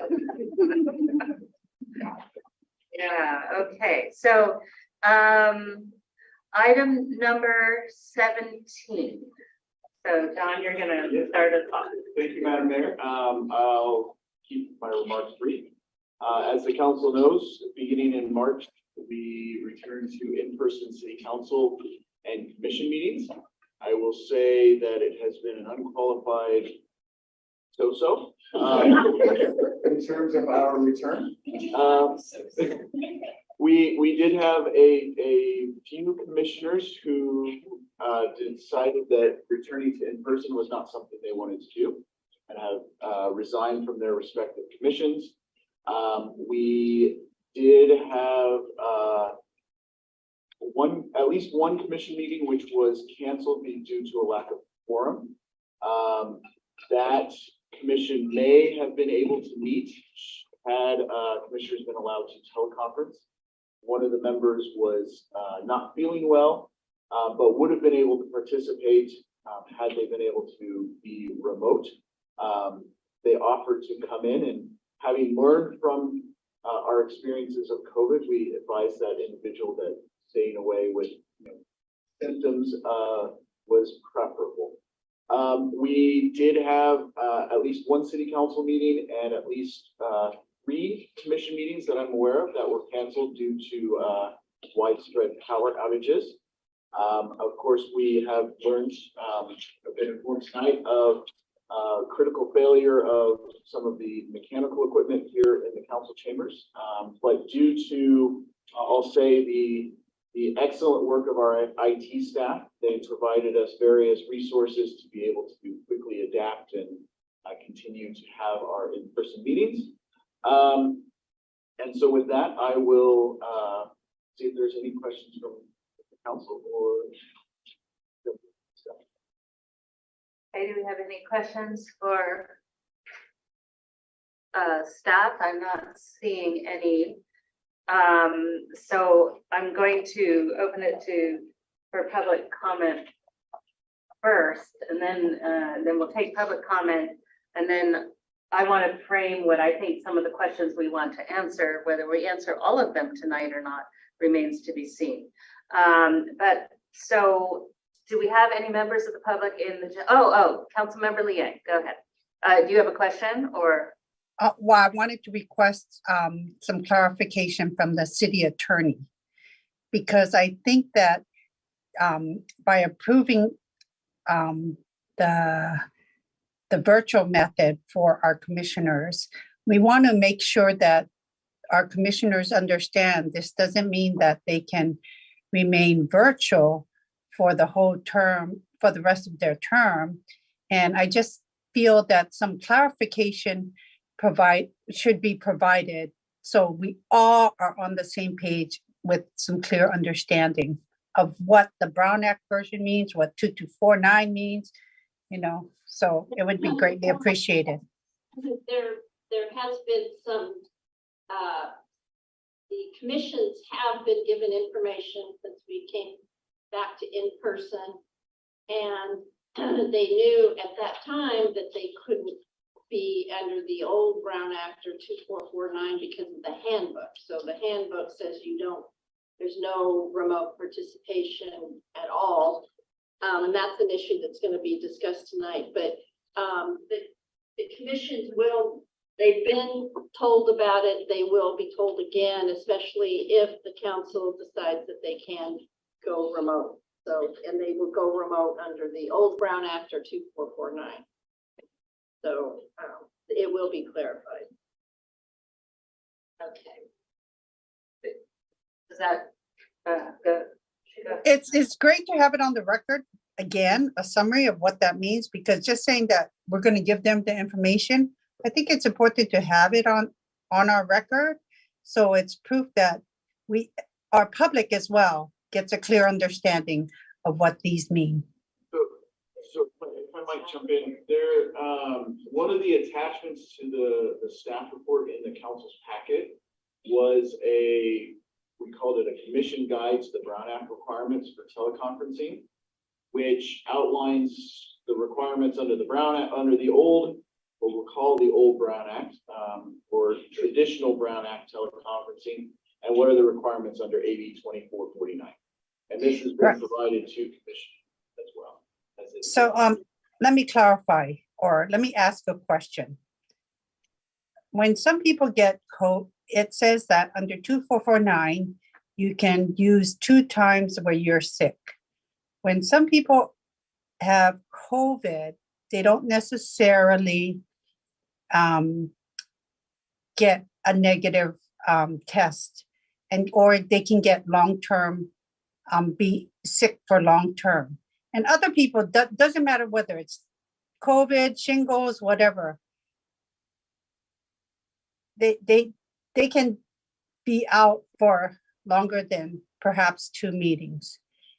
If it's verified that they're very sick, can we provide any extension to 2449?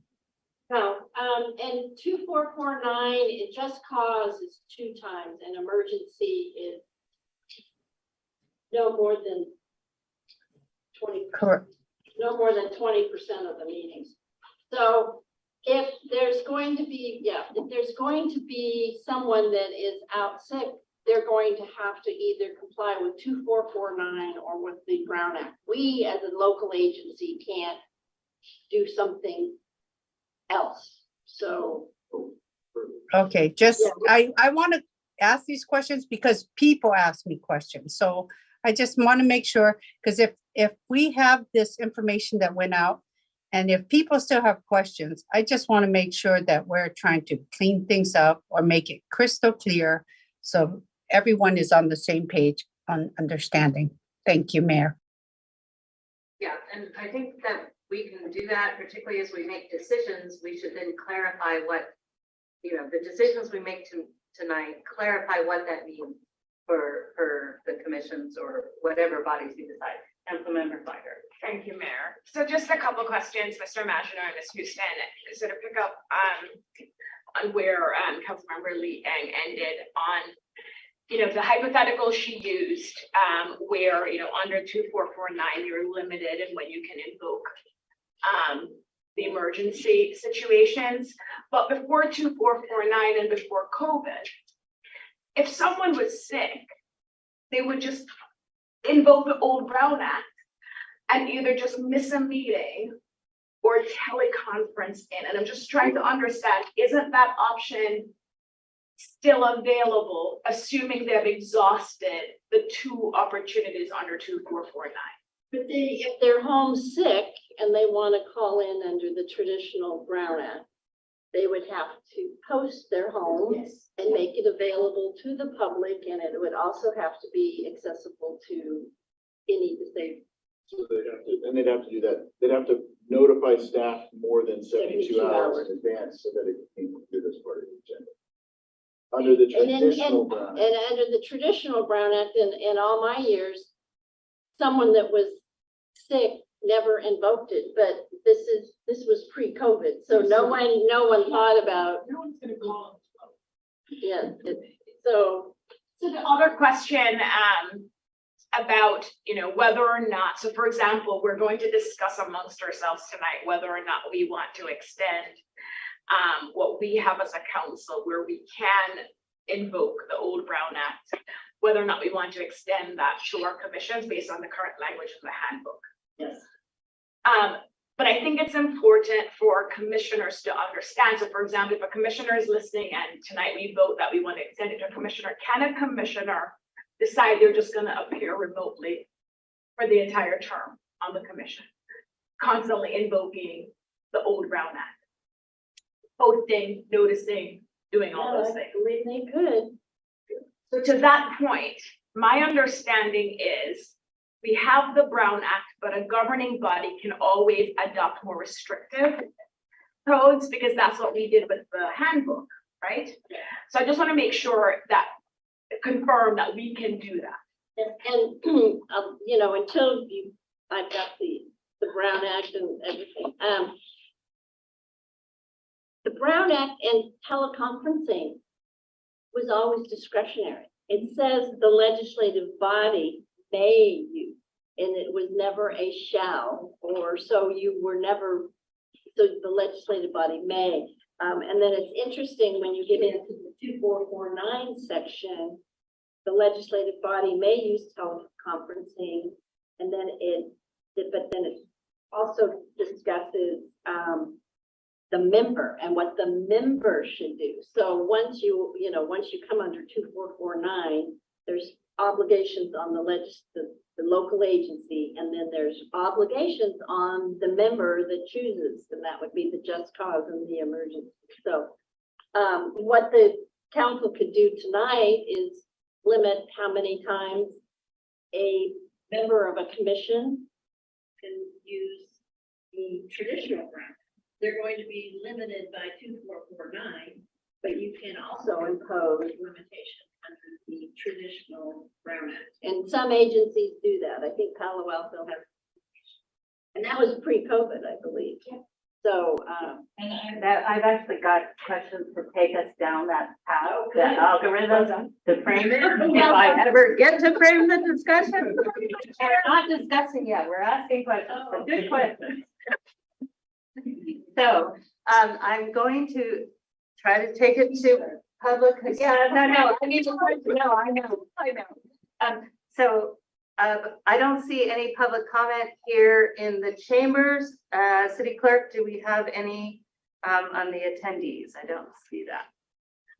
That is correct, Mayor. I don't see any hands raised at this time. Oh, I see one now. Any others who'd like to address the council, please raise your hand and we will call upon you as one finishes up. Our first speaker is Joe Bedonato. And 2 minutes as we're doing this evening. Yes, thank you, Mayor. Hi, good evening. It's Joe Bedonato. I am speaking as a resident, but using my knowledge as a new commissioner in that capacity, I guess. I really want to encourage you guys to provide commissioners with the same luxuries that you are afforded without limitation. I understand that there might be concerns about abuse by council members or commissioners, and you retain the right to always, check in and revise the policy if it is being abused. But in the short term, this allows commissioners who want to do the right thing if they're on a family vacation and attend a meeting for the commission that they're serving on, to take time out in the evening and to attend that meeting remotely with the proper posting requirements, just as Councilmember Liang is doing right now.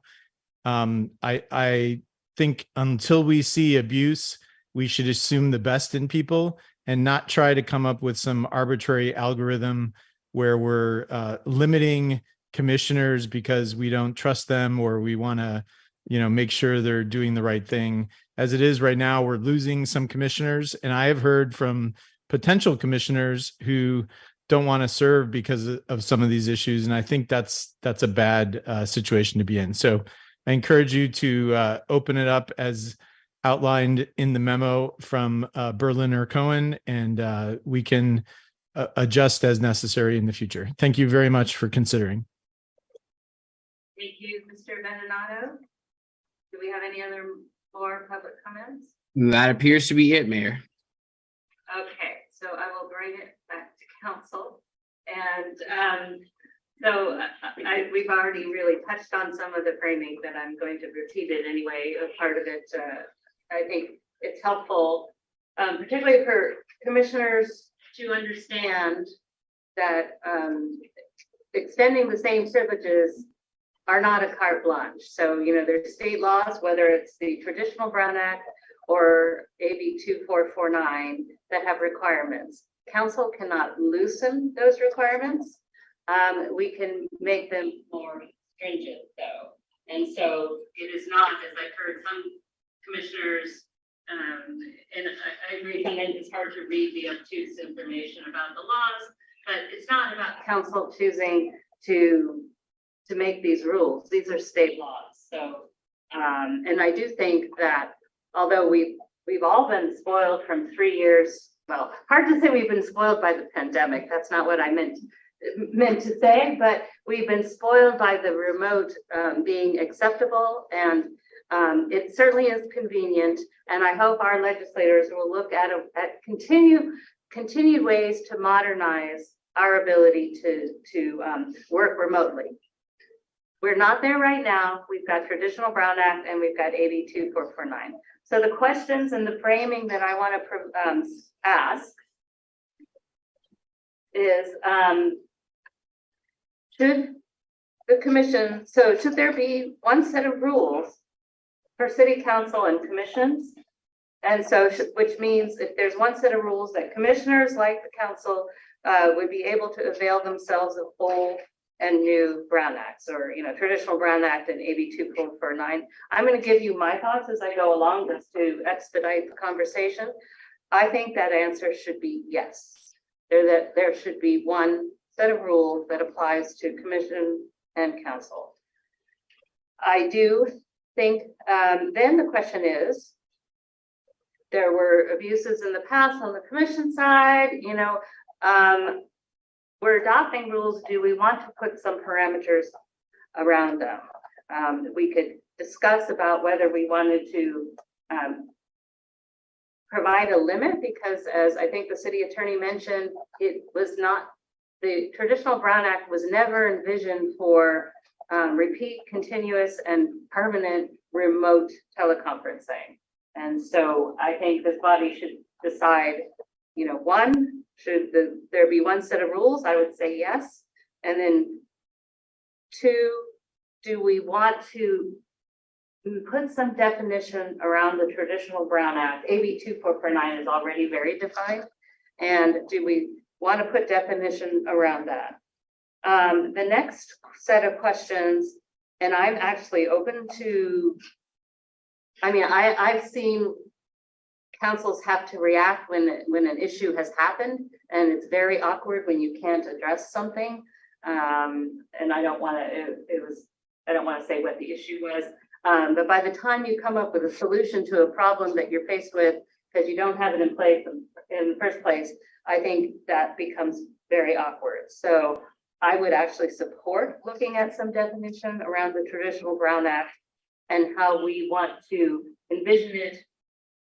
I think the intent of state law is not that it is an every meeting occurrence. So then I would also say, for those who participate remotely, should the city at all, and I think we actually already have a policy that the city manager can correct me if I'm wrong, I would argue that the city should not bear any of the implementation nor the cost associated with a commissioner or a council person's remote participation.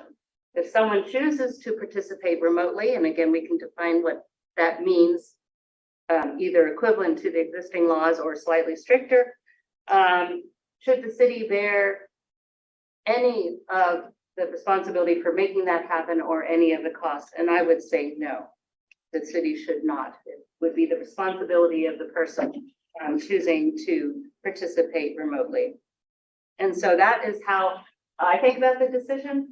I don't know that we necessarily need to decide all of that tonight, and maybe it's easier, maybe it's not, but that's how I see framing the major pieces of this decision. And so I will open it up to my colleagues for discussion.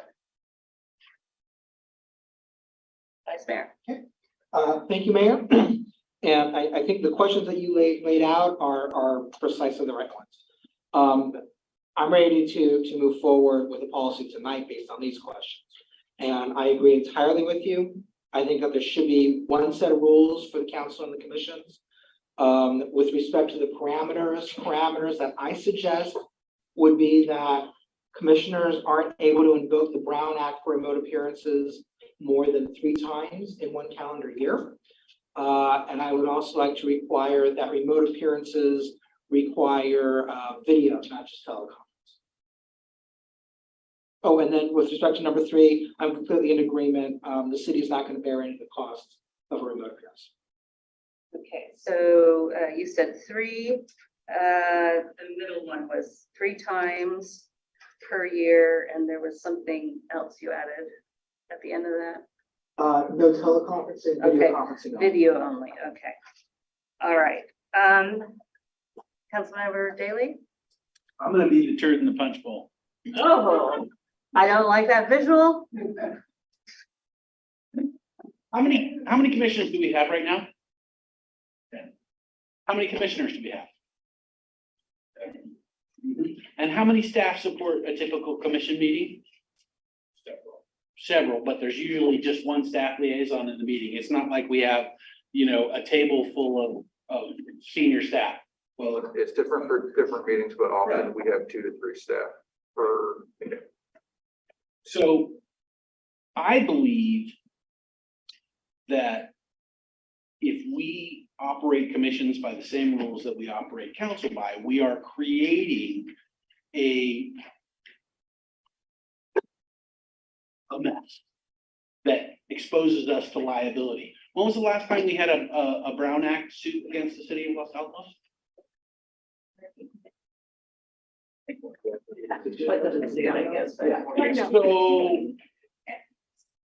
So there is a crap ton of moving parts to these rules by which the council has to abide, but we also have the benefit of having typically more experience than many of the commissioners, having most of us, all of us actually having already served on commissions. The commissions are actually a great opportunity for people to learn how to run meetings, but that also means that many of the meetings that are being run,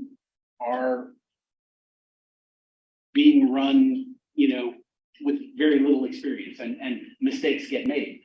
But when you're talking about liability under the Brown Act, those mistakes could be a serious risk to the city, serious jeopardy to the city. And missing 3 meetings a year to invoke the old Brown Act, what if we're going to 6 meetings a year for that particular commission? That's 50% of the meetings.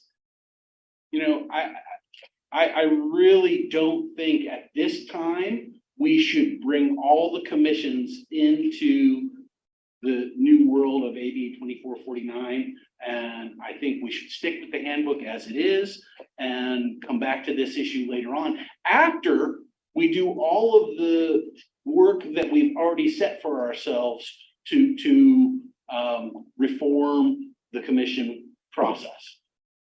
So you're saying no, I'm saying no. commission should not be, and then you don't need to answer the I would rest. be amenable, well, hang on. I would be amenable in the case of one particular commission, planning commission, because it has a very weighty statutory responsibility. It meets twice a month. and decisions are taken at those meetings that are very impactful. Whereas on the Parks and Recreation Commission, on which I served, the types of decisions that we made were decisions about whether or not to recommend something to council. And, missing a meeting like that is not as, it's just not as mission critical. So I would be open to just extending for the Planning Commission, and for the rest, my preference would be. So can I ask you, because I'm struggling with your connection between remote participation implying greater risk for Brown Act violations? Sure. I don't get that. Think about the process that you went through with Councilmember Lee Ng tonight, and the things that you had to ask her, and the statements that you had to make, and the noticing that we had to do, and the responsibilities that Councilmember Lee Ng had to take on to be in compliance. Now, multiply that by 10 commissions and, 70 commissioners or whatever, right? It's just too much for us to take on that risk right now.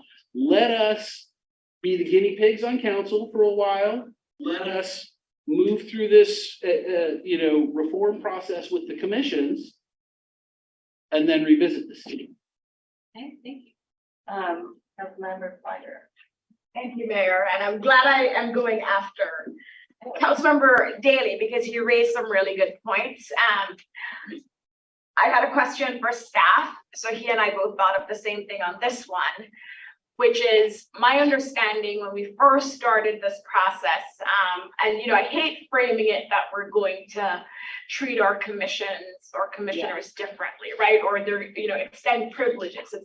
There are really reasons behind it. And I know one of the big considerations was staff support. And so if we were to extend the same ability of commissioners to appear remotely under the old Brown Act or traditional Brown Act, that would require more staff time or staff support. And so that's the first one. I just want to go to Mr. England to confirm that if we as a council tonight were to give direction to say, yes, let's treat them, let's allow our commissioners, let's revise the handbook that will allow our commissions to invoke the traditional Brown Act. What does that look like for staff? And do we have the staff support for our currently 11 commissions? We may collapse a couple. So if Mr. England could please address that. So it would certainly be more work for the clerk's office. I don't think it would be more work that it would push off and anything else they were doing. It's more of making sure that we have postings complete 3 days in advance, and that the chairperson asks the correct question. The complexity of the meeting was if it was virtual for the public as well, which council made that decision that it could be. So remote attendance from a commissioner would not increase that complexity, other than ensuring their equipment would be working and is compatible. Occasionally we have issues with that. But I would say that the work side would be manageable. The complexity side would be manageable. It certainly does introduce more unknowns into the equation. And I can add to that, some agencies have, everybody's just back in person and they're not doing the 2449. And so, but we've already provided the virtual capabilities for members of the public to call in and participate through the Zoom links. So the city's already doing that. So we're not going to have to do that for a planning commissioner that wants to stay home and Zoom in or something like that. So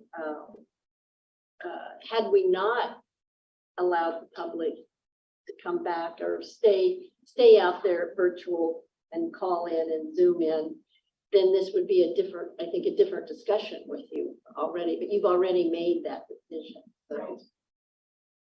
Is there a difference if we allow, so 2449 is very defined and there's less posting requirements and stuff than with the traditional Brown Act. So is there less burden on staff if we allow 2449 but not traditional Brown Act? I'm not advocating it, I'm just asking a question.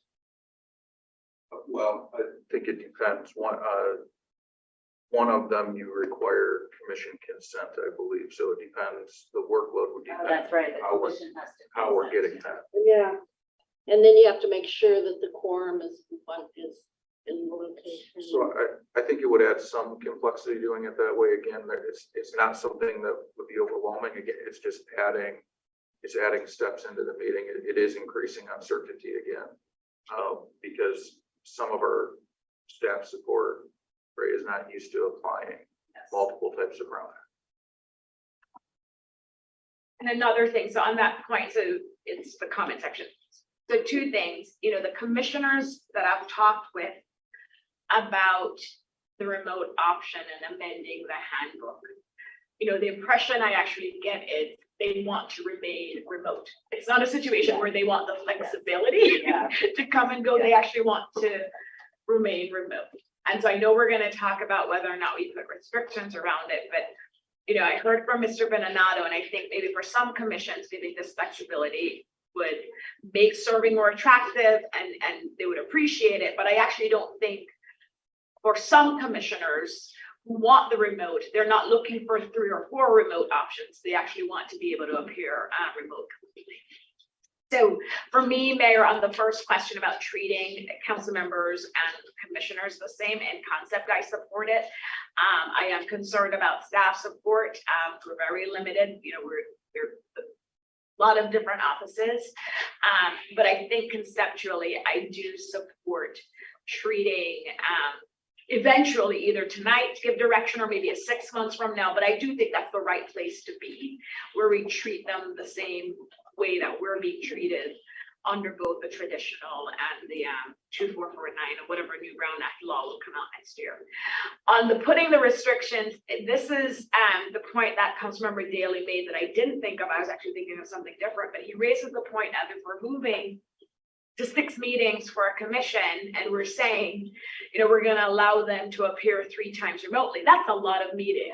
So do we do 1%? I think this is something we need to reconsider how we frame that. But I agree that we should put restrictions on the number of times that we're able to appear remotely, because we don't want abuse. And there's also so much value in meeting in person and collaborating and working with each other and build community and getting a better work product.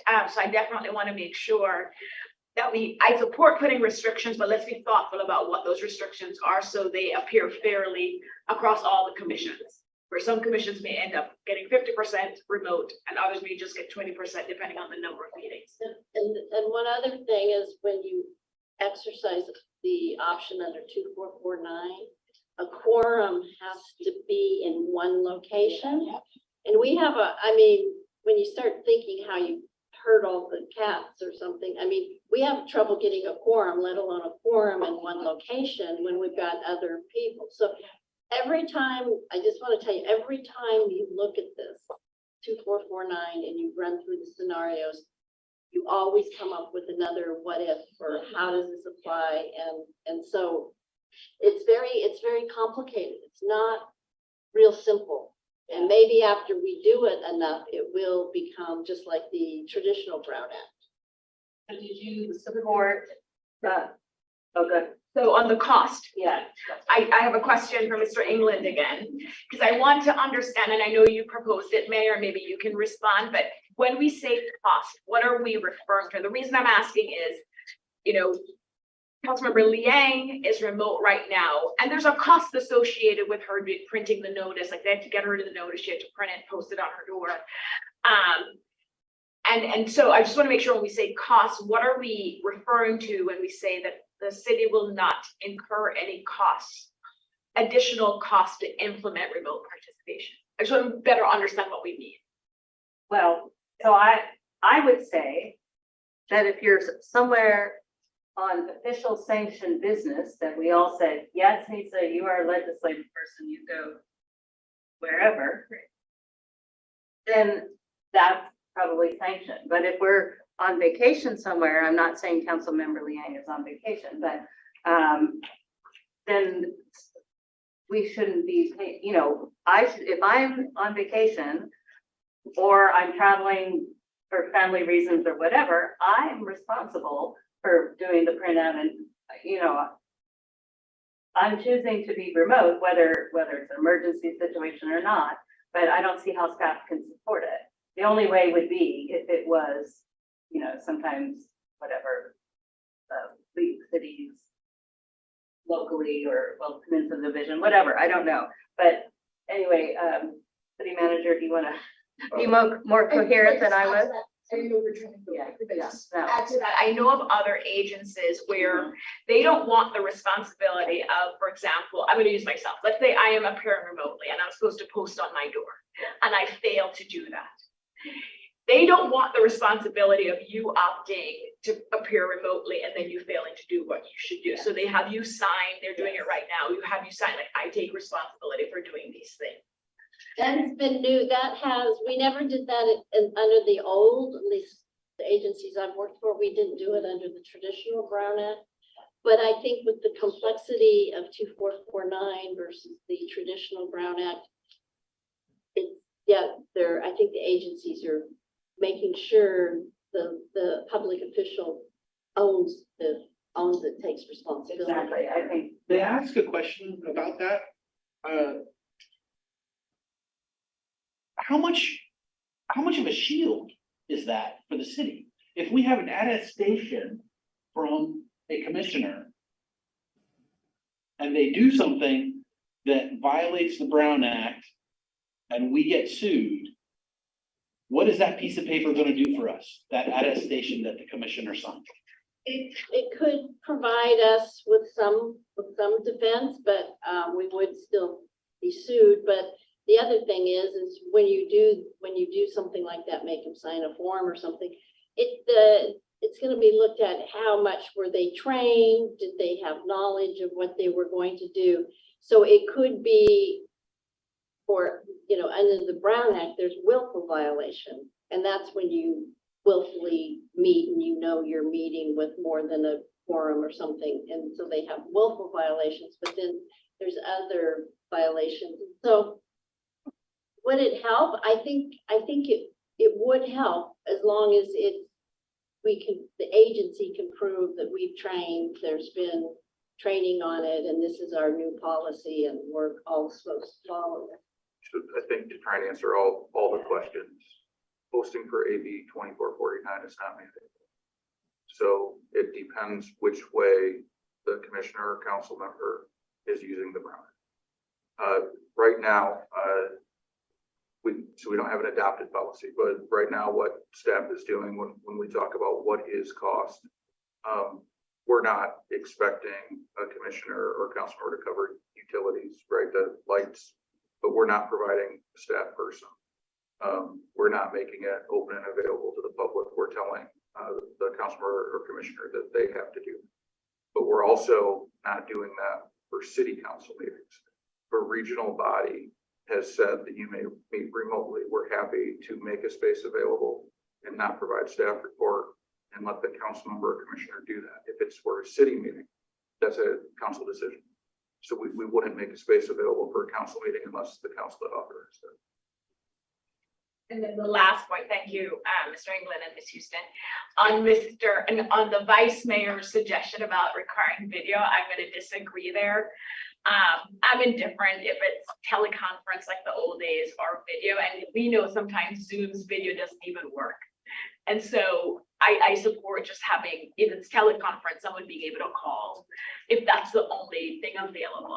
I'm concerned about saying video required, and there may be a situation where there's no video and they want to participate.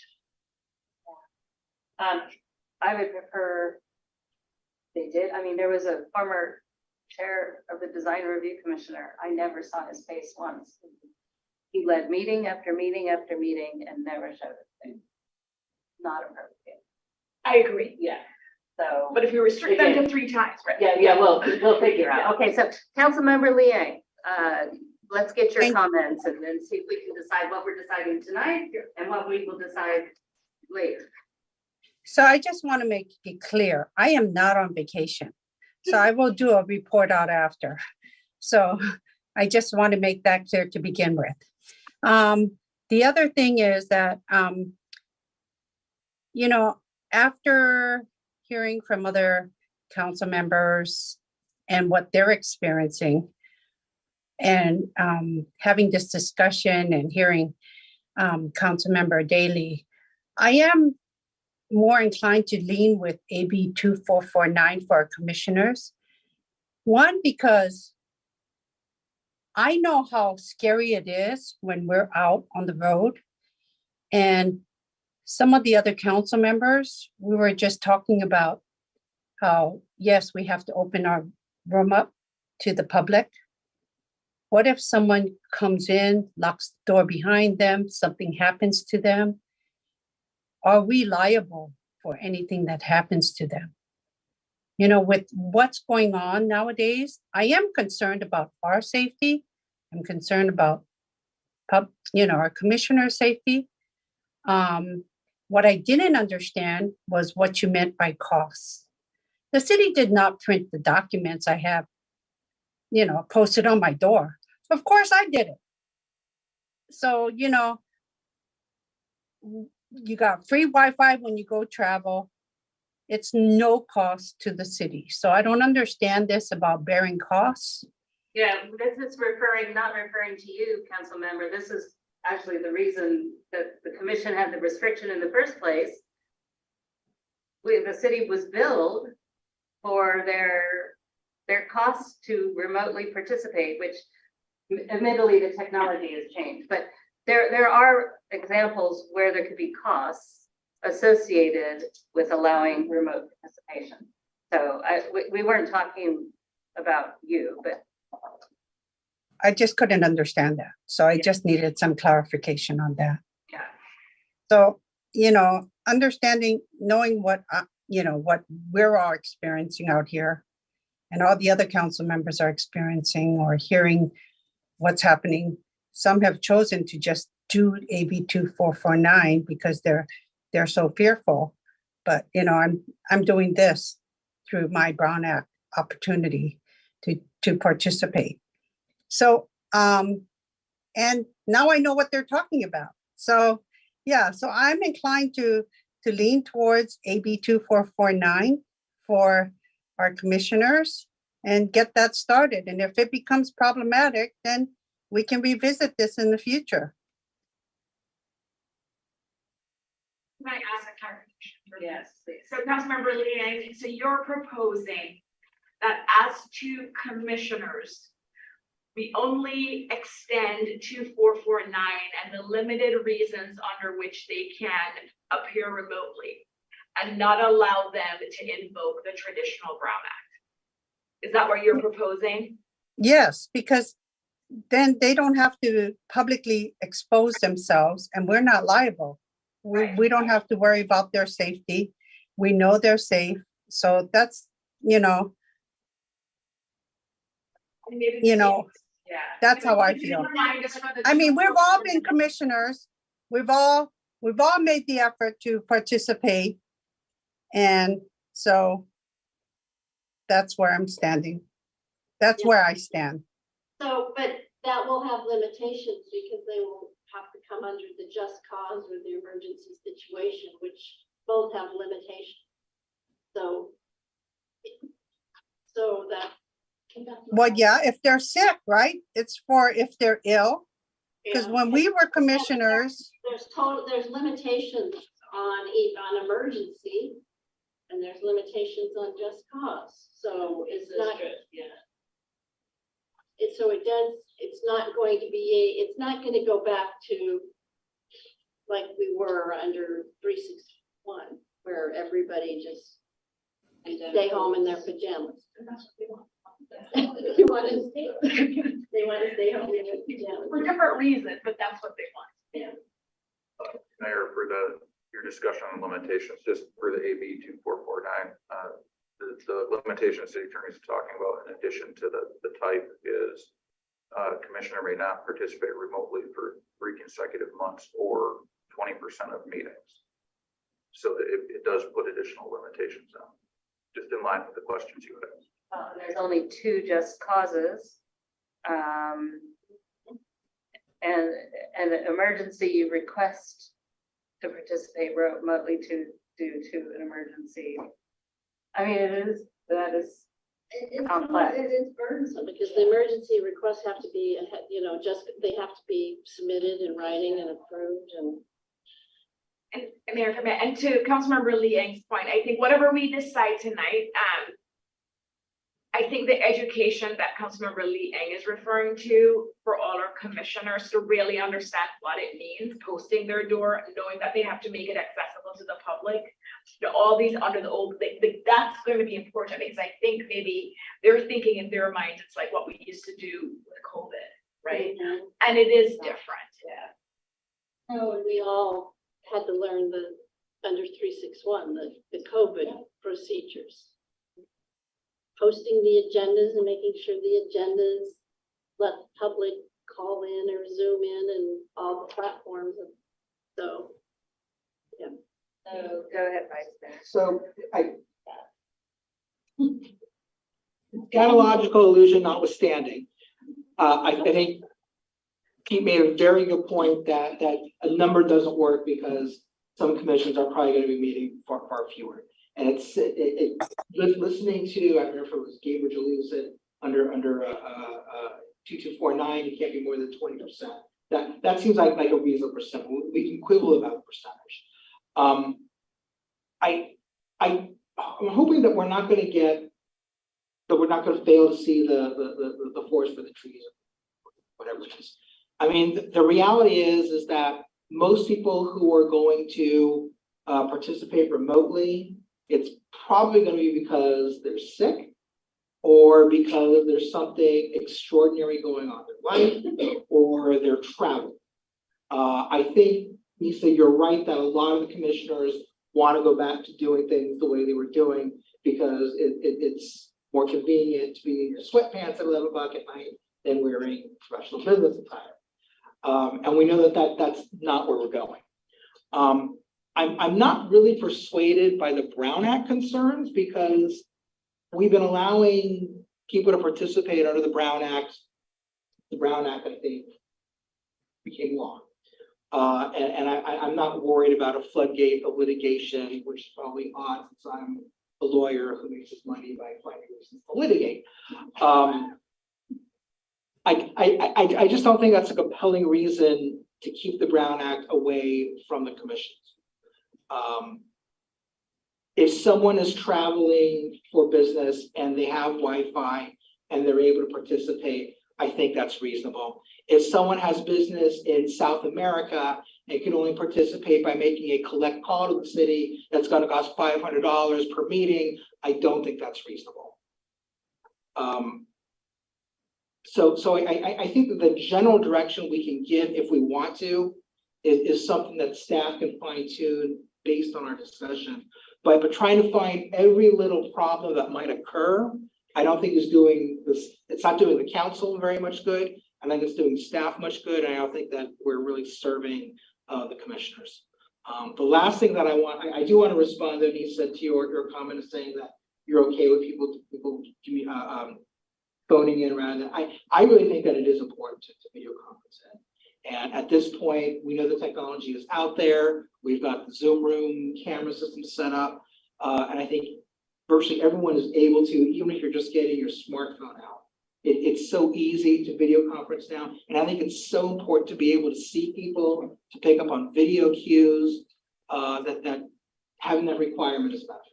Ms. Houston, does 2449 allow for audio? It Yes. says must participate via audio and video. Yes. Oh, it's not or. No, It's it's an and. May I remark on the video issue?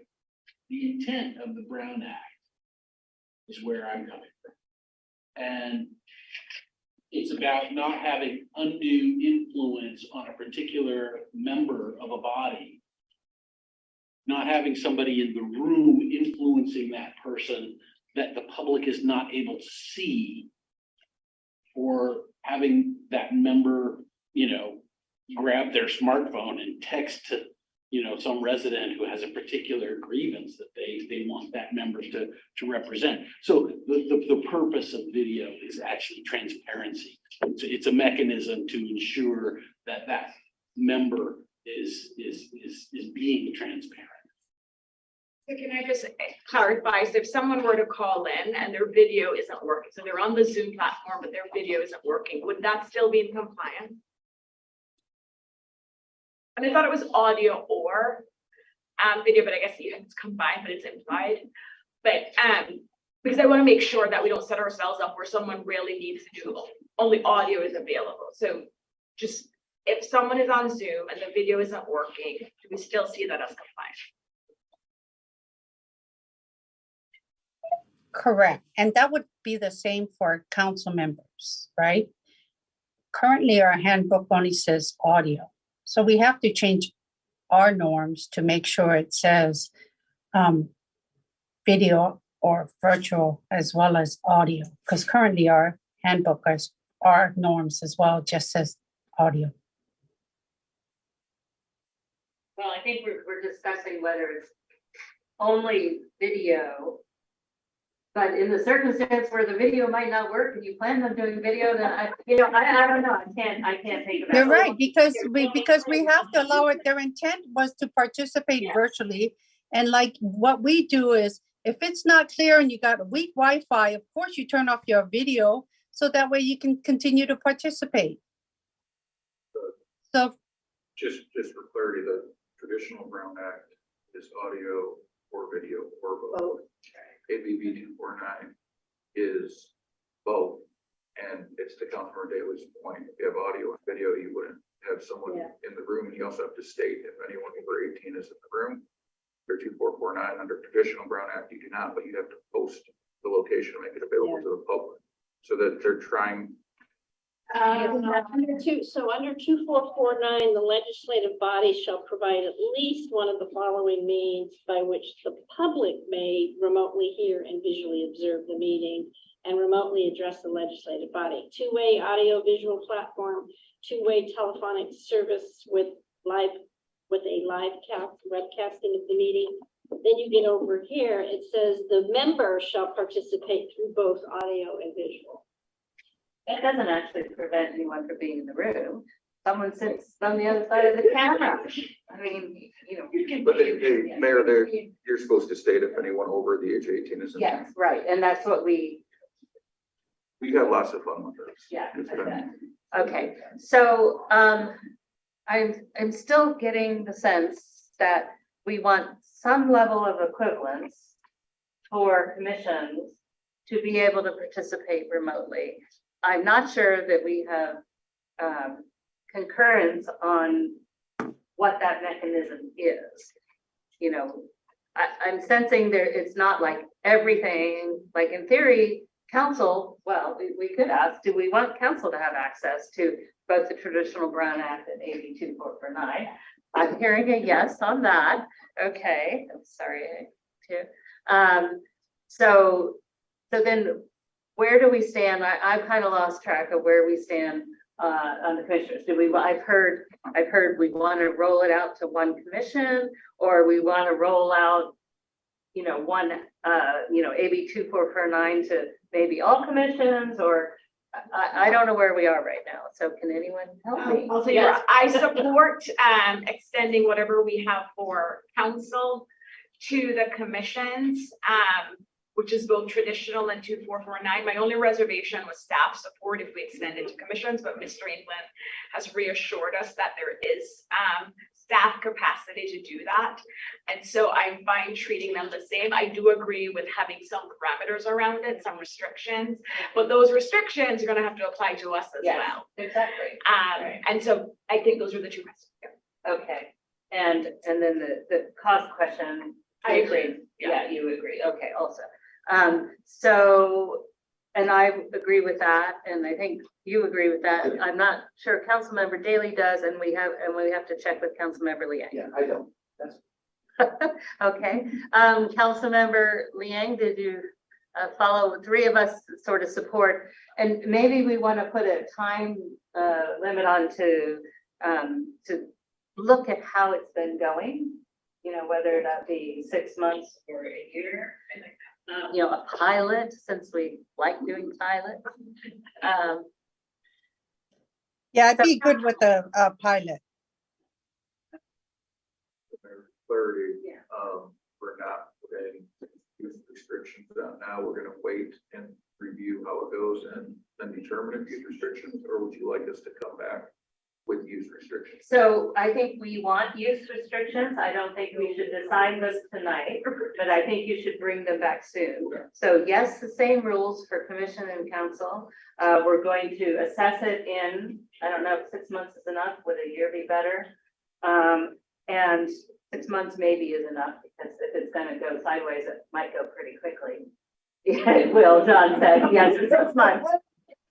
6 months, and you're going to come back and propose what some of the restrictions around it would look like. And we agree that if someone chooses to participate remotely, the burden of the paperwork and any, you know, cost is on them. So does that actually? Or one direction. I think so. Council agreed as a pilot. So Councilmember Liang, if we did a 6-month pilot. I'm good with the pilot, yes. So you're gonna make the motion or what? I guess maybe I could just say that I made a motion. And do I have a second? I'll second the motion. Okay, all right, thank you.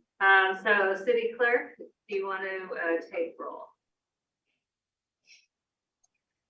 That was silly. Can we get you to state the motion, please? Yes, okay, so the motion.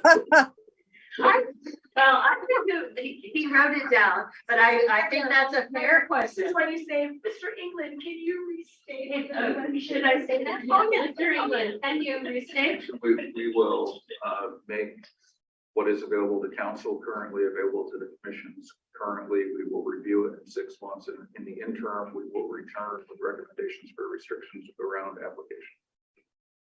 And that the both the logistics and any you know, costs associated with remote participation will be borne by the person remotely. Yes, that policy remains the same. Clarification Yeah. point, Mayor. So we're not imposing any restrictions currently? I believe council wants us to return with the recommendation. In That's 6 fine. months or? No, as soon Before as 6 possible. months. Okay, so as soon as possible, you'll come back and then do a 6-month pilot. Right, and 2449 is restrictive, so I don't think we need anything there. It's just around the old Brown Act, traditional Brown. Okay. Mayor? Yes. What we're really supposed to be doing right now is simply striking a phrase from the handbook. No, that's city attorney. We made the agenda item sufficiently broad to make sure council could have a wide ranging discussion.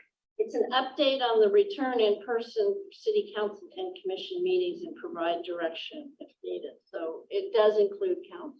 So, but we are revising the handbook. This doesn't get done unless we revise the handbook. Yes, that would. I mean, the handbook says you can't.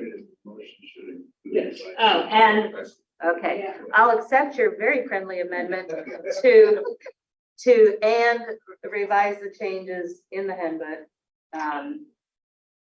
Yes, okay. Did I have a second? I don't know. Oh, Councilmember Liang, yes, thank you. Okay, city clerk. Members of the council, if you're in favor of the motion as stated by City Manager England, please answer in the affirmative. Councilmember Liang. Yes. Thank you. Councilmember Flagger. Yeah. Councilmember Daly. No. Vice Mayor Weinberg. Aye. Mayor Meadows. Yes. Thank you. Motion passes 4 in favor and 1 against. All right, thank you very much, city clerk. So then this next item, I shouldn't say this ever, but I'm going to say it should be quick. Let me frame this. I'm going to frame this because it came to me as mayor. So San Jose Mayor Matt Mahan hosted about a few weeks ago a gathering of the mayors of Santa Clara County. If he's listening, I think his ulterior motivation was to garner support from the cities in the county for some of the bills that he finds important.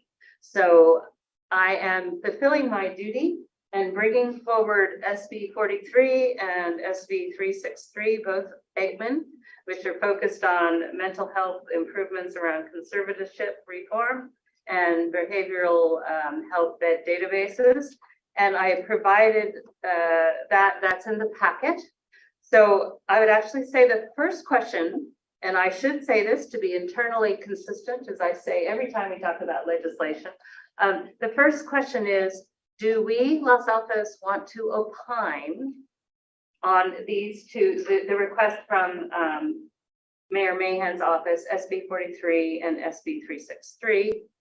And if we choose to opine on them, do we support one, the other, or both, or don't support them? So I am actually open, and Councilmember Flagger is our legislative person. This is kind of new because this is process. We don't have a legislative committee right now, but we did decide that our Cities Association legislative representative would be the de facto legislative expert. And so I don't know if Nisa, you want to outline for us in any way in additional to the letter I provided for the packet. No, and I also serve, as you know, on the Cal Cities board, and I'll start there to say Cal Cities is actually supporting these bills. And I think it aligns with other positions we have taken as a city and as a cities association over the years. I mean, when you look at what's being proposed with regards to improving access to mental health services, no one can really poke holes in the proposal. One of the concerns I've seen is funding. There's always the question of, this is great, but where's the funding? And we know the state right now is going through a deficit this year compared to what we had last year. And so for me, I definitely am in favor of supporting this. Either have you sign on as part of this mayor's letter. We could do our own city letter. But I do think at this initial stage, and we know it's still early, these bills will get revised and hopefully improved. But I do agree with the principles of both the conservatorship and then the behavioral health reform piece. So I support it. I think these are two good bills. It's just the funding piece. I know it's been an issue. Yeah, that makes a lot of sense. Thank you for looking at that. Councilmember Liang. Thank you, Mayor. So the agenda is written that we will take a position on SB 43, which I have no problem. And after reading about SB 363, I think it's a great document as well, piece of legislation as well. But I'm just wondering, we've written it so that we just take a position on SB 43. Yeah, I noticed the same thing. I didn't catch that, but I asked the city attorney about it. And because the materials included well, actually, I should let the city attorney. And the staff report included both, so I think there's enough there that. Because in prior times where it wasn't stated in the agenda and it was in the documents we presented, you said, no, that's not how we could do. We couldn't take a position because that's not how it was written. So I'm just trying to be consistent in how we conduct our business. Yes. And so I just want to know, remember now, I'm going to use this as precedence in the future. Yes, Thank you. I understand that. And when it has been tried to be off the agenda, it was not even stated in the staff report and it wasn't there. At this time, it is in the staff report. So I believe we are meeting substantial compliance. Okay, so that is the opinion we have. I understand the concern. I expressed it, but I accept the city attorney's comment. Vice Mayor, Councilmember Liang, did you have any comments about the substance of the? No, I think they're both very good bills, and my concern is the sustainability of the funding. Yeah. Vice Mayor? I concur with Councilmember Flywar, and I'm satisfied with the city attorney's explanation regarding the agenda item as stated. Okay, Councilmember Daley?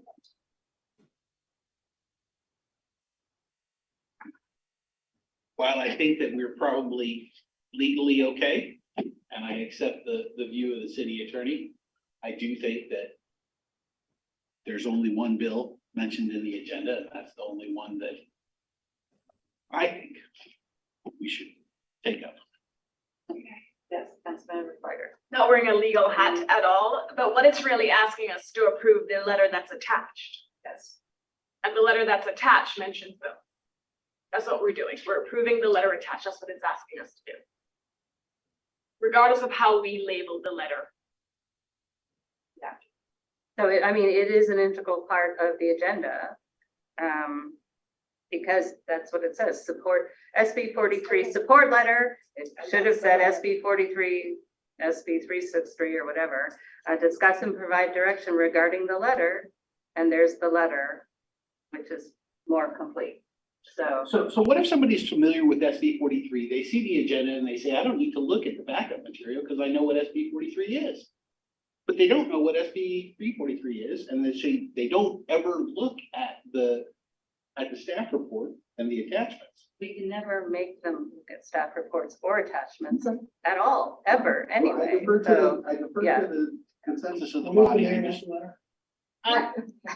The deadline is tomorrow, but I haven't asked for public comment yet. So do I have anyone who has a pressing need? Nope, I'm seeing shake a nose. Do we have any public comment on Zoom land?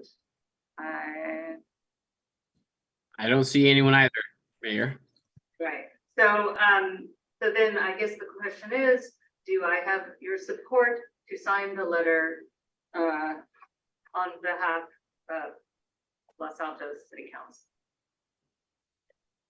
I support you signing the letter, Mayor. Okay, I'll take that. So as a do we need a motion? Yeah, oh, so moved. I move And that give the mayor authority to sign the letter that's labeled SB 43 support letter that's contained in the packet and all its content. Second. Okay, thank you. City Clerk? I believe that was a second by the Vice Mayor. Did I hear that correctly, or was that Councilmember Daley? No, it was the Vice Mayor. Okay, thank you. Members of the council, if you're in favor of this motion, please indicate so by answering in the affirmative. Councilmember Flyer. Yes. Thank you. Councilmember Lee Ang. Yes. Thank you. Councilmember Daley. Yes. Thank you. Vice Mayor Weinberg. Yes. Thank you. And Mayor Meadows. Yes. Thank you. Motion passes 5-0. Thank you all. Okay, so informational items, tentative calendar. We don't need to talk about that being an informational item. Councilmember Liang, you said you were going to report back. Are you doing that this evening? Yeah, I'd be glad to do that. Okay. Hang on, I'm opening my notes. Are we gonna talk about the other item that's on the agenda? The housing implementation schedule as well? No? Wait, what one? You said we're not gonna talk about the schedule, but there's the housing implementation schedule. If there was any questions, I just want to make sure no one has any questions. Oh, that's just in the, that's always included now with the tentative council calendar. And then Okay, I always read it as two different items. Okay. Okay. So anyhow. Yeah. Okay, so now we're on to council reports and updates. So you're gonna, you can go first and did you find your notes? Yes, I did. Okay. So I'm at the NLC conference in Washington, DC. It's been a wonderful experience. It's allowed me to network with the other council members and meet NLC and California Cities, League of Cities members as well again.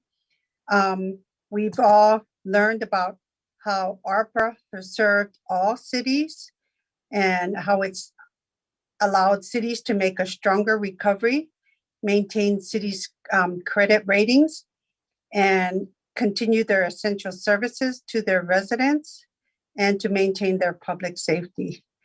And then some cities have provided rental assistance, as well as some subsidies for small businesses, established broadband and helped the underserved put food on their tables, while other cities use their funds for infrastructure improvements and road improvements.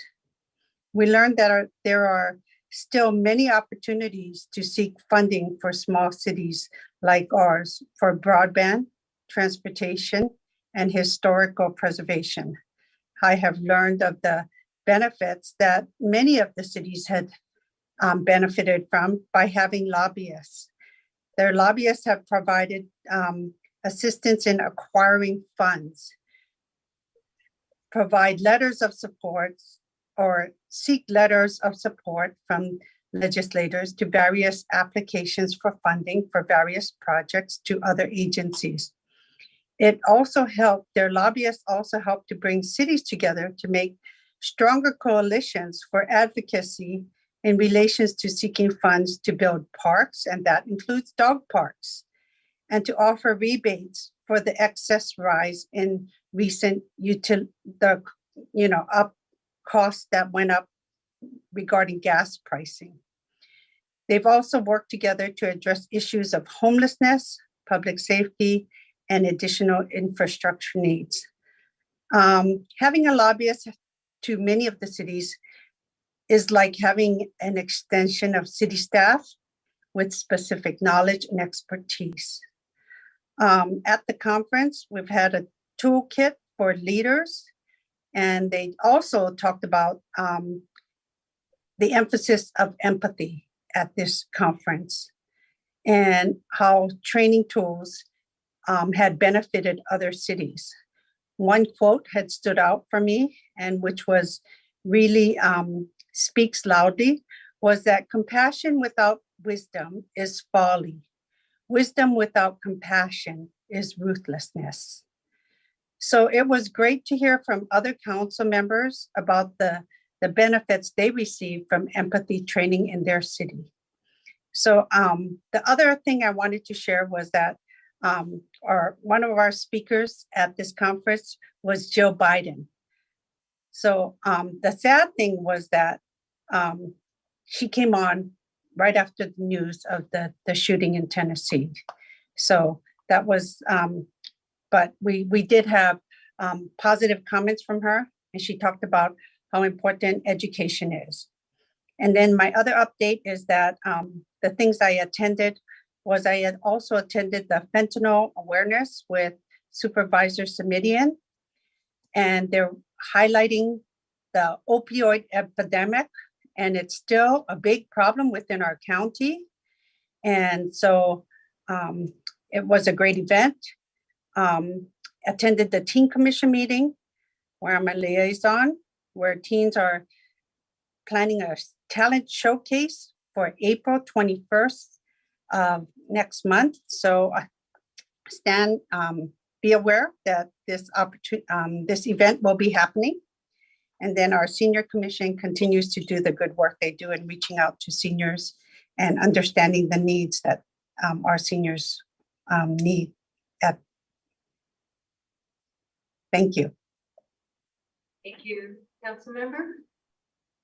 All right. I'll go next, I guess, so I mentioned the Mayor Mahan meeting. I couldn't attend fentanyl awareness because I was at a CHAC board meeting. There was also a retirement event for Marcia de Laurier, which Councilmember Fliger was also at. I will be coming to council probably in the late April, early to mid-May timeframe regarding some updates with the JPA and CHAC, and they're going through a strategic process, and so I hope to be able to update council on that soon. Cities Association has a new attorney, and now the interim executive director has been made permanent, so that's the updates there. And then so Silicon Valley Clean Energy is ongoing for me, as is NCLA in the library authority. So we had a meeting just last night, actually, of that. So that's my update. Councilmember Clyder. Thank you, Mayor. And I can't remember if we were instituting having council members report ahead of attending conferences. So I will just report that I will be attending the Cal Cities City Leaders Summit Conference, April 12th through the 15th, which is in Sacramento. And I'll report very similar to what Councilmember Lee did after the conference. I'm going to also do future agenda items, if that's okay. So I also attended my first joint volunteer award committee meeting. Councilmember George Tyson represents Los Altos Hills on that committee. And we were just blown away at how organized and streamlined that committee has its process, because they've been doing it. A lot of these committee members have been doing it for years. And so we were able to sit back and really enjoy the excitement and energy from these committee volunteers. I know or interim city clerk is aware of this, but I'll just flag it publicly that we do have a quorum concern on that committee. So hopefully we can work quickly together with the Hills to make sure we have people appointed to that committee. I also attended the Cities Association Legislative Action Committee, and I'm glad we voted to support those two mental health related bills, because I anticipate those will also come forward to the Cities Association, and I will be able to cast a vote in support based on the position council took tonight. So future agenda items that we just go through, and a couple of these actually I will direct to Mr. England. Is it possible, Mr. England, and I talked to you about it briefly, to have some kind of emergency report, emergency operations report to council, maybe at the beginning of one of our council meetings, with everything happening in the community? I think it's important to have that kind of report, you know, where we are today, where we're going, and just highlight some of the infrastructure and resources we have. And then also, you know, I've been asked this question, and I'm curious as well, as I look at the tentative council agenda, you know, we have items from, for example, the CAP and the Complete Streets Master Plan, different elements of those plans, but they're not itemized here. And I'm just curious if we need to agendize a discussion on of the, you know, X number of elements of these plans. What do we want to this year focus on tackle, so we can give direction to staff and the commissions of, okay, this is the one thing this year we're going to work on from the capital. This is what we're going to work on from the Complete Streets Master Plan, because it's not reflected here, and I don't know how we start that discussion. So I looked at council and or Mr. England to let us know how we can, you know, look at those plans and say, this is what we want to focus on this year. And then the last ask I have, Mr. England, and I think we were still doing this when the mayor and vice mayor joined council, but I know council member Lee Eng will recall this. We used to have in our staff reports the feedback and comments from commissions on items that went to the commission. So for example, the planning commission, if a project went to the planning commission and they gave feedback on that project, even if staff did not adopt everything that the planning commission recommended, in the staff report, we were able to see, this is what the planning commission recommended, this is what staff is recommending. And so I know it shows value from the commission that we're actually seeing the work they're doing and what their suggestions are, and distinguishing between what, you know, the staff may say, we're going to bring this forward to council. So I personally thought that was helpful back when we used to do that. And I know we've moved away from that, and I would appreciate seeing that again. I know if there's support for it, I don't think this is something staff is able to reinstitute. So just going in order, number one, I believe the chiefs are already working on that. We're happy to bring that forward. Number two, that with the specifically with the master plans, the Complete Streets Environmental Commission have adopted, we're hoping that they will help prioritize that, what it is they want to work on, put out that in their work plan, and then have that flow up to council after they've made a recommendation.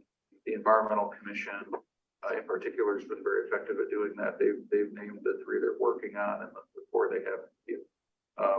If council would like to take a different approach, that's certainly up to council. That's how we're trying to operate it right now. And on the staff reports, I think certainly if there's ever a disagreement, that we should highlight what the commission recommendation was, why staff disagrees. So I'm hoping we haven't gotten away from that. I know that we used to provide a very large summary of what the discussion was. But we don't need to do Yes. that. I mean, So we don't. for it's just a if there's bullet. ever a disagreement, then certainly I think that should be outlined. And I'll make sure that we're good. Thank you. I think planning commission does that still. We moved away from. We Yes. did. Yes. Yeah. Yes, Vice Mayor. Try to be brief. So the most fun that I had as a council member since our last meeting was I attended the ribbon cutting ceremony for 3 new businesses downtown. That was arranged by the Chamber of Commerce. I also attended live one Los Altos Community Coalition meeting and watched another on video. The one on video featured a newly elected local representative, and that was certainly worth the time. Upcoming, the Los Altos Community Coalition, not this Friday, but the following Friday, is having a program on ALPRs. And they have guest speakers. One guest speaker is from Los Altos for Racial Equity, and the other speaker is a representative of Flock. So I think that is probably going to be well worth attending. Let's see, I also attended all my commission meetings that I was assigned to. I will say that the CSC and the commission had a joint meeting regarding bicycle storage standards, and that's going to be coming to council soon. And I'm happy to report that they did not agree on everything, so there will be some things for us to tussle. They have a disagreement, and we'll see whether or not staff disagrees with either or both of them as well. And oh yeah, finally, I did attend the VTA PAC meeting last month, or earlier this month, where the main topic that was discussed was reform for VTA governance. And there was no actual position taken by the PAC. And I don't think we're going to ask the PAC to take a position, so I will be coming to the council looking for guidance. But I think we probably all know that the state auditor is now looking into the VTA. So that's going to give us opportunities both individually and I think as council to give input. Vice Mayor, you didn't mention the highlight of pitch thrown. That's right. I Little also- League opening I day. had a front row, not front row, I was actually on the first baseline witnessing our mayor throw strike 1 in this year's Little League season. If someone had actually swung at that, it would have been the strike. Details. Details. Thank you. You redeemed yourself. Councilmember Daley. So, the mayor has already reported on the NCLA meeting that I also attended. What I want to emphasize is something that I would like to see council take up. And whether it's a study session or what, vehicle we choose, I'm open on that. But we need to talk about mitigation of power failures. We need to talk about the fact that so many of our residents were out of electricity for days and days. And I don't know what the solution is, but we need to start investigating ways to mitigate against that. Because we're a city that's known for our trees. We love our trees. We have a fantastic inventory of trees. But our tree inventory, as it stands right now, is incompatible with overhead utilities and wind events. So we should be talking about undergrounding. I know that in some of our commercial districts, we have ordinances in place that are already moving us in that direction, but we need to talk about going much, much further than that. I know that Mountain View and Palo Alto have gone much further than we have with regard to undergrounding. I don't know how they were able to do it. I don't know who pays for it. I don't know how long it takes. But these are the questions that I have and that the residents have, and they have been all over me for this. And, you know, we should also be talking about tree management as well. And I understand that there's likely to be a tree ordinance that comes back before council soon, but, you know, if you don't want trees and tree limbs coming down through power lines, you can either put the power lines underground or you can manage the trees so that they're not hanging over the power lines. And we need to do something. So let's not miss our usual process. So to me, the first step is to hear about the emergencies. And what, yeah, I will say it's, no, that's getting into discussion. I'm undergraduate and I was still without power 3 days. So don't, you know, don't think it's a panacea. Okay. So, but if the first step is we're going to get a report on all the emergencies, what the learnings are, I think you're getting mixed messages from PG&E. I think we'd be all interested in hearing that, and then let's see if we take it to a study session or whatever. So, Councilmember Liang, you have your hand up. Thank you, Mayor. I forgot to identify my future agenda items. Yeah, I didn't do it either. So go ahead and do. Okay. So I didn't know if we're going to go to that. Okay, but I'll do that now. So I wanted to get a report about the status of our neighborhood watch. I think hearing from my neighborhood residents or community residents, there's a lot of concerns. And so I think we have to revitalize our neighborhood watch. The other thing is I wanted to agendize that we should talk about supporting Attorney General Rob Bonta's investigation into the price gouging. I think many of us hear from our seniors or people with limited income. They were shocked by their gas bill. So I think we need to give him a letter of support or discuss having a letter of support to Attorney General Bonta's towards his investigation. And as well as I wanted to agendize to discuss taking a position on SB 423. I mean, we all know what we've been through as a city with SB 35. So I think it's important that we have that discussion and take a position. So let's see. I think the question about SB 423 is something that you can bring back to us. And I at will, some point. and I actually appreciate it because I know it's one of the bills Mayor Klein will bring forward to the legislative committee. So it would be helpful to get more council to weigh in on it. So I am happy, I support the request. And it could just be a discussion item led by, I don't think we need 3, but if we do for staff input, then that would help as well. But I support the request from Councilmember Liang. It would be helpful to me as a legislative on the. Yeah. I mean, for the legislative stuff, I think 2 is fine. We're not requiring staff support for, right? We never did when we had a legislative committee. Right. So. And also the discussion regarding the,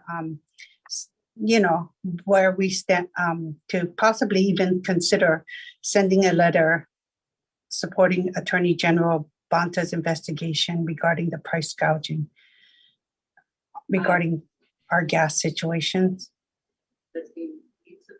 I don't know enough about it. Councilmember Liang to say I support the ask. There is the difference between Neighborhood Watch versus Block Action Team, the BATS. So if we could get an update perhaps, or, and then talk about reinstituting or getting that support for that. It used to be through our police department, our law enforcement, and our public safety, our code enforcement officer used to oversee that. And so that's why I think it's important to get a report on the status of that from our police department, because now that we don't have code enforcement over there, we want to know what happened to our neighborhood watch program. and what we need to do to get that going again. Chief, does that make sense for to you? Yes, and are you willing to provide just an informational update? If council wants to report on it, we're happy to provide that as information. Yeah. Based on the report, if you'd like us to agendize it, we're happy to. So we'll just have an informational report and then we'll go from there. If that's, That would be great. That would Yeah. be great. Thank you. okay. So, I didn't talk about future agenda items either. I also forgot, I wanted to thank, I know Councilmember Daley was there, maybe other council members. Thank you to the chamber and the participating restaurants that hosted the first responder event about a week, or was it 2 weeks ago? It's every Tuesday with these storms. So anyway, it was March 759th of 2020. Yeah, right. Anyway, so they had a really cool event with city staff and first responders. Were able to show up and some of the restaurants participated. And so that was a great initiative by the chamber. So thank you to Ms. Mosley for that.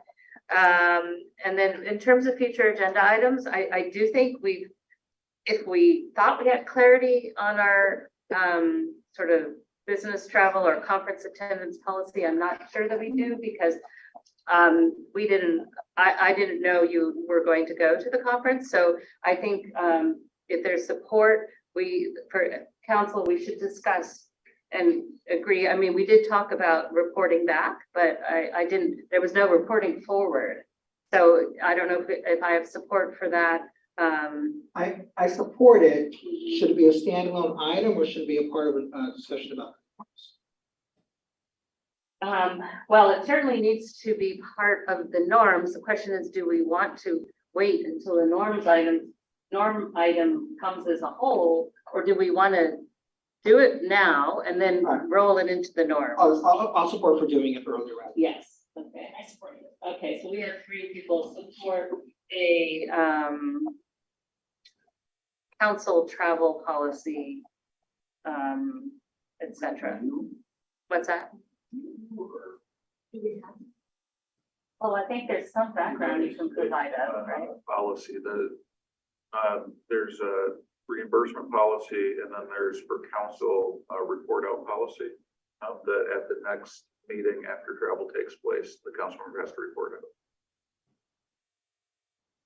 Yeah, and I thought we had a process where we said ahead of time, because Councilmember Liang, you said ahead of Kansas City that you were going to Kansas City, and so, council had a chance to discuss, but, so anyway, I think that used to be the practice. 100%. Right, yeah. So, anyway, so I think we should look at what the practices, what the whatever semblances of policies we may or may not have, and then we can talk about it, and then, yes. I want Vice Mayor. should the agenda item be broad enough to also include the planning commission? Because they have an occasional opportunity to go to conference training, is that correct? But the last meeting was canceled, so I did intend to report out. So I did want to let you know that. Thank you, yeah. I mean, I think we should, again, if we want to treat Brown Act similarly for council and commission, then travel policy. I think it only does affect planning commission. I don't know that any of the other, sometimes they have travel, yeah, that's right, yeah. Okay. It's a requirement of AB 1, 2, 3, 4. Having some sort of policy where if you're getting reimbursed for conferences or travel, then that's part of it. So we're late. Okay, so we'll, all right. So I think with that, I'm very tempted to adjourn this meeting. Do I have? Oh, where do we stand on my request for getting a discussion of the power outages on? I mean, you said we're going to get a report from the city manager on emergency operations, but that doesn't go as far as what I want. No, I know. We said we'd get that report first, which would help us hone what we want to talk about. I would really like us to calendar a study session.